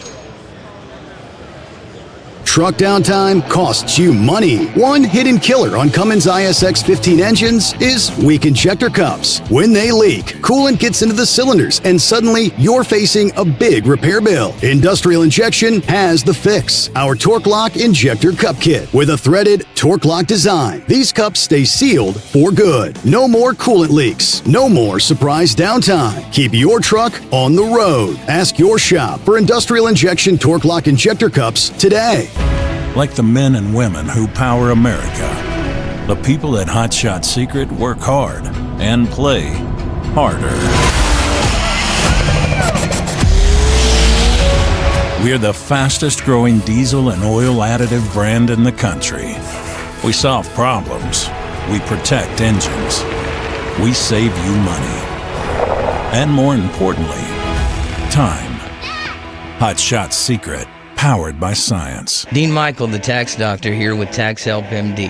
As many of you know from Steve Sommers' show, I've been helping professional drivers solve their tax problems. I can help you too. If you've been struggling with back tax debt, call me now at 888-557-4020. Let's face it, these problems aren't going away all on their own.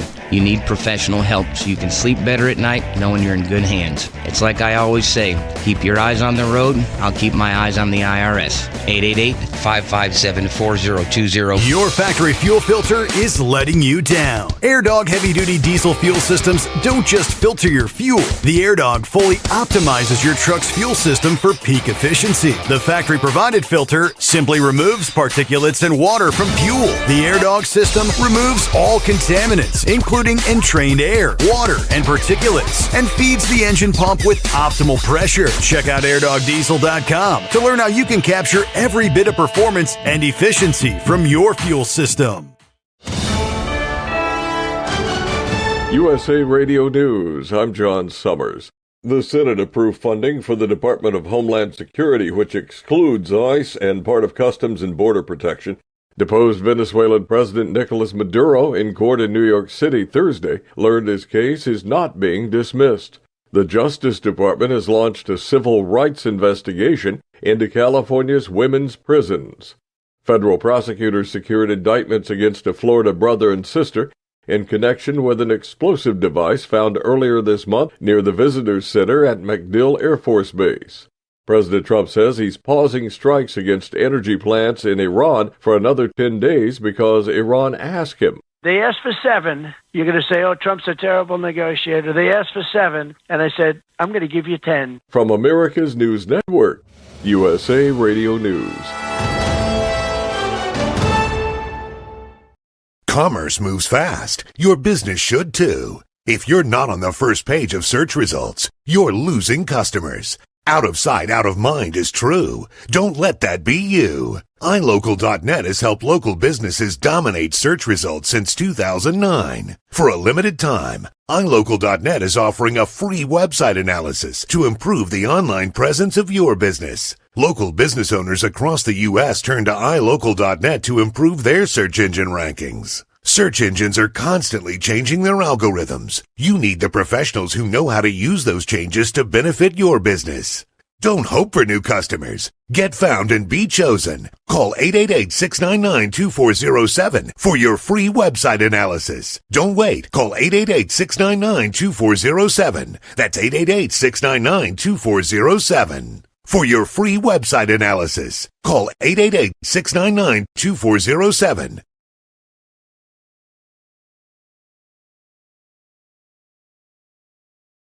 Truck downtime costs you money. One hidden killer on Cummins ISX 15 engines is weak injector cups. When they leak, coolant gets into the cylinders and suddenly you're facing a big repair bill. Industrial Injection has the fix. Our Torque Lock Injector Cup Kit with a threaded Torque Lock design. These cups stay sealed for good. No more coolant leaks. No more surprise downtime. Keep your truck on the road. Ask your shop for Industrial Injection Torque Lock Injector Cups today. So you missed an episode of the Steve Sommers Overnight Drive, and now you're suffering night sweats and panic attacks. Well, don't worry, we've got the cure.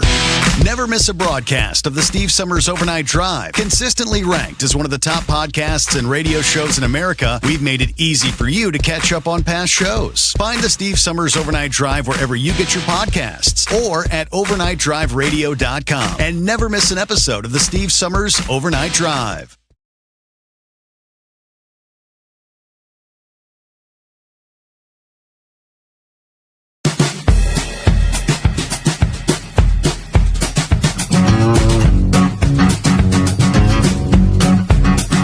That moment of silence brought to you by your local library. As I was preoccupied, I was pulling up a story here that's got a breaking news for the trucking industry. Scotty shared with me a few minutes ago, just kind of came down that we interviewed Louis Pugh with OOIDA, and he said the president's going to have something to say about diesel exhaust fluid. I said, what the heck would he have to say? I guess the word is the Environmental Protection Agency announced a major move intended to save farmers, truckers, and other diesel equipment operators billions of dollars in repairs and productivity. Today, March 27, the EPA announcing they're going to remove the diesel exhaust fluid sensor requirement for all diesel equipment, which they say will save countless hours of lost time and productivity. They issued the guidance back in early February. The call from the EPA for manufacturers to submit data on DEF system failures. The preliminary review of the warranty data suggests the DEF sensor failures are a big source of warranty claims and DEF-related inducement. Farmers and truck drivers shouldn't have their vehicles stop working because a sensor's not working properly. So the EPA taking the immediate action on that information, I guess that's pretty big news.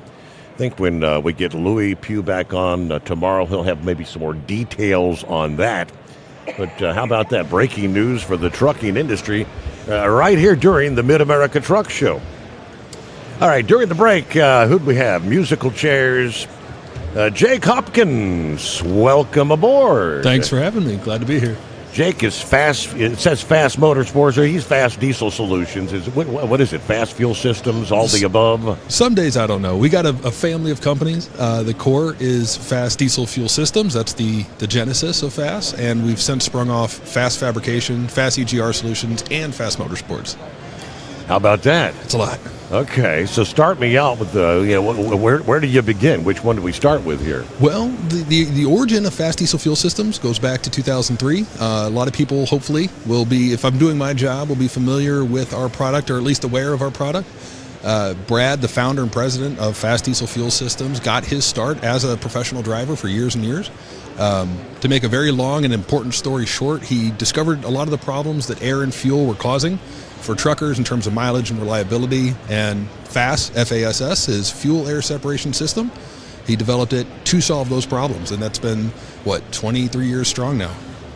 Air separation. I'm not thinking of air in fuel. How does that get induced? That's a great question. So I'll give you the pitch. So a lot of Fortune 500 companies have looked into this. Namely, a good one is CAT to reference. So everyone's familiar with Caterpillar.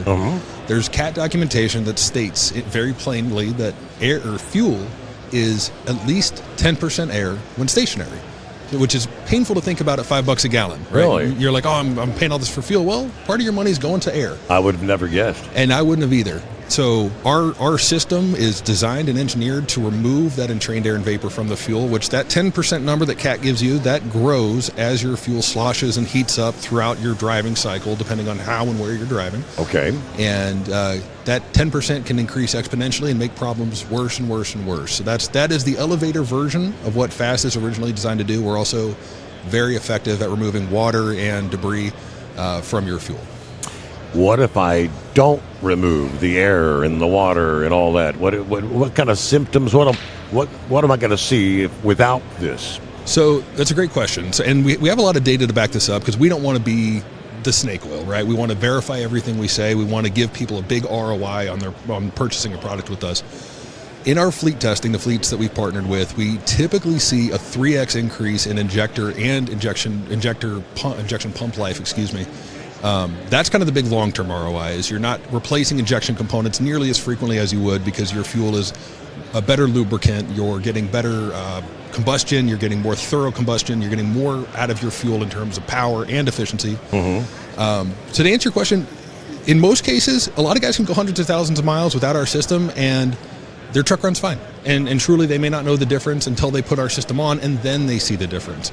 In extreme cases, where our water separation technology comes in handy, is our water separation technology will shut your truck down if you hit a particularly bad batch of fuel, which a lot of people say, I don't want my truck shut down. Well, let's say you fill your truck up at a swimming pool, your truck...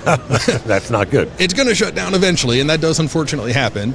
But in most cases with the stock fuel system, you're going to be replacing injection components, right? Because you're going on the side of the road when that water hits your injection system, right? It's going to happen. With our system, you might be on the shoulder, but typically you'll drain the tank, replace your filters, and you're back online.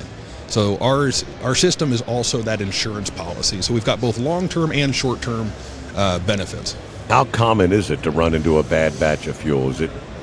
It's more common than I would like to say at $5 a gallon. We hear stories throughout the week on a week-by-week basis of guys that were... That right? They were inconvenienced, mind you, because getting shut down is not fun, but it's a lot easier than, in a pickup truck's case, $8,000, $10,000 in a CP3 or a CP4 and injectors and all that. So your system, is it for like the pickup diesel vehicles or the big trucks, the Class 8s? Yes. All of it, yes, sir. Yeah, we have everything from, your race trucks to commercial trucks to agriculture equipment, farm equipment, cranes, backhoes, you name it. Yep. So are you in I guess obviously you know Kyle, you're probably tied into some of these racing guys, That's like right. the Outlaw Diesel stuff. And That's right. What do they notice when they use this? So that's a great question. It's funny because I'm a marketing director, so if you get hit with an ad on Facebook or a Google ad, that is my responsibility. I'm the one following you around the internet, so I'm sorry.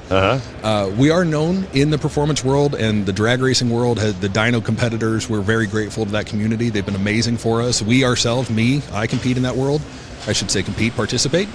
And at our core, the performance side, they know us for fuel flow. We are very, very, I'll say it, talented at making horsepower. Clean fuel makes more horsepower, and a lot of fuel flow makes more horsepower.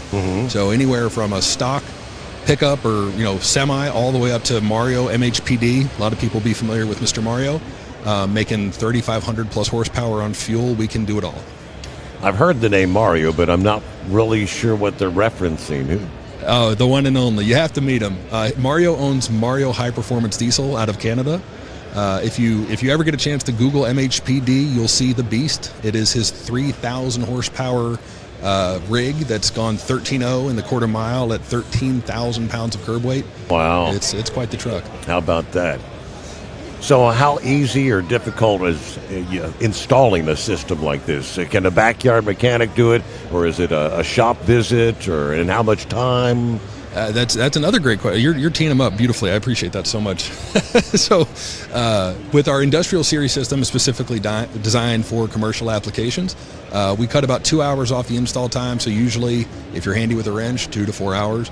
Our drop-in series, which is our simplified version of our system, even shorter, hour and a half. Okay. Basic hand tools. So, as you say, backyard mechanic, you can put it with different install kit for each different type of event, for a Cummins versus a whatever. That's absolutely right. Yep, we've got kits for Packard, Detroit, Cummins, Cat. Any of those applications. Now, some of those applications will cross over. You'll have a little bit of carryover from kit to kit, but we do design them application specific. Yes, sir. So where's the best place to find your product? So we have 7,000 dealers nationwide. We love each and every one of them. So our business model is built on the mom and pop repair shops. That's where our home is. If you just want to learn about the product, fassride.com, FASSRIDE.com. Is it like in like the big truck stop chains and things of that nature? Oh, we're working on it.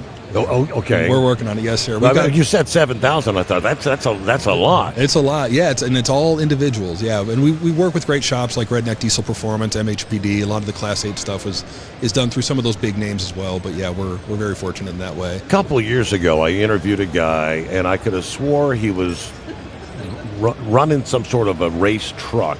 Yeah. Was it sponsored by Fass, or was it the Fass? I'm sure it was. We've sponsored a few and bought a few, so it could be either or.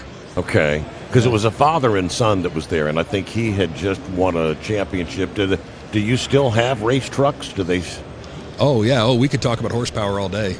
So, yes, we sponsor Michael Dalton at RLC Motorsports. He runs an ODSS truck, so it's an orange 4th-gen Ram a lot of people will be familiar with. That truck has been... I think I might have him slated to interview tomorrow, maybe. Oh, I hope so. That man is he's everyone's favorite guy. Everyone loves Mike. So Mike runs ODSS. He's been low 4s in the 8th with his truck, and we also have a triple turbo 3rd-gen Ram that we have at our headquarters that makes a little over 2,500 horsepower. That is just kind of a show vehicle / one day when we get time we'll race it. So we've got a few higher horsepower trucks floating around, but all of us at Fass are all addicted in one way or another. I myself have. It started as a daily driver and has since transformed into a 1,000 horsepower garage princess that I never drive. So we're all part of the community in one way or another. Okay. So obviously we're all here at the Mid-America Truck Show in Louisville. What do you guys have going on down here at the show? Where are you located at? And for those that are listening here today that may be coming in for the Saturday edition for the final day. Sure. Where can we find you, and what do you have going on? Sure, yeah. So we'll be slinging products and talking products and giving live demonstrations in booth 14112, not too far from the Hot Shots booth where we're currently sitting. So we've got the 3,000 plus horsepower MHPD truck on display. We've got all of our new commercial series drop-in systems on display, as well as our the co-owner of the company, Spencer, his personal truck with a lot of parts he built. Obviously, this is a trucking show, but of course, there's a lot of crossover with pickup owners. A lot of us are into it. So his truck, which makes just a little over 2,000, will be sitting in the booth as well. So whether you want to talk numbers and fuel mileage and all the benefits of Fass, or you just want to see some cool stuff, we've got you covered. And is this the kind of thing that they can, if they're interested, can they buy it and take it with them, or do you can place an order and you'll ship it to them, kind of thing, or 100%, yeah. So we did not stock enough to do cash and carry, but we will not only discount it 10%, but we'll ship it for free. Okay. So if you've got to have it. So the drivers come by, talk to you a little bit, and you explain to them the benefits and whatnot of the product. That's right. You can take an order, and then they'll have it shipped to their house or whatever? Yes, sir. Yeah, absolutely. Yeah. Okay. And it's funny, as I sat down, I was just texting with our team about the deaf issue you just brought up. That popped up in my feed as I was walking over here, and then I hear you talking about it. So I'm sure when I get back to the booth, that's all we're going to be talking about is the new deaf legislation. Okay. Yeah. I mean, somebody just told me that happened, and I was like, okay, I'm not exactly sure what that's going to translate to in my mind, but I've been a student of this. I'm certainly no lawyer, but I've obviously, for my position, I want to know what's going on with emissions laws, and seeing the DEF redacted officially is, it's good for all of us. And I'm curious to see if it's going to be retroactive. Can we then legally pull DEF off of trucks that have it, or is this just going forward looking at OEMs? You don't have to install it anymore. Yeah, I just had an interview with the gentleman. I think it's Troy Lake, the guy that got prison time for I guess working on helping drivers bypass this stuff. Right, yeah, and it's an absolute, I don't want to say too much, but it's wild what they're putting these shop owners through, so that, every day, fathers and husbands can pay their bills. They've got to keep up with this equipment that it will fail. It's not if, it's when, and we're seeing some light at the end of the tunnel, I think. Yeah. So is this your first Mid-America, or have you been here a time or two before? Or? This is my fourth go-around. I've been with FAST for 6 years, and it's. I was just commenting outside in the show area. I live in the pickup world. That's kind of my scene, the drag racing, the show trucks, and to see what these guys have done with, especially the show trucks, a lot of these trucks being working vehicles is staggering. It's on a scale completely outside of anything I've ever seen before. It's unbelievable. What percentage of trucks, diesel vehicles, do you have a pretty good footprint out there on vehicles today? We do. We're proud to say that by all measurable standards, we are the number one fuel system that we can measure. At least we are the number one fuel system upgrade in the diesel space. Now, there's a lot of competitors. There's a lot of different ways to do it, but we believe that that's like everything, though. Amen. Hot shot secret. I mean, how many different products out there trying? We all do the. Yeah, Amen. We're the best. We're the best. We're the best. Yes. Amen. Yeah. And that's why we've really tried to take a data-driven approach where you could put our table or put our system on a table next to any competitor, tear it apart, test it, and we're gonna hold up. And that's where Hot Shot Secret comes in. Same thing. 100%. Yeah. We carry and support Hot Shot Secret ourselves. It's funny being a fuel system. We get asked about additives constantly, and we refer people to Hot Shots all the time. So is that how you got kind of tied in with Kyle? Is it through the racing thing? Was he the one that brought you in? Oh, Matt roped me into it. Matt Rice and I go way back. He's an old friend, and when the opportunity presented itself, because I do a lot of social media content for myself, my own brand, if you want to call it that, and it was just a natural fit because, like I said, it's what I do for work and it's what I do for fun. Okay. Well, anything I've missed asking, any points you need to bring out that I may have? No, you teed them up absolutely beautifully. I so appreciate you having me on. I've known about your show for a long, long time, so it's cool to be on. And again, easiest way to find you, your website. That's right, fastride.com. It's not FAST, it is FASS. Ride.com. Fast Ride. And you have like a social media presence, Facebook, stuff like that, or anywhere you can find social media, we're there. Any and all platforms. And you probably have like some YouTube videos demonstrating the product, how it works, kind of thing, and maybe some of the race guys. Hundreds. Yeah. We post 6 times a day, sometimes 8 times a day for years on end. So if you can find it on social media, we're there. Excellent. Hey, it's great to be introduced to you, and thank you so much for spending some time with us. Thanks for having me, Steve. All right, back with more live from the Mid-America Truck Show, Louisville, Kentucky, the 2026 edition. This is the Steve Sommers Overnight Drive. We waited patiently, and finally we have Grand National polls in the books, and we have more coming. Welcome to the NTPA Overnight Report. I'm Greg Hunter. For the first time since the 70s, the NTPA was in Florida with superstock diesel 4x4 trucks, mini modifieds, light modifieds, and for the first time ever, 4.1 Pro Stock tractors. Full Pull caught up with light mod champion Wayne Sullivan on his way to Florida in the cab of the toter and asked Wayne if he was excited about pulling in Florida. Oh yeah, I mean, I had been back down there. I pulled down there back in the 70s in a little town called Houston. Right above where we're going to go to. So, yeah, it's going to be exciting. I used to love to go to Florida, NTPA years ago, but it's going to be a long ways to go. If fuel prices this high, it's scary, but we're going to go down and give it a try. Last weekend in Zellwood was the first of 2 for the Southern Swing, and it did not disappoint. Only 2 classes were able to hook on Friday, but they put on a show. The Mini started off the night and the season with Grant Theobald and the Wicked Polling team taking the top spot with Lil Wicked going 329, followed by Adam Bauer and Iron Tour at 328, and rounding out the top 3, Cody Singletary and Carolina Night Train 2 going 322. The only other class to hook were the new 4.1 Pro Stock tractors. Running in the red took the win with a hook of 303. Second was Kevin Lindstrom and Hyper Harvester going a distance of 295, and rounding out the podium was Brian Miller and Diggin' Bone going 294. On to Saturday, with an earlier start time, all 4 classes were able to hit the track. In the 4.1 Pro Stocks, Kevin Lindstrom aboard Hyper Harvester took the win going 324. In second was Cody Doss and Plow Tractor 4.1 going 323. And rounding out the top 3 was John Deere 5020, piloted by Jerry Martin going a distance of 322. On to the Superstock Diesel 4x4s, Totally Out of Control with Kevin Armstrong took the top spot on the podium going 318. Blake DeBrew took Flammable to 301 for second, and Jaden Littman took Something to Prove to 301 for third. On to the Superstock Diesel 4x4s. Totally Out of Control with Kevin Armstrong took the top of the podium going 318. Blake DeBrew took Flammable to 301.22 for second, and Jaden Littman took Something to Prove 301.12 for third. The Minis were back with Adam Bauer and Iron Tour improving from Friday night going first at 332. In second, Grant Theobald stayed on the podium with a hook of 326.93, and Cody Singletary and Carolina Night Train went 326.92 for one of the closest finishes I've ever seen, 0.01 feet separating second and third. The light mods rounded out the show with David Richardson aboard Tag Team taking the win with 318. Wayne Sullivan went 306, which was good enough for second, and Chase Smith with Outclassed getting a pole of 305 on the sled for third. Remember, the Southern Swing continues this weekend in Satsuma, Florida with the same classes hooking, streamed live on Full Pull Live. This has been the NTPA Overnight Report. I'm Greg Hunter. Remember, pull hard.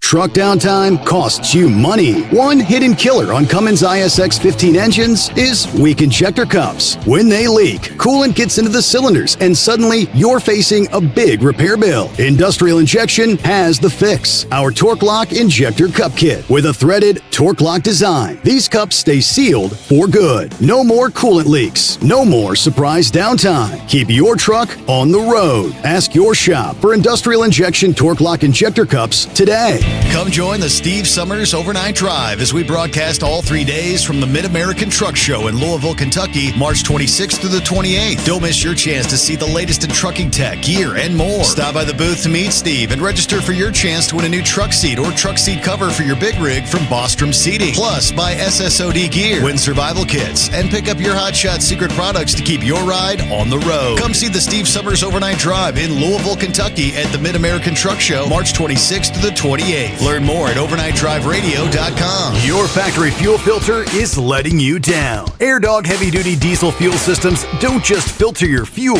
The AirDog fully optimizes your truck's fuel system for peak efficiency. The factory-provided filter simply removes particulates and water from fuel. The AirDog system removes all contaminants, including entrained air, water, and particulates, and feeds the engine pump with optimal pressure. Check out airdogdiesel.com to learn how you can capture every bit of performance and efficiency from your fuel system. Dean Michael, the tax doctor, here with Tax Help MD. As many of you know from Steve Sommers' show, I've been helping professional drivers solve their tax problems. I can help you too. If you've been struggling with back tax debt, call me now at 888-557-4020. Let's face it, these problems aren't going away all on their own. You need professional help so you can sleep better at night knowing you're in good hands. It's like I always say, keep your eyes on the road, I'll keep my eyes on the IRS. 888-557-4020. Like the men and women who power America, the people at Hot Shot Secret work hard and play harder. We're the fastest growing diesel and oil additive brand in the country. We solve problems. We protect engines. We save you money. And more importantly, time. Hot Shot Secret, powered by science.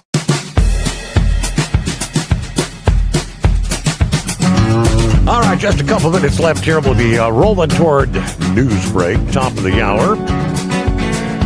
And believe it or not, that means we'll be actually rolling into our final hour here for a Friday in Louisville, Kentucky. We got a couple of guests coming your way just ahead. First guests are a final hour Can-Am Custom Tank Wash. That's a new business starting up for truckers. They'll explain. Cross Diesel Repair. Sean Cross. That'll be a new one for me. And I do believe we've got the one, the only Steve Foschek, a.k.a. Cue Ball. I think he's going to be our final guest of the day. Get an update from him. See if he's able to get Orwell back on the road. What he's doing. I think he's been doing heavy haul stuff, maybe like daytime operations, because obviously he hasn't checked in during the overnight hours in a while. So yeah, we'll get a full report from FSC Trucking. Hey, tomorrow night is Saturday night, final day of the show, and right about the time things wrap up, 5 o'clock in the afternoon. They've got all the truck and tractors all lined up right out behind us, right outside the back of the building. The truck and tractor pulls, the Mack Nationals, hot rod semis, not your average over-the-road truck, pulling with DOT-approved tires. The hot rod semis, a fan favorite. They'll be in action here at Freedom Hall tomorrow evening. Light modified tractors, pro stock, super stock, diesel trucks, all here at Freedom Hall tomorrow evening. We get our news update, a service of Industrial Injection. Since 1985, diesel owners have counted on us for fuel injection, turbochargers, and engine solutions, from light-duty pickups to heavy-duty equipment. Learn more at industrialinjection.com. Truck downtime costs you money. One hidden killer on Cummins ISX 15 engines is weak injector cups. When they leak, coolant gets into the cylinders, and suddenly you're facing a big repair bill. Industrial Injection has the fix. Our Torque Lock Injector Cup Kit with a threaded Torque Lock design. These cups stay sealed for good. No more coolant leaks. No more surprise downtime. Keep your truck on the road. Ask your shop for Industrial Injection Torque Lock Injector Cups today. Come join the Steve Sommers Overnight Drive as we broadcast all 3 days from the Mid-American Truck Show in Louisville, Kentucky, March 26th through the 28th. Don't miss your chance to see the latest in trucking tech, gear, and more. Stop by the booth to meet Steve and register for your chance to win a new truck seat or truck seat cover for your big rig from Bostrom Seating. Plus, buy SSOD gear, win survival kits, and pick up your Hotshot secret products to keep your ride on the road. Come see the Steve Sommers Overnight Drive in Louisville, Kentucky at the Mid-American Truck Show, March 26th through the 28th. Learn more at overnightdriveradio.com. Your factory fuel filter is letting you down. AirDog heavy-duty diesel fuel systems don't just filter your fuel. The AirDog fully optimizes your truck's fuel system for peak efficiency. The factory-provided filter simply removes particulates and water from fuel. The AirDog system removes all contaminants, including entrained air, water, and particulates, and feeds the engine pump with optimal pressure. Check out airdogdiesel.com to learn how you can capture every bit of performance and efficiency from your fuel system. Dean Michael, the tax doctor here. I have one question for you. Do you want to stop worrying about the IRS? If the answer is yes, then look no further. I've been around for years. I've helped countless people across the country, and my success rate speaks for itself. So now you know where to find good, honest help with your tax problems. What are you waiting for? If you owe more than $10,000 to the IRS or haven't filed in years, call me now at 888-557-4020 or go to mytaxhelpmd.com for a free consultation and get your life back. USA Radio News. I'm Ron Warner. The NYPD is prioritizing security around synagogues as Passover starts next week. Police Commissioner Jessica Tisch told Jewish community leaders on Thursday that she has not seen a threat environment quite like this one in her 18 years in government. These are perilous times, to be sure, and I know you feel the stress and the anxiety. I feel it too. But I also know that the NYPD is laser focused on keeping this city safe. The NYPD is deploying counterterrorism teams and canine units to synagogues and has a network of cameras and sensors in place as part of Passover-related security. In New York, I'm Scott Pringle. A new Fox poll finds most Americans want major sports to stay on free TV. Many fans say cost and access are keeping them from watching games. Tax season is here, and so is no tax on overtime. Natalie Bigliori has more. The no tax on overtime provision in the Big Beautiful Bill is in effect for this tax season. Mark Stieber, the Chief Tax Information Officer at Jackson Hewitt, breaks it down. If you receive overtime, generally you know it. And you also probably know how much overtime you received. The deduction is $12,500 per person, $25,000 if you're both receiving it and you're married, of the qualified overtime, which is the premium. Now, Stieber does add it just might be a little more complicated this year because this is the first year that you're actually allowed to claim the deduction. So say you get $20 an hour and you're working and you get overtime, but that's at $30 an hour. It's not the $30 that you calculate for the tax deduction. It's the premium, the $10 per hour. You can visit irs.gov for a complete breakdown of the new overtime deduction. The tax filing deadline is Wednesday, April 15th at midnight.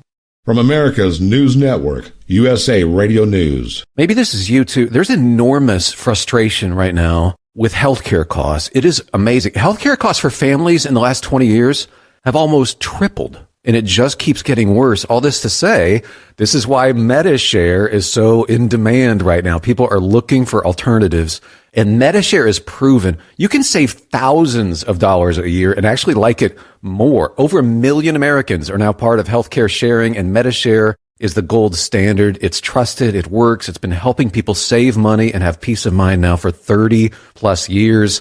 It's not some big impersonal thing either. It's a community of people like you helping each other. So yeah, if you're frustrated too, here's your chance to make a refreshing change. You'll notice the difference as soon as you call. They're easy to talk to. You can get a price within 2 minutes. Here is the number. Call 855-SHARE-40. That's 855-SHARE-40. 855-SHARE-40. The Supreme Court will hear arguments next week on President Trump's plan to end birthright citizenship. On his first day back in office, President Trump signed an executive order ending birthright citizenship for children born to parents in the U.S. illegally or temporarily. Opponents say that goes against the Constitution's 14th Amendment, but the administration argues that amendment was only intended to ensure former slaves and their children were recognized as U.S. citizens following the Civil War. The justices will hear oral arguments on Wednesday. I'm Rory O'Neill. Basketball Hall of Famer Shaquille O'Neal is shutting down viral social media rumors linking him to pop star Sabrina Carpenter. On his podcast, O'Neal reacted to a fake headline claiming he sent inappropriate messages, calling it completely false. He joked that he has way more game than that, while making clear he never contacted Carpenter. The moment highlights how quickly misinformation can spread online and the importance of verifying viral claims. Netflix is raising its subscription prices for a second time in just over a year. The new prices were unveiled on Netflix's website Thursday. The cheapest plan, standard with ads, will cost $9 a month, an increase of $1. A standard ad-free plan is going up $2 to $20 a month. Meanwhile, the highest premium plan will now run subscribers $27 a month. I'm Ron Warner, USA Radio News. If something costs less, but people are happier with it, maybe you've heard switching to MediShare to pay for healthcare can save the typical family $500 a month. And that's huge, but it's also true that people are way more satisfied. The customer satisfaction rate for MediShare is double that of the typical health insurance plan. Double. Here's the number you need. 855-SHARE-40. That's 855-SHARE-40. 855-SHARE-40. Truck downtime costs you money. One hidden killer on Cummins ISX 15 engines is weak injector cups. When they leak, coolant gets into the cylinders and suddenly you're facing a big repair bill. Industrial Injection has the fix. Our Torque Lock Injector Cup Kit with a threaded Torque Lock design. These cups stay sealed for good. No more coolant leaks. No more surprise downtime. Keep your truck on the road. Ask your shop for Industrial Injection Torque Lock Injector Cups today. Dean Michael, the tax doctor here. I have one question for you. Do you want to stop worrying about the IRS? If the answer is yes, then look no further. I've been around for years. I've helped countless people across the country. and my success rate speaks for itself. So now you know where to find good, honest help with your tax problems. What are you waiting for? If you owe more than $10,000 to the IRS or haven't filed in years, call me now at 888-557-4020 or go to mytaxhelpmd.com for a free consultation and get your life back.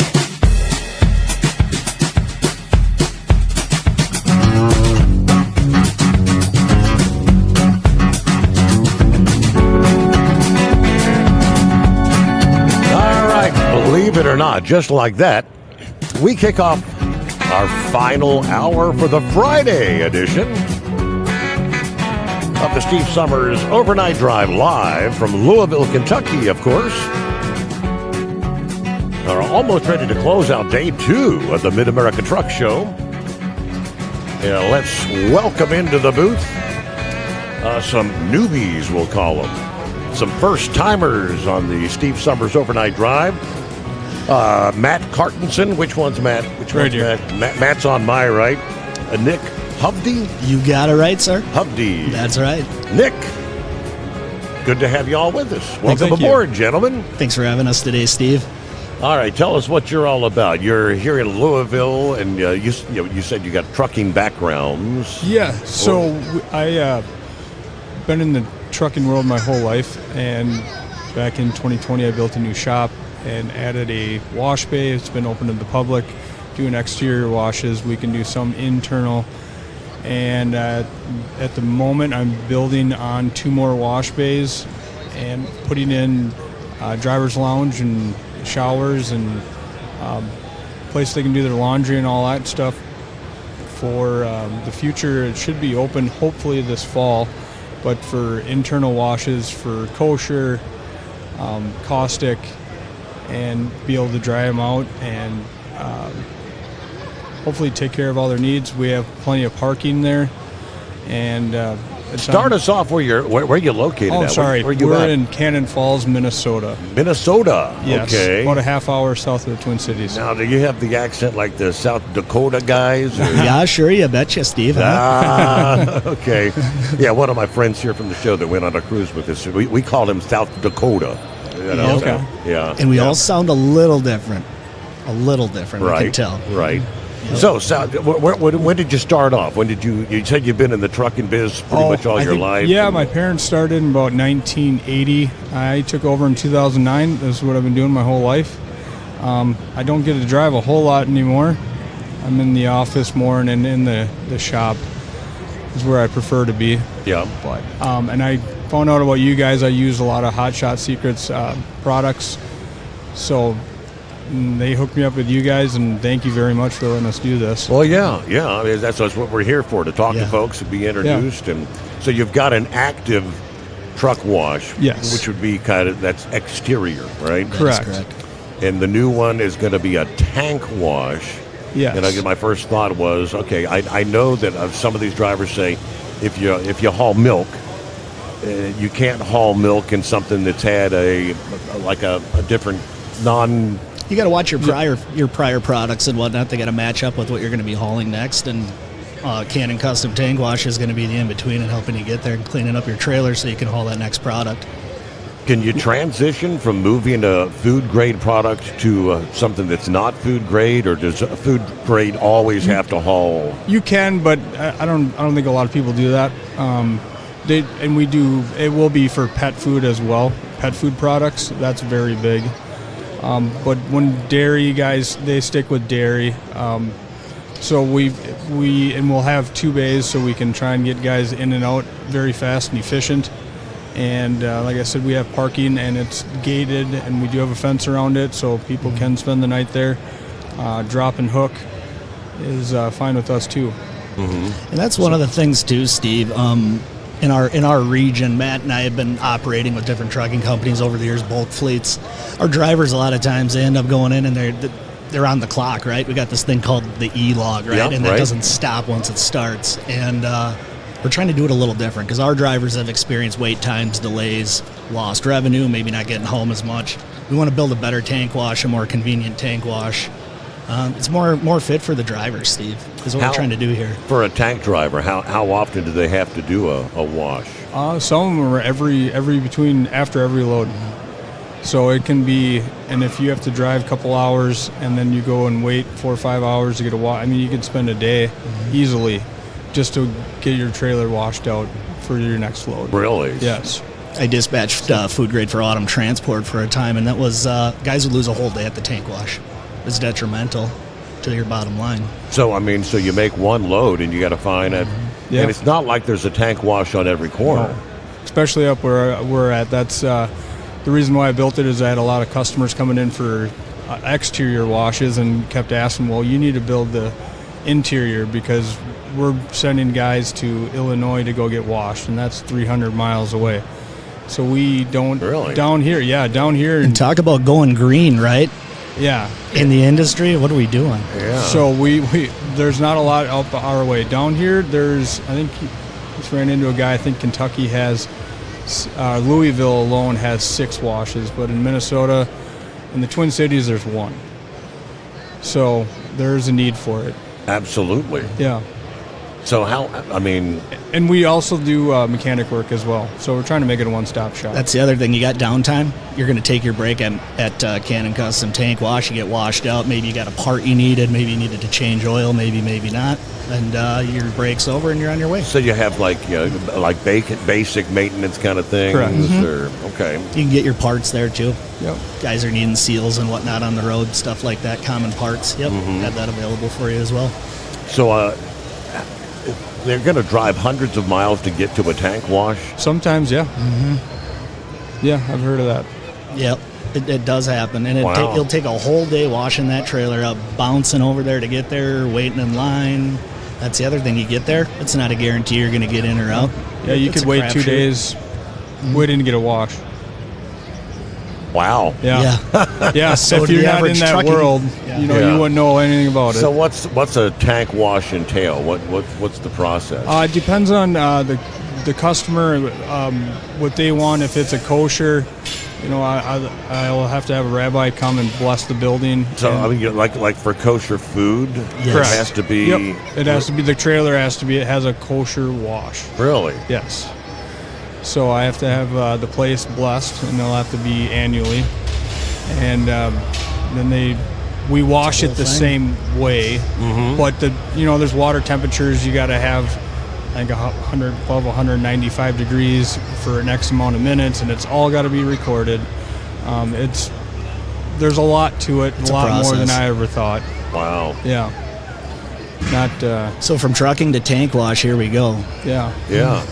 It's a lot. That's pretty. I've never heard of such a thing.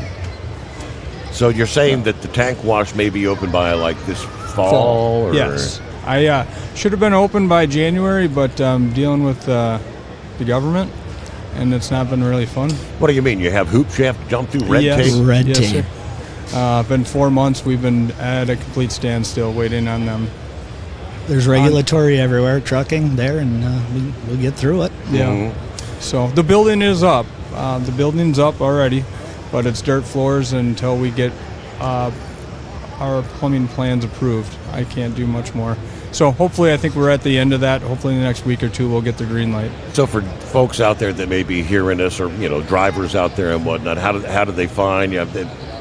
Where can they put it into their GPS, I guess, so they can find you when they're up in that neck of the woods? Well, CannonCustomTankWash.com to start. The World Wide Web's a great place. Jump on Google, check there. But yeah, Cannon Custom Tank Wash, Cannon Falls, Minnesota. Sorry, I'm a Wisconsin guy. Cannon Falls, Minnesota. Matt, what's your address over? We're right off of 52 in Cannon Falls. Yeah, we're about a mile off of 52. 700 Cannon Industrial Boulevard, and that's Cannon Falls, Minnesota. Our office number is 651-437-2783. Okay. So what are you guys doing here in Louisville? You have a booth here, or you're just kind of handing out business cards and whatnot? We've been meandering. Trying to pass the word about Passing the new... the word, and last minute I found out I was going to be able to do this show, so 3 days ago I called him and my friend Nick and asked him to come with me. He helps me doing sales and recruiting. Steve, you're making one of my lifelong trucking dreams come true here today because of you. 20 years in the industry, never been to Matt's. This is my first year. Wanted to go every single year, so I came down here because we got to do this year. So thank you. Yeah. Say, what do you think? Have you had a chance to get around and explore? Oh, absolutely. I told Matt this morning. I said I'm a little overwhelmed. Actually, I want to talk to everybody, do all the things. There's a lot to do and see here. Networking is great. Ran into I don't know how many people that I've worked with over the years that I've never met in person, and I think everybody that comes here says that, and it's true. It's very, very neat. You said something about you use some of the Hot Shot Secret products? Yes, I do. I use the everyday treatment, and then I use the stick sheen eliminator. Yep. And now I'm drawing a blank. You guys have a probably in between the stick sheen eliminator is going to clean out the oil side. The FR3 Correct. Probably. Yep. Oh, and the cetane booster. Okay. Yes. So yeah, I've been using it for a few years now, and I really like their product. So you do oil changes. Have they signed you up to be a distributor or a dealer? I am a dealer. Okay. Yes. Yep. Okay. At the volume I was buying, they said, "Well, you just become a dealer." I said, "All right." Yeah. So yeah, we guys so coming you in. offer oil changes at your facility there. We do, and then we do sell the products as well. Okay. So for the guys that coming in for washes, we sell products there as well. Pretty cool. Yeah. Anything I've missed? I don't think so. We got the kitchen sink in there, I think. Yeah, I think Matt, we're doing good, but thank you so much for letting us do this. Absolutely, yeah. Appreciate the I opportunity. Appreciate you. Yeah, I mean, all I know is it's a new business starting up for the truck drivers. Yes. So that's what we're doing. Yep, making it happen. So. Well, I hope it all goes well. Can we talk? What's the average cost of a truck wash these days? Oh, that is a good question.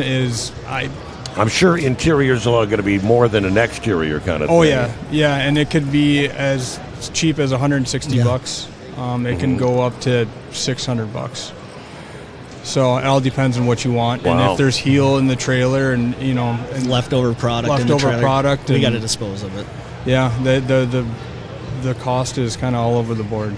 How does a truck wash work in like the dead of winter? It's been cold up there. I mean, yes. I can't go through the car wash when it's 10 degrees. Right. Can you wash trucks when it's cold? Oh yeah, we still do.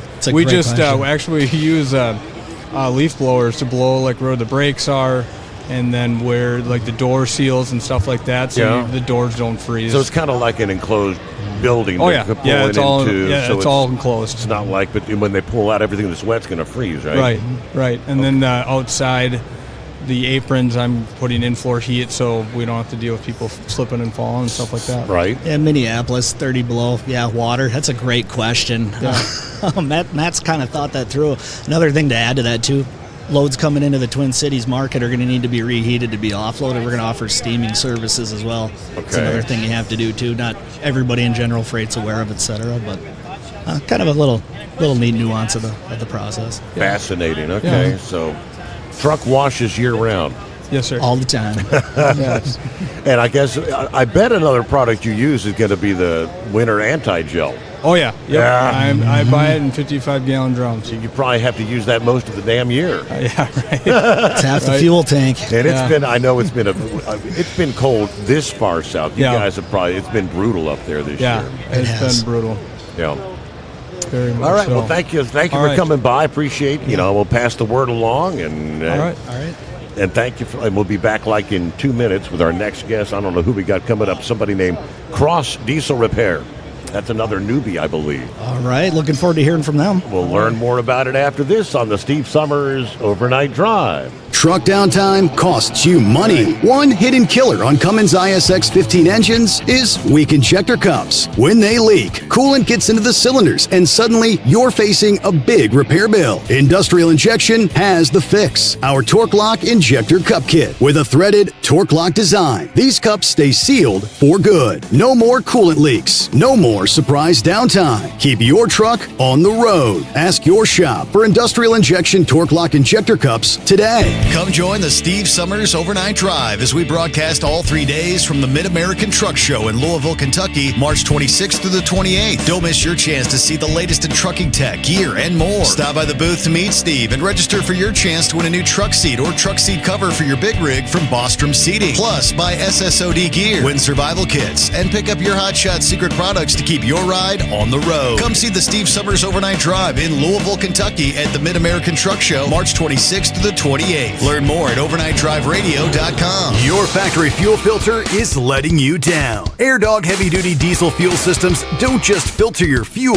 The AirDog fully optimizes your truck's fuel system for peak efficiency. The factory-provided filter simply removes particulates and water from fuel. The AirDog system removes all contaminants, including entrained air, water, and particulates, and feeds the engine pump with optimal pressure. Check out airdogdiesel.com to learn how you can capture every bit of performance and efficiency from your fuel system. Dean Michael, the tax doctor here. I have one question for you. Do you want to stop worrying about the IRS? If the answer is yes, then look no further. I've been around for years. I've helped countless people across the country, and my success rate speaks for itself. So now you know where to find good, honest help with your tax problems. What are you waiting for? If you owe more than $10,000 to the IRS or haven't filed in years, call me now at 888-557-4020 or go to mytaxhelpmd.com for a free consultation and get your life back.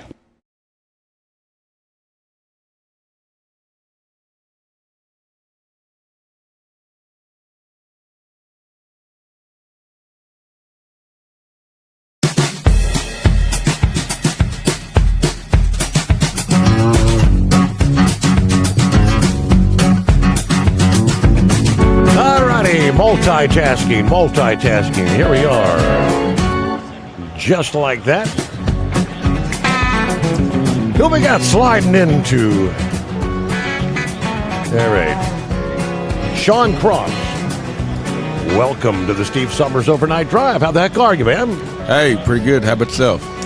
We've had a pretty good first 2 days. We're almost done with day number 2 here, so... Yep, wrapping her up for the end. Yes, sir. So, Cross Diesel Repair. Yes, sir. We're here in central Kentucky off of I-75. You're kind of close to home, in other words. Oh, yeah. We're ain't but 45 minutes to an hour, depending upon the traffic here. Yeah. Kind of right there with 75 and 64 corridors, 71. A very, very busy corridor for trucking. So Cross Diesel Repair, obviously a service shop. Are you like a full service? We're full service. Basically, we do our claim to fame's overhauls, in frames, out of frames. Yeah. Now that's pretty in depth repairs, right? That's not like general oil changes and stuff. We do it all, but that's where our claim to fame. We do everything from fabricating. We get guys that come in and needs headlights changed, to oil changes, to overhauls, clutch jobs, transmissions, power dividers, basically from A to Z. We do it we're open from 8 to 5 regular hours, and we run 24-hour road service. Still working on people on side of the road? Yep. That's getting more and more difficult to find. TA stopped doing road service, didn't they? Yeah, a lot of companies have, and the biggest problem is because it's hard to find the technicians that, for one, it's willing to do it. Yeah. For two, and when you say willing to do it because of the danger inherent of being on the side of the road? Yep, because we do them all the time. Guys that call me, and they won't get off, people just won't get over it. They don't understand it. Yeah. Broke down car, get over a lane. Right. And, but we try to keep everybody moving up and down the road, keep them safe. There is some customers out there that they're right on the line that we have to get them pulled over off a ramp or something like that to get them repaired. So what do you offer like for roadside? Is the most common probably a blown tire kind of thing? It really, we'll do anything roadside. Depending on the side of the interstate, we want to do the quickest, fastest fix to get you off the road. And then if there needs to be more repair, we can get you to a shop or a safe place. Maybe patch things up to where you can get them. Yeah, just enough to get him off the road. Gotcha. We want him off the side of the interstate because it's dangerous for him and us. Absolutely, yeah. And we also we have a division that we work on heavy equipment, diesel pickup trucks, and like I said, we also got a fab shop as well. So we're kind of mixed in with all of it. So what got you started in the biz? Is it a family tradition kind of thing? So my old man, he got me into it. essentially he done excavating work, and I started working on his equipment and kind of enjoyed it. And then I started having people around me want me to work on their stuff, and then as I got older, he got more guys and started branching out more, and then I've started working second shift at some truck shops because I wanted to learn that knowledge. And then I done that for 15, 16 years, and then I wanted some more education, so I went and got me a bachelor's degree in applied science. And then I just decided I'm going to open up my own shop.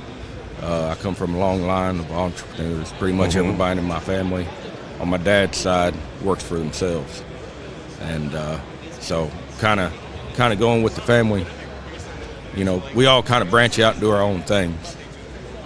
Now, for a big truck, you're working on Class 8s, right? You got to have a pretty big facility there. Yep, you got one bay, two bay. What? We got a 10,000 square foot shop there. We're a lot of people probably knows the name of Noble's Truck Stop.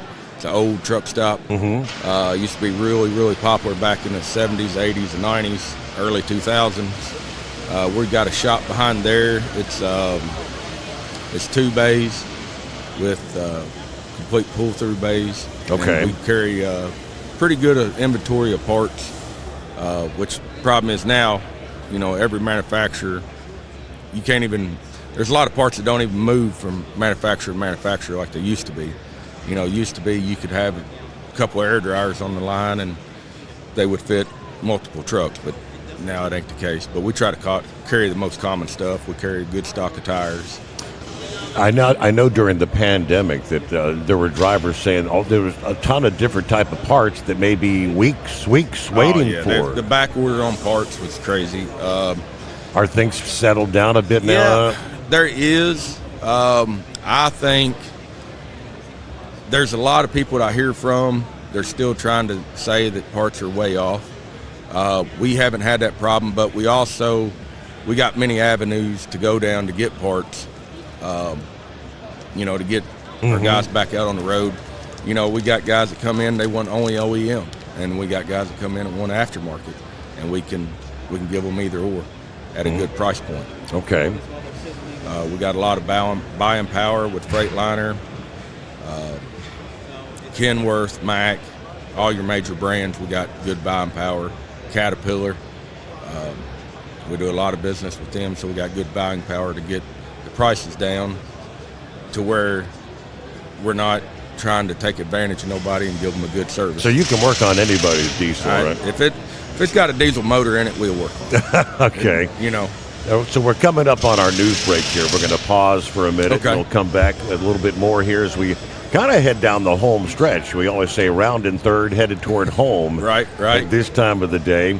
We'll be back with more live from the Mid-America Truck Show. Louisville, Kentucky. One final day comes our way Saturday, and it's going to be an early day. Things open at 9 a.m. tomorrow morning.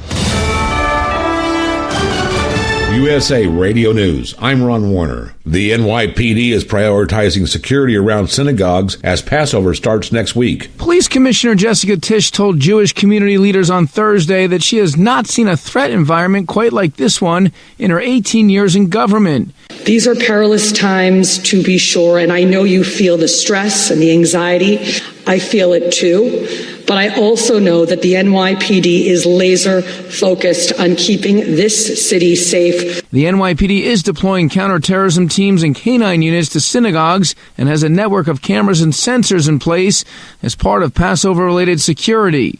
In New York, I'm Scott Pringle. A new Fox poll finds most Americans want major sports to stay on free TV. Many fans say cost and access are keeping them from watching games. Tax season is here, and so is no tax on overtime. Natalie Bigliori has more. The no tax on overtime provision in the Big Beautiful Bill is in effect for this tax season. Mark Stieber, the Chief Tax Information Officer at Jackson Hewitt, breaks it down. If you receive overtime, generally you know it. And you also probably know how much overtime you received. The deduction is $12,500 per person, $25,000 if you're both receiving it and you're married, of the qualified overtime, which is the premium. Now, Stieber does add it just might be a little more complicated this year because this is the first year that you're actually allowed to claim the deduction. So say you get $20 an hour and you're working and you get overtime, but that's at $30 an hour. It's not the $30 that you calculate for the tax deduction. It's the premium, the $10 per hour. You can visit irs.gov for a complete breakdown of the new overtime deduction. The tax filing deadline is Wednesday, April 15th at midnight. From America's News Network, USA Radio News. Maybe this is you too. There's enormous frustration right now with healthcare costs. It is amazing. Healthcare costs for families in the last 20 years have almost tripled. And it just keeps getting worse. All this to say, this is why MediShare is so in demand right now. People are looking for alternatives.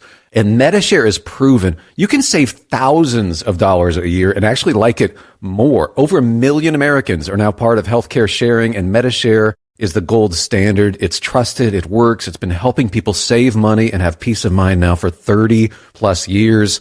It's not some big impersonal thing either. It's a community of people like you helping each other.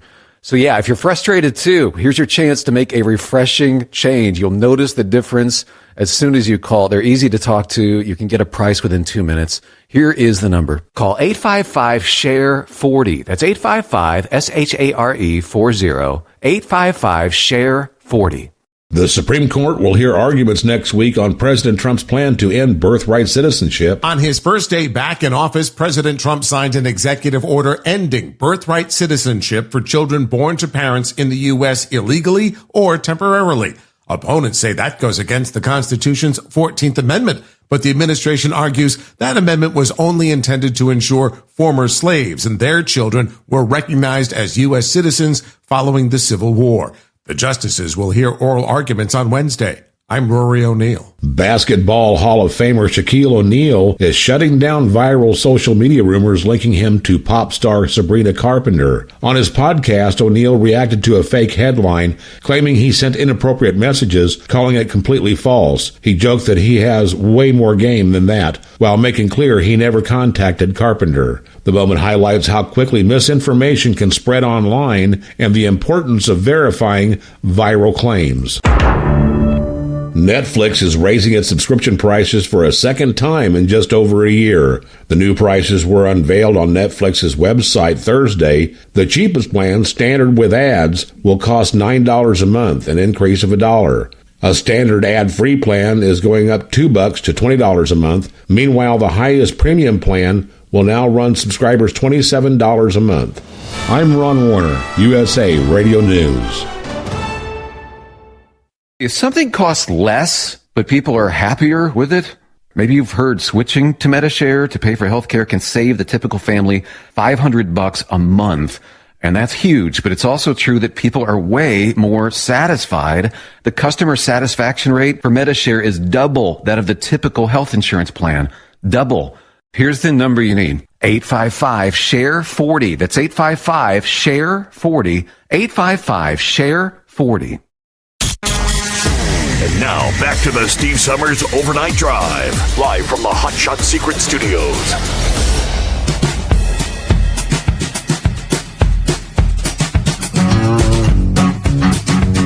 All right, yeah, normally we are in the Hot Shot Secret Studios, our secret bunker. We're out of Southwest Ohio, just north of Cincinnati there. You're tied in with Hot Shot Secret, right? You are Frost Diesel Repair. You've been with them for a while now, I think. I'm sorry. Turn your mic on. There you go. Yeah, we've been with them for probably 5 or 6 years, maybe a little longer. We run all their products. We offer all their products in our shop. Mm-hmm. It's great products. The oils, you can get the pre-mix oils, and then you can also get your additives and the fuel treatment. That works great for over-the-road guys. They make the big jugs so they can run it. They ain't got to, carry around 20 little cans. Right. They make the big jugs for your big tanks. Mm-hmm. But yeah, we've had great success with it. Injector cleaners, especially for your new common rail injectors, we've had really good success with that. We used to use a whole bunch of different stuff in the past, but as far as right now, that's the best thing out on the market. Best on the market, yeah. So I'm really happy with everything. All my customers have been happy. I ain't had any complaints whatsoever. And also in the agricultural world, we've been using it in there and not had any issues out of it. We've actually ran some tests on some tractors. We had some guys that their hydraulics was getting hot under a lot of they do a lot of hay around us. So in the summer months they're putting up hay. They had problems with their injector with their hydraulics getting hot. And we've ran their additive in the hydraulic system. We dropped about 10 to 15 degrees off their hydraulic temperature tank, which saves their seals and stuff in your hydraulic cylinders and your pumps and everything, keeps it from wearing. So most of your business, is that kind of local, or is it We do. So basically we run a 50-mile radius. For the roadside repair? Yeah, right. Basically any kind of road service, we run 50-mile radius. And like I said, it's construction, big truck, agriculture. So basically that gets from Louisville to Cincinnati to a little past Lexington in that kind of general vicinity. And we've had great success. We've had good customers. You know how it is. Sometimes you can't make everybody happy, but we try our hardest to. And then in the shop, I think our biggest thing is that I really pushed for when I was starting this. When you hear so many people, they go to a dealership and they say, hey man, I've been waiting there for 2 or 3 days to get seen. And then they finally get looked at and the part's 3 or 4 days out. We try to do a quick access where if you show up usually within the hour, depending on how busy we are, but we try to make it within the hour. We'll either get a tech to look at your mechanical problem, or if there needs to be a laptop hooked to it for diagnostic, we'll try to get that done within the hour, so that way we can get our parts coming. We can get you an estimate to say, hey, it's going to cost you this much, this is what's wrong, and get you going down the road. And that way you're not sitting there a couple of days waiting for somebody to look at your truck. And I think in this industry that's a big deal, because freight, if you're late, it's big money. And I've always tried to pride myself on getting people in and out. And James, he runs our service desk the day-to-day, and he's pretty much on top of that as well. We got like mind on trying to get people in and out of the door and up and down the road. And along with, I mainly deal with the road service side, because where there's so much going on between the shop, it's too much for one person to try to take care of the shop and the road service. And you're willing to get out there? You're one of those guys that's willing to get out there? You'll see me on the side of the road. Wow. And if there's a couple places on I-75, but I won't let my guys go. I'll go out there and get these guys off the road, because I've done it long enough. You get the cues of how, when people's running, to keep an eye out. And I will not put a young guy out there on the road. It's just too dangerous. You turn your head for a second, and boom. And I think it was 3 months ago, there's an article in Kentucky that somebody almost got hit. They totaled the service truck because I think it was a pedestrian car that wasn't paying attention. I'm sure probably on their phone, and ran right into the service truck. And it could have killed. It could have killed the driver and the mechanic. Had a story last week in Illinois, four state troopers hit in a 24-hour period. Right. It's just insane. Man, nobody pays attention no more. Yeah. Everything's right now, and people are they're on their phone, and it's dangerous as heck for us out there on the side of the road. And I'm a big believer in lights will save your life, but I'm also a believer you've got these guys with these really, really bright LEDs, and I think they blind people as well. And same goes for the driver. These drivers, they run around with no vest on.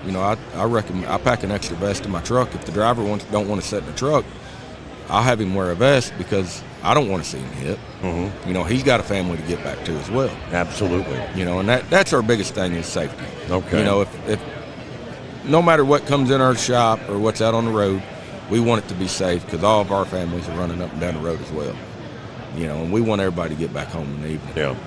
So you said you're pretty much off of I-75 right there. Is that about halfway between Lexington and Cincinnati? So we're exit 144, mile marker 144. Okay. We are on the northbound side of the interstate. You can almost throw a rock and hit the interstate from our shop, so we're very close. Easily accessible. Yep. You said something about, and that's a good zone, which, what about? Right about the 10-hour break north of I-40 kind of thing? So if you're pulling out of Florida, depending on where at in Florida, of course, but if you're pulling out of Florida, we're right in the zone. You know, the Lexington, Florence, in that area is usually around the 10-hour reset. Okay. And we've had a lot of guys that's come in, needed something, and, you know, they're like, hey, man, where can I park at? Well, we got plenty of lot to let them guys, if we work on your truck, you got, you know, plenty of room. You can get your truck and trailer in. And you say you got a secure lot and you got access, everything's restroom on, access kind of stuff. Everything's on camera. Okay. You know, we got dumpsters for the trash, and we're just there to help everybody out, man. That's we just want to keep the industry going. We're trying to change the industry standard a little bit at a time, which, you know, the industry is stuck in. A lot of the industry is stuck in its ways. So the easiest way, again, Cross Diesel Repair, is it a .com? So our website is crossdiesel.com. And you can find us on Facebook at Cross Diesel Repair.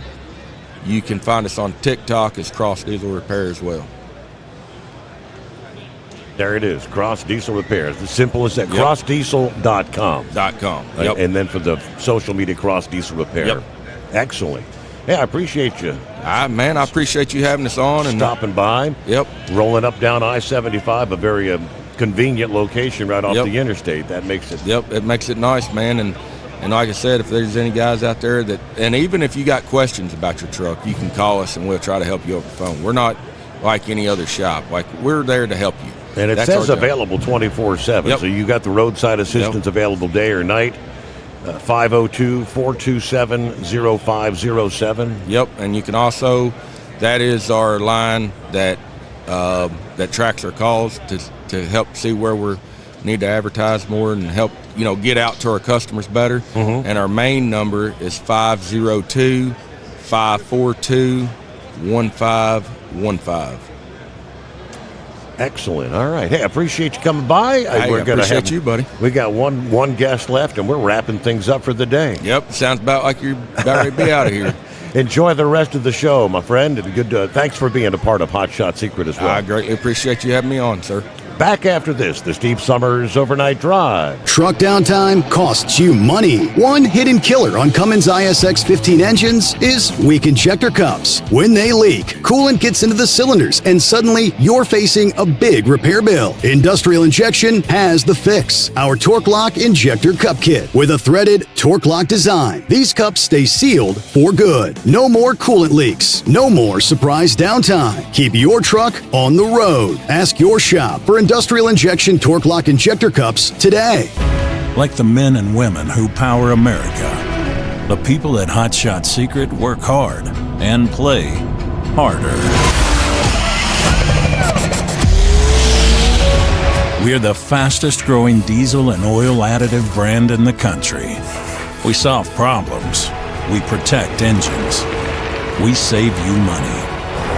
And more importantly, time. Hot Shot Secret, powered by science. Dean Michael, the tax doctor, here with Tax Help MD. As many of you know from Steve Sommers' show, I've been helping professional drivers solve their tax problems. I can help you too. If you've been struggling with back tax debt, call me now at 888-557-4020. Let's face it, these problems aren't going away all on their own. You need professional help so you can sleep better at night knowing you're in good hands. It's like I always say, keep your eyes on the road, I'll keep my eyes on the IRS. 888-557-4020. Your factory fuel filter is letting you down. AirDog heavy-duty diesel fuel systems don't just filter your fuel. The AirDog fully optimizes your truck's fuel system for peak efficiency. The factory-provided filter simply removes particulates and water from fuel. The AirDog system removes all contaminants, including entrained air, water, and particulates, and feeds the engine pump with optimal pressure. Check out airdogdiesel.com to learn how you can capture every bit of performance and efficiency from your fuel system. Well, nothing like a last-minute visit. you swing on by. Yep. Cue ball. The one and only. I'm still here. I mean, I wish you would have got on with your suit yesterday. That would have been cooler. You looked like, I don't know, you were dressed to kill there. You're like a mobster. Yeah, I guess I did look like I was dressed to kill. So, yeah, I have a sharkskin gray suit for those that didn't see yesterday. And it's literally the suit I wear to court, funerals, weddings. And naturally, me being me, I have to have the matching Stetson fedora hat to go with it. Yes. Mm-hmm. Yeah. So since I had a fancy dinner I had to go to after the show, and I did a meet and greet with 4 state trucks, Chrome Shop Mafia. Yeah. I figure if I'm going to wear the suit, I'll wear it all day long and just roll with it. So it was a hell of a thing to see. Yeah. So I mean, it's been a year, and I mean, last we talked, I think it was you and one of the Gentry guys. Yep, Gentry and Sons. Yep, Tim Gentry is here. You were driving a different truck, and Orwell was off the road. And you were trying to. Orwell just went down. Had a cracked engine block, number 6. Liner right underneath the liner is where it cracked, so it lifted the liner up just enough. It looked like a failed head gasket until you started cutting counterbore. You can cut and cut and cut. You just couldn't cut that crack out of it. So it had to have a top end rebuild on it. Basically, dig it out, put an insert in, machine it flat. So right now, number 6 is like it was brand new factory. So is Orwell back up and running? Orwell is not back up and running. So long story short, we also decided, because I met some other people in this last year, we decided we were going to start making Orwell a heavy haul unit, which means it needs a whole new frame. So we lengthened the frame. We didn't just lengthen the frame. We removed the entirety of the old frame, which was 1/4 inch thick, and replaced it with 1/2 inch thick rails and made it longer. That we have room for a pusher axle, a little bit of space for a step box, then your tanks, then the green APU, then your wheels, and on down the line. So it's going to be a 4-axle tractor now.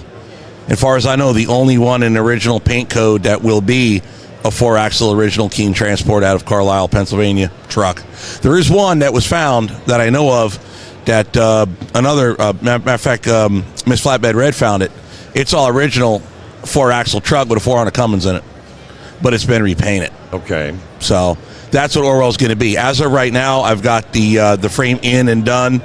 The really super extended 5th wheel slider, because I still have to haul my short neck RGN trailer. Also, when you're hauling heavy, you got to be able to reach forward to place the weight more forward on a trailer. So literally, I built this super extended 8-foot long 5th wheel slider on that thing with a low profile 5th wheel Peterbilt style perch on it. It's actually Holland, but it's common with Peterbilt. Okay. So when the engine gets rebuilt, which we're probably going to rebuild that in-house unless some sponsor steps up, be like, hey, we're going to rebuild your engine for you. I'm like, okay, cool. But unless that happens, I'm going to do it. New 18-speed transmission, same rear, same tires, just add a pusher axle, and I'll go down the road. So naturally, we'll be shopping for trailers next. There's not enough hours in the day for you. I mean, you're trying to drive truck, make a living, and when do you find time to work on all this? That's all I do is work. No doubt. It takes time when you're a one-man band. But yeah, so ultimately, my youngest son, we have that in common too. My youngest son is currently active duty Marine Corps. Okay. He'll be coming back when he's done with the Marine Corps in the summertime. Mm-hmm. So he's coming out with me, because we're not just, I never wanted my kids to just, I know it sounds terrible, but I didn't want them to follow my footsteps of how things were when they were young, meaning all I did was drive trucks. But now we're building something bigger than just one guy driving one truck.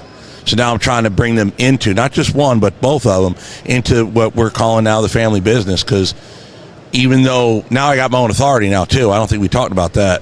No. So now I got my own authority. So even though the YouTube channel is FSC Trucking, I've always been under the LLC of FestCheck Trucking. That's my last name and trucking.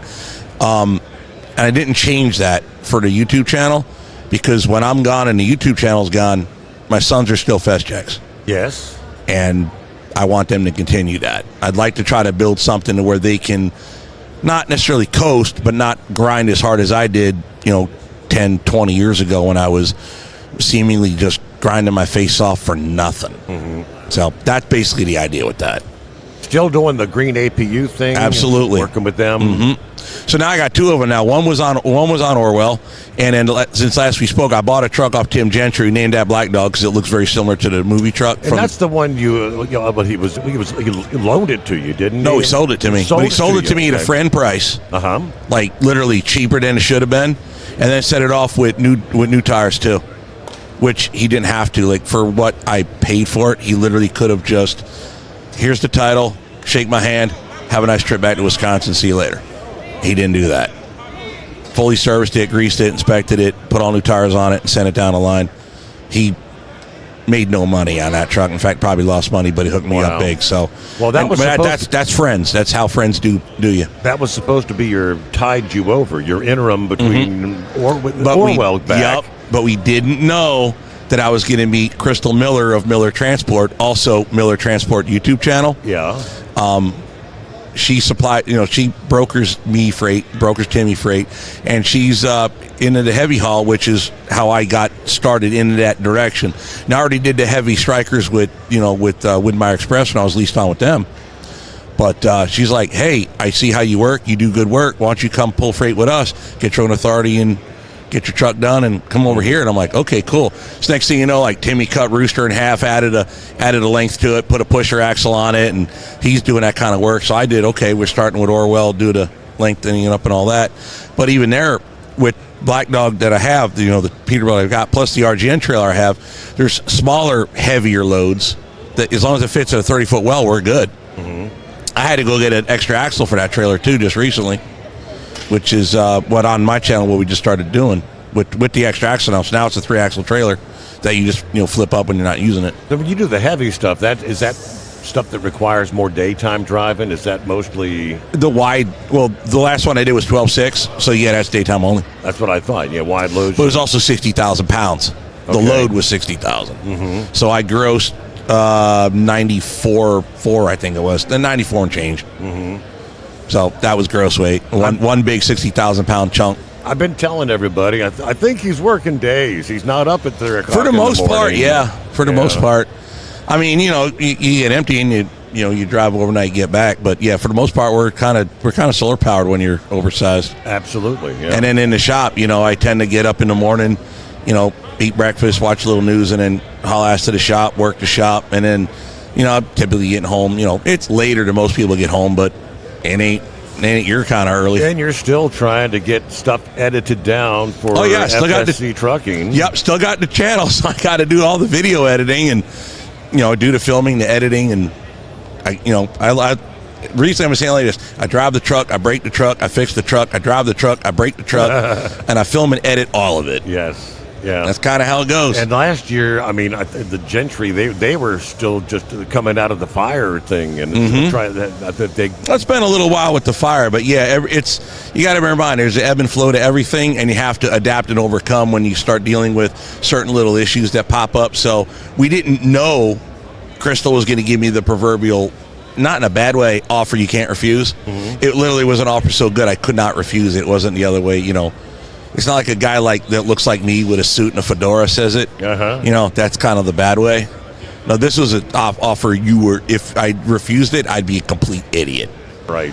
So, no, I actually might be a complete idiot, but I took the offer anyway, and it's been great. So that's the thing. I got my own authority now, and for guys that's done it, when you first start out like that, it's a scary process because it's an unknown. It's a hell of a thrill when you get in your truck and it's your name on your door, not someone else's name, and you're driving down the road and like you're the compliance guy. Oh, right, that's me. I got to deal with all of that, plus drive the truck.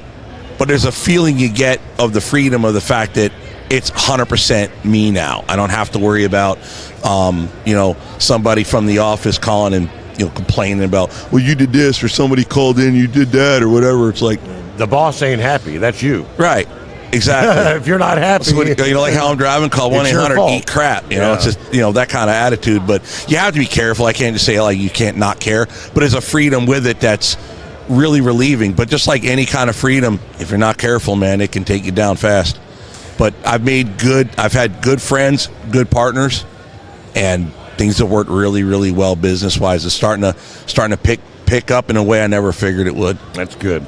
How are the fuel prices impacting you right now? I mean, I was feeling good. Saying it was killing them. Well, I was feeling good. Thanks for bringing that up. Oh, sorry.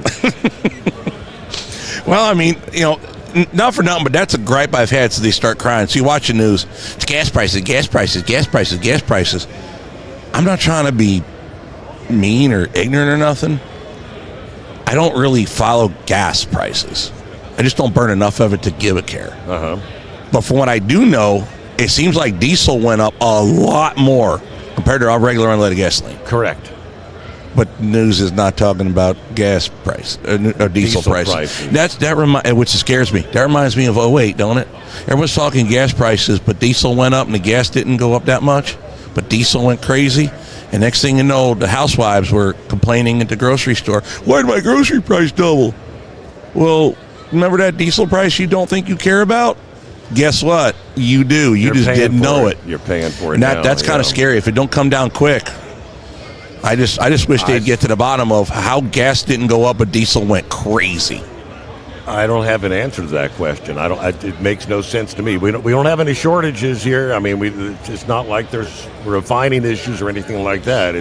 Well, since you brought that up, let's go down that rabbit hole real quick, right? So think about it. From what I'm understanding, I could be wrong. What I'm understanding, very little to none of the oil that we use here in this country comes through the Strait of Hormuz. Less than 15%. Right. We got it. Right. So, okay, if you make a product like, I don't know, that engine right there. That engine right there costs a certain amount of money to build, right?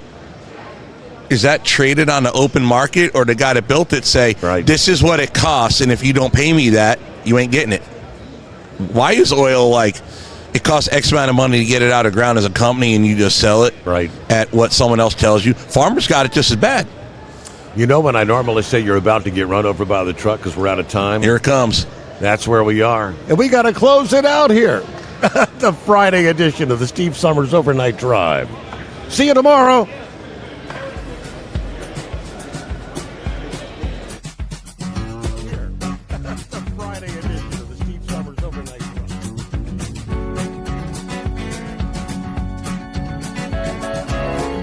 Guess the places that I've been.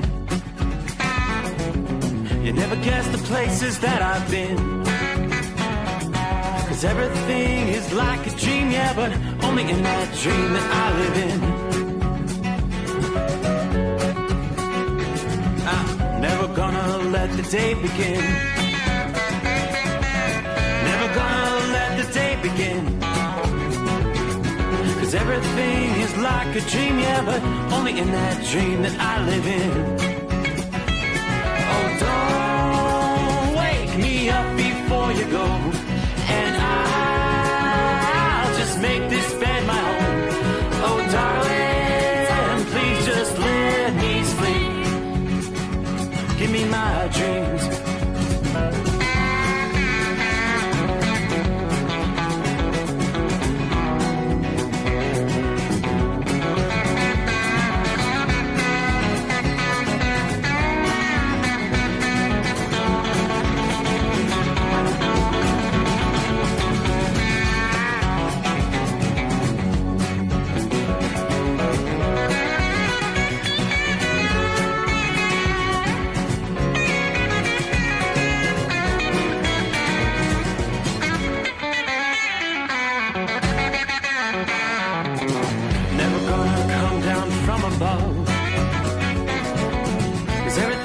Better from above.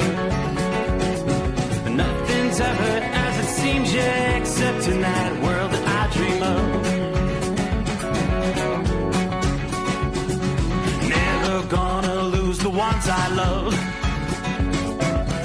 Never gonna lose the ones I love. 'Cause everything is like a dream, yeah, but only in that world that I dream of. Oh, don't wake me up before you go.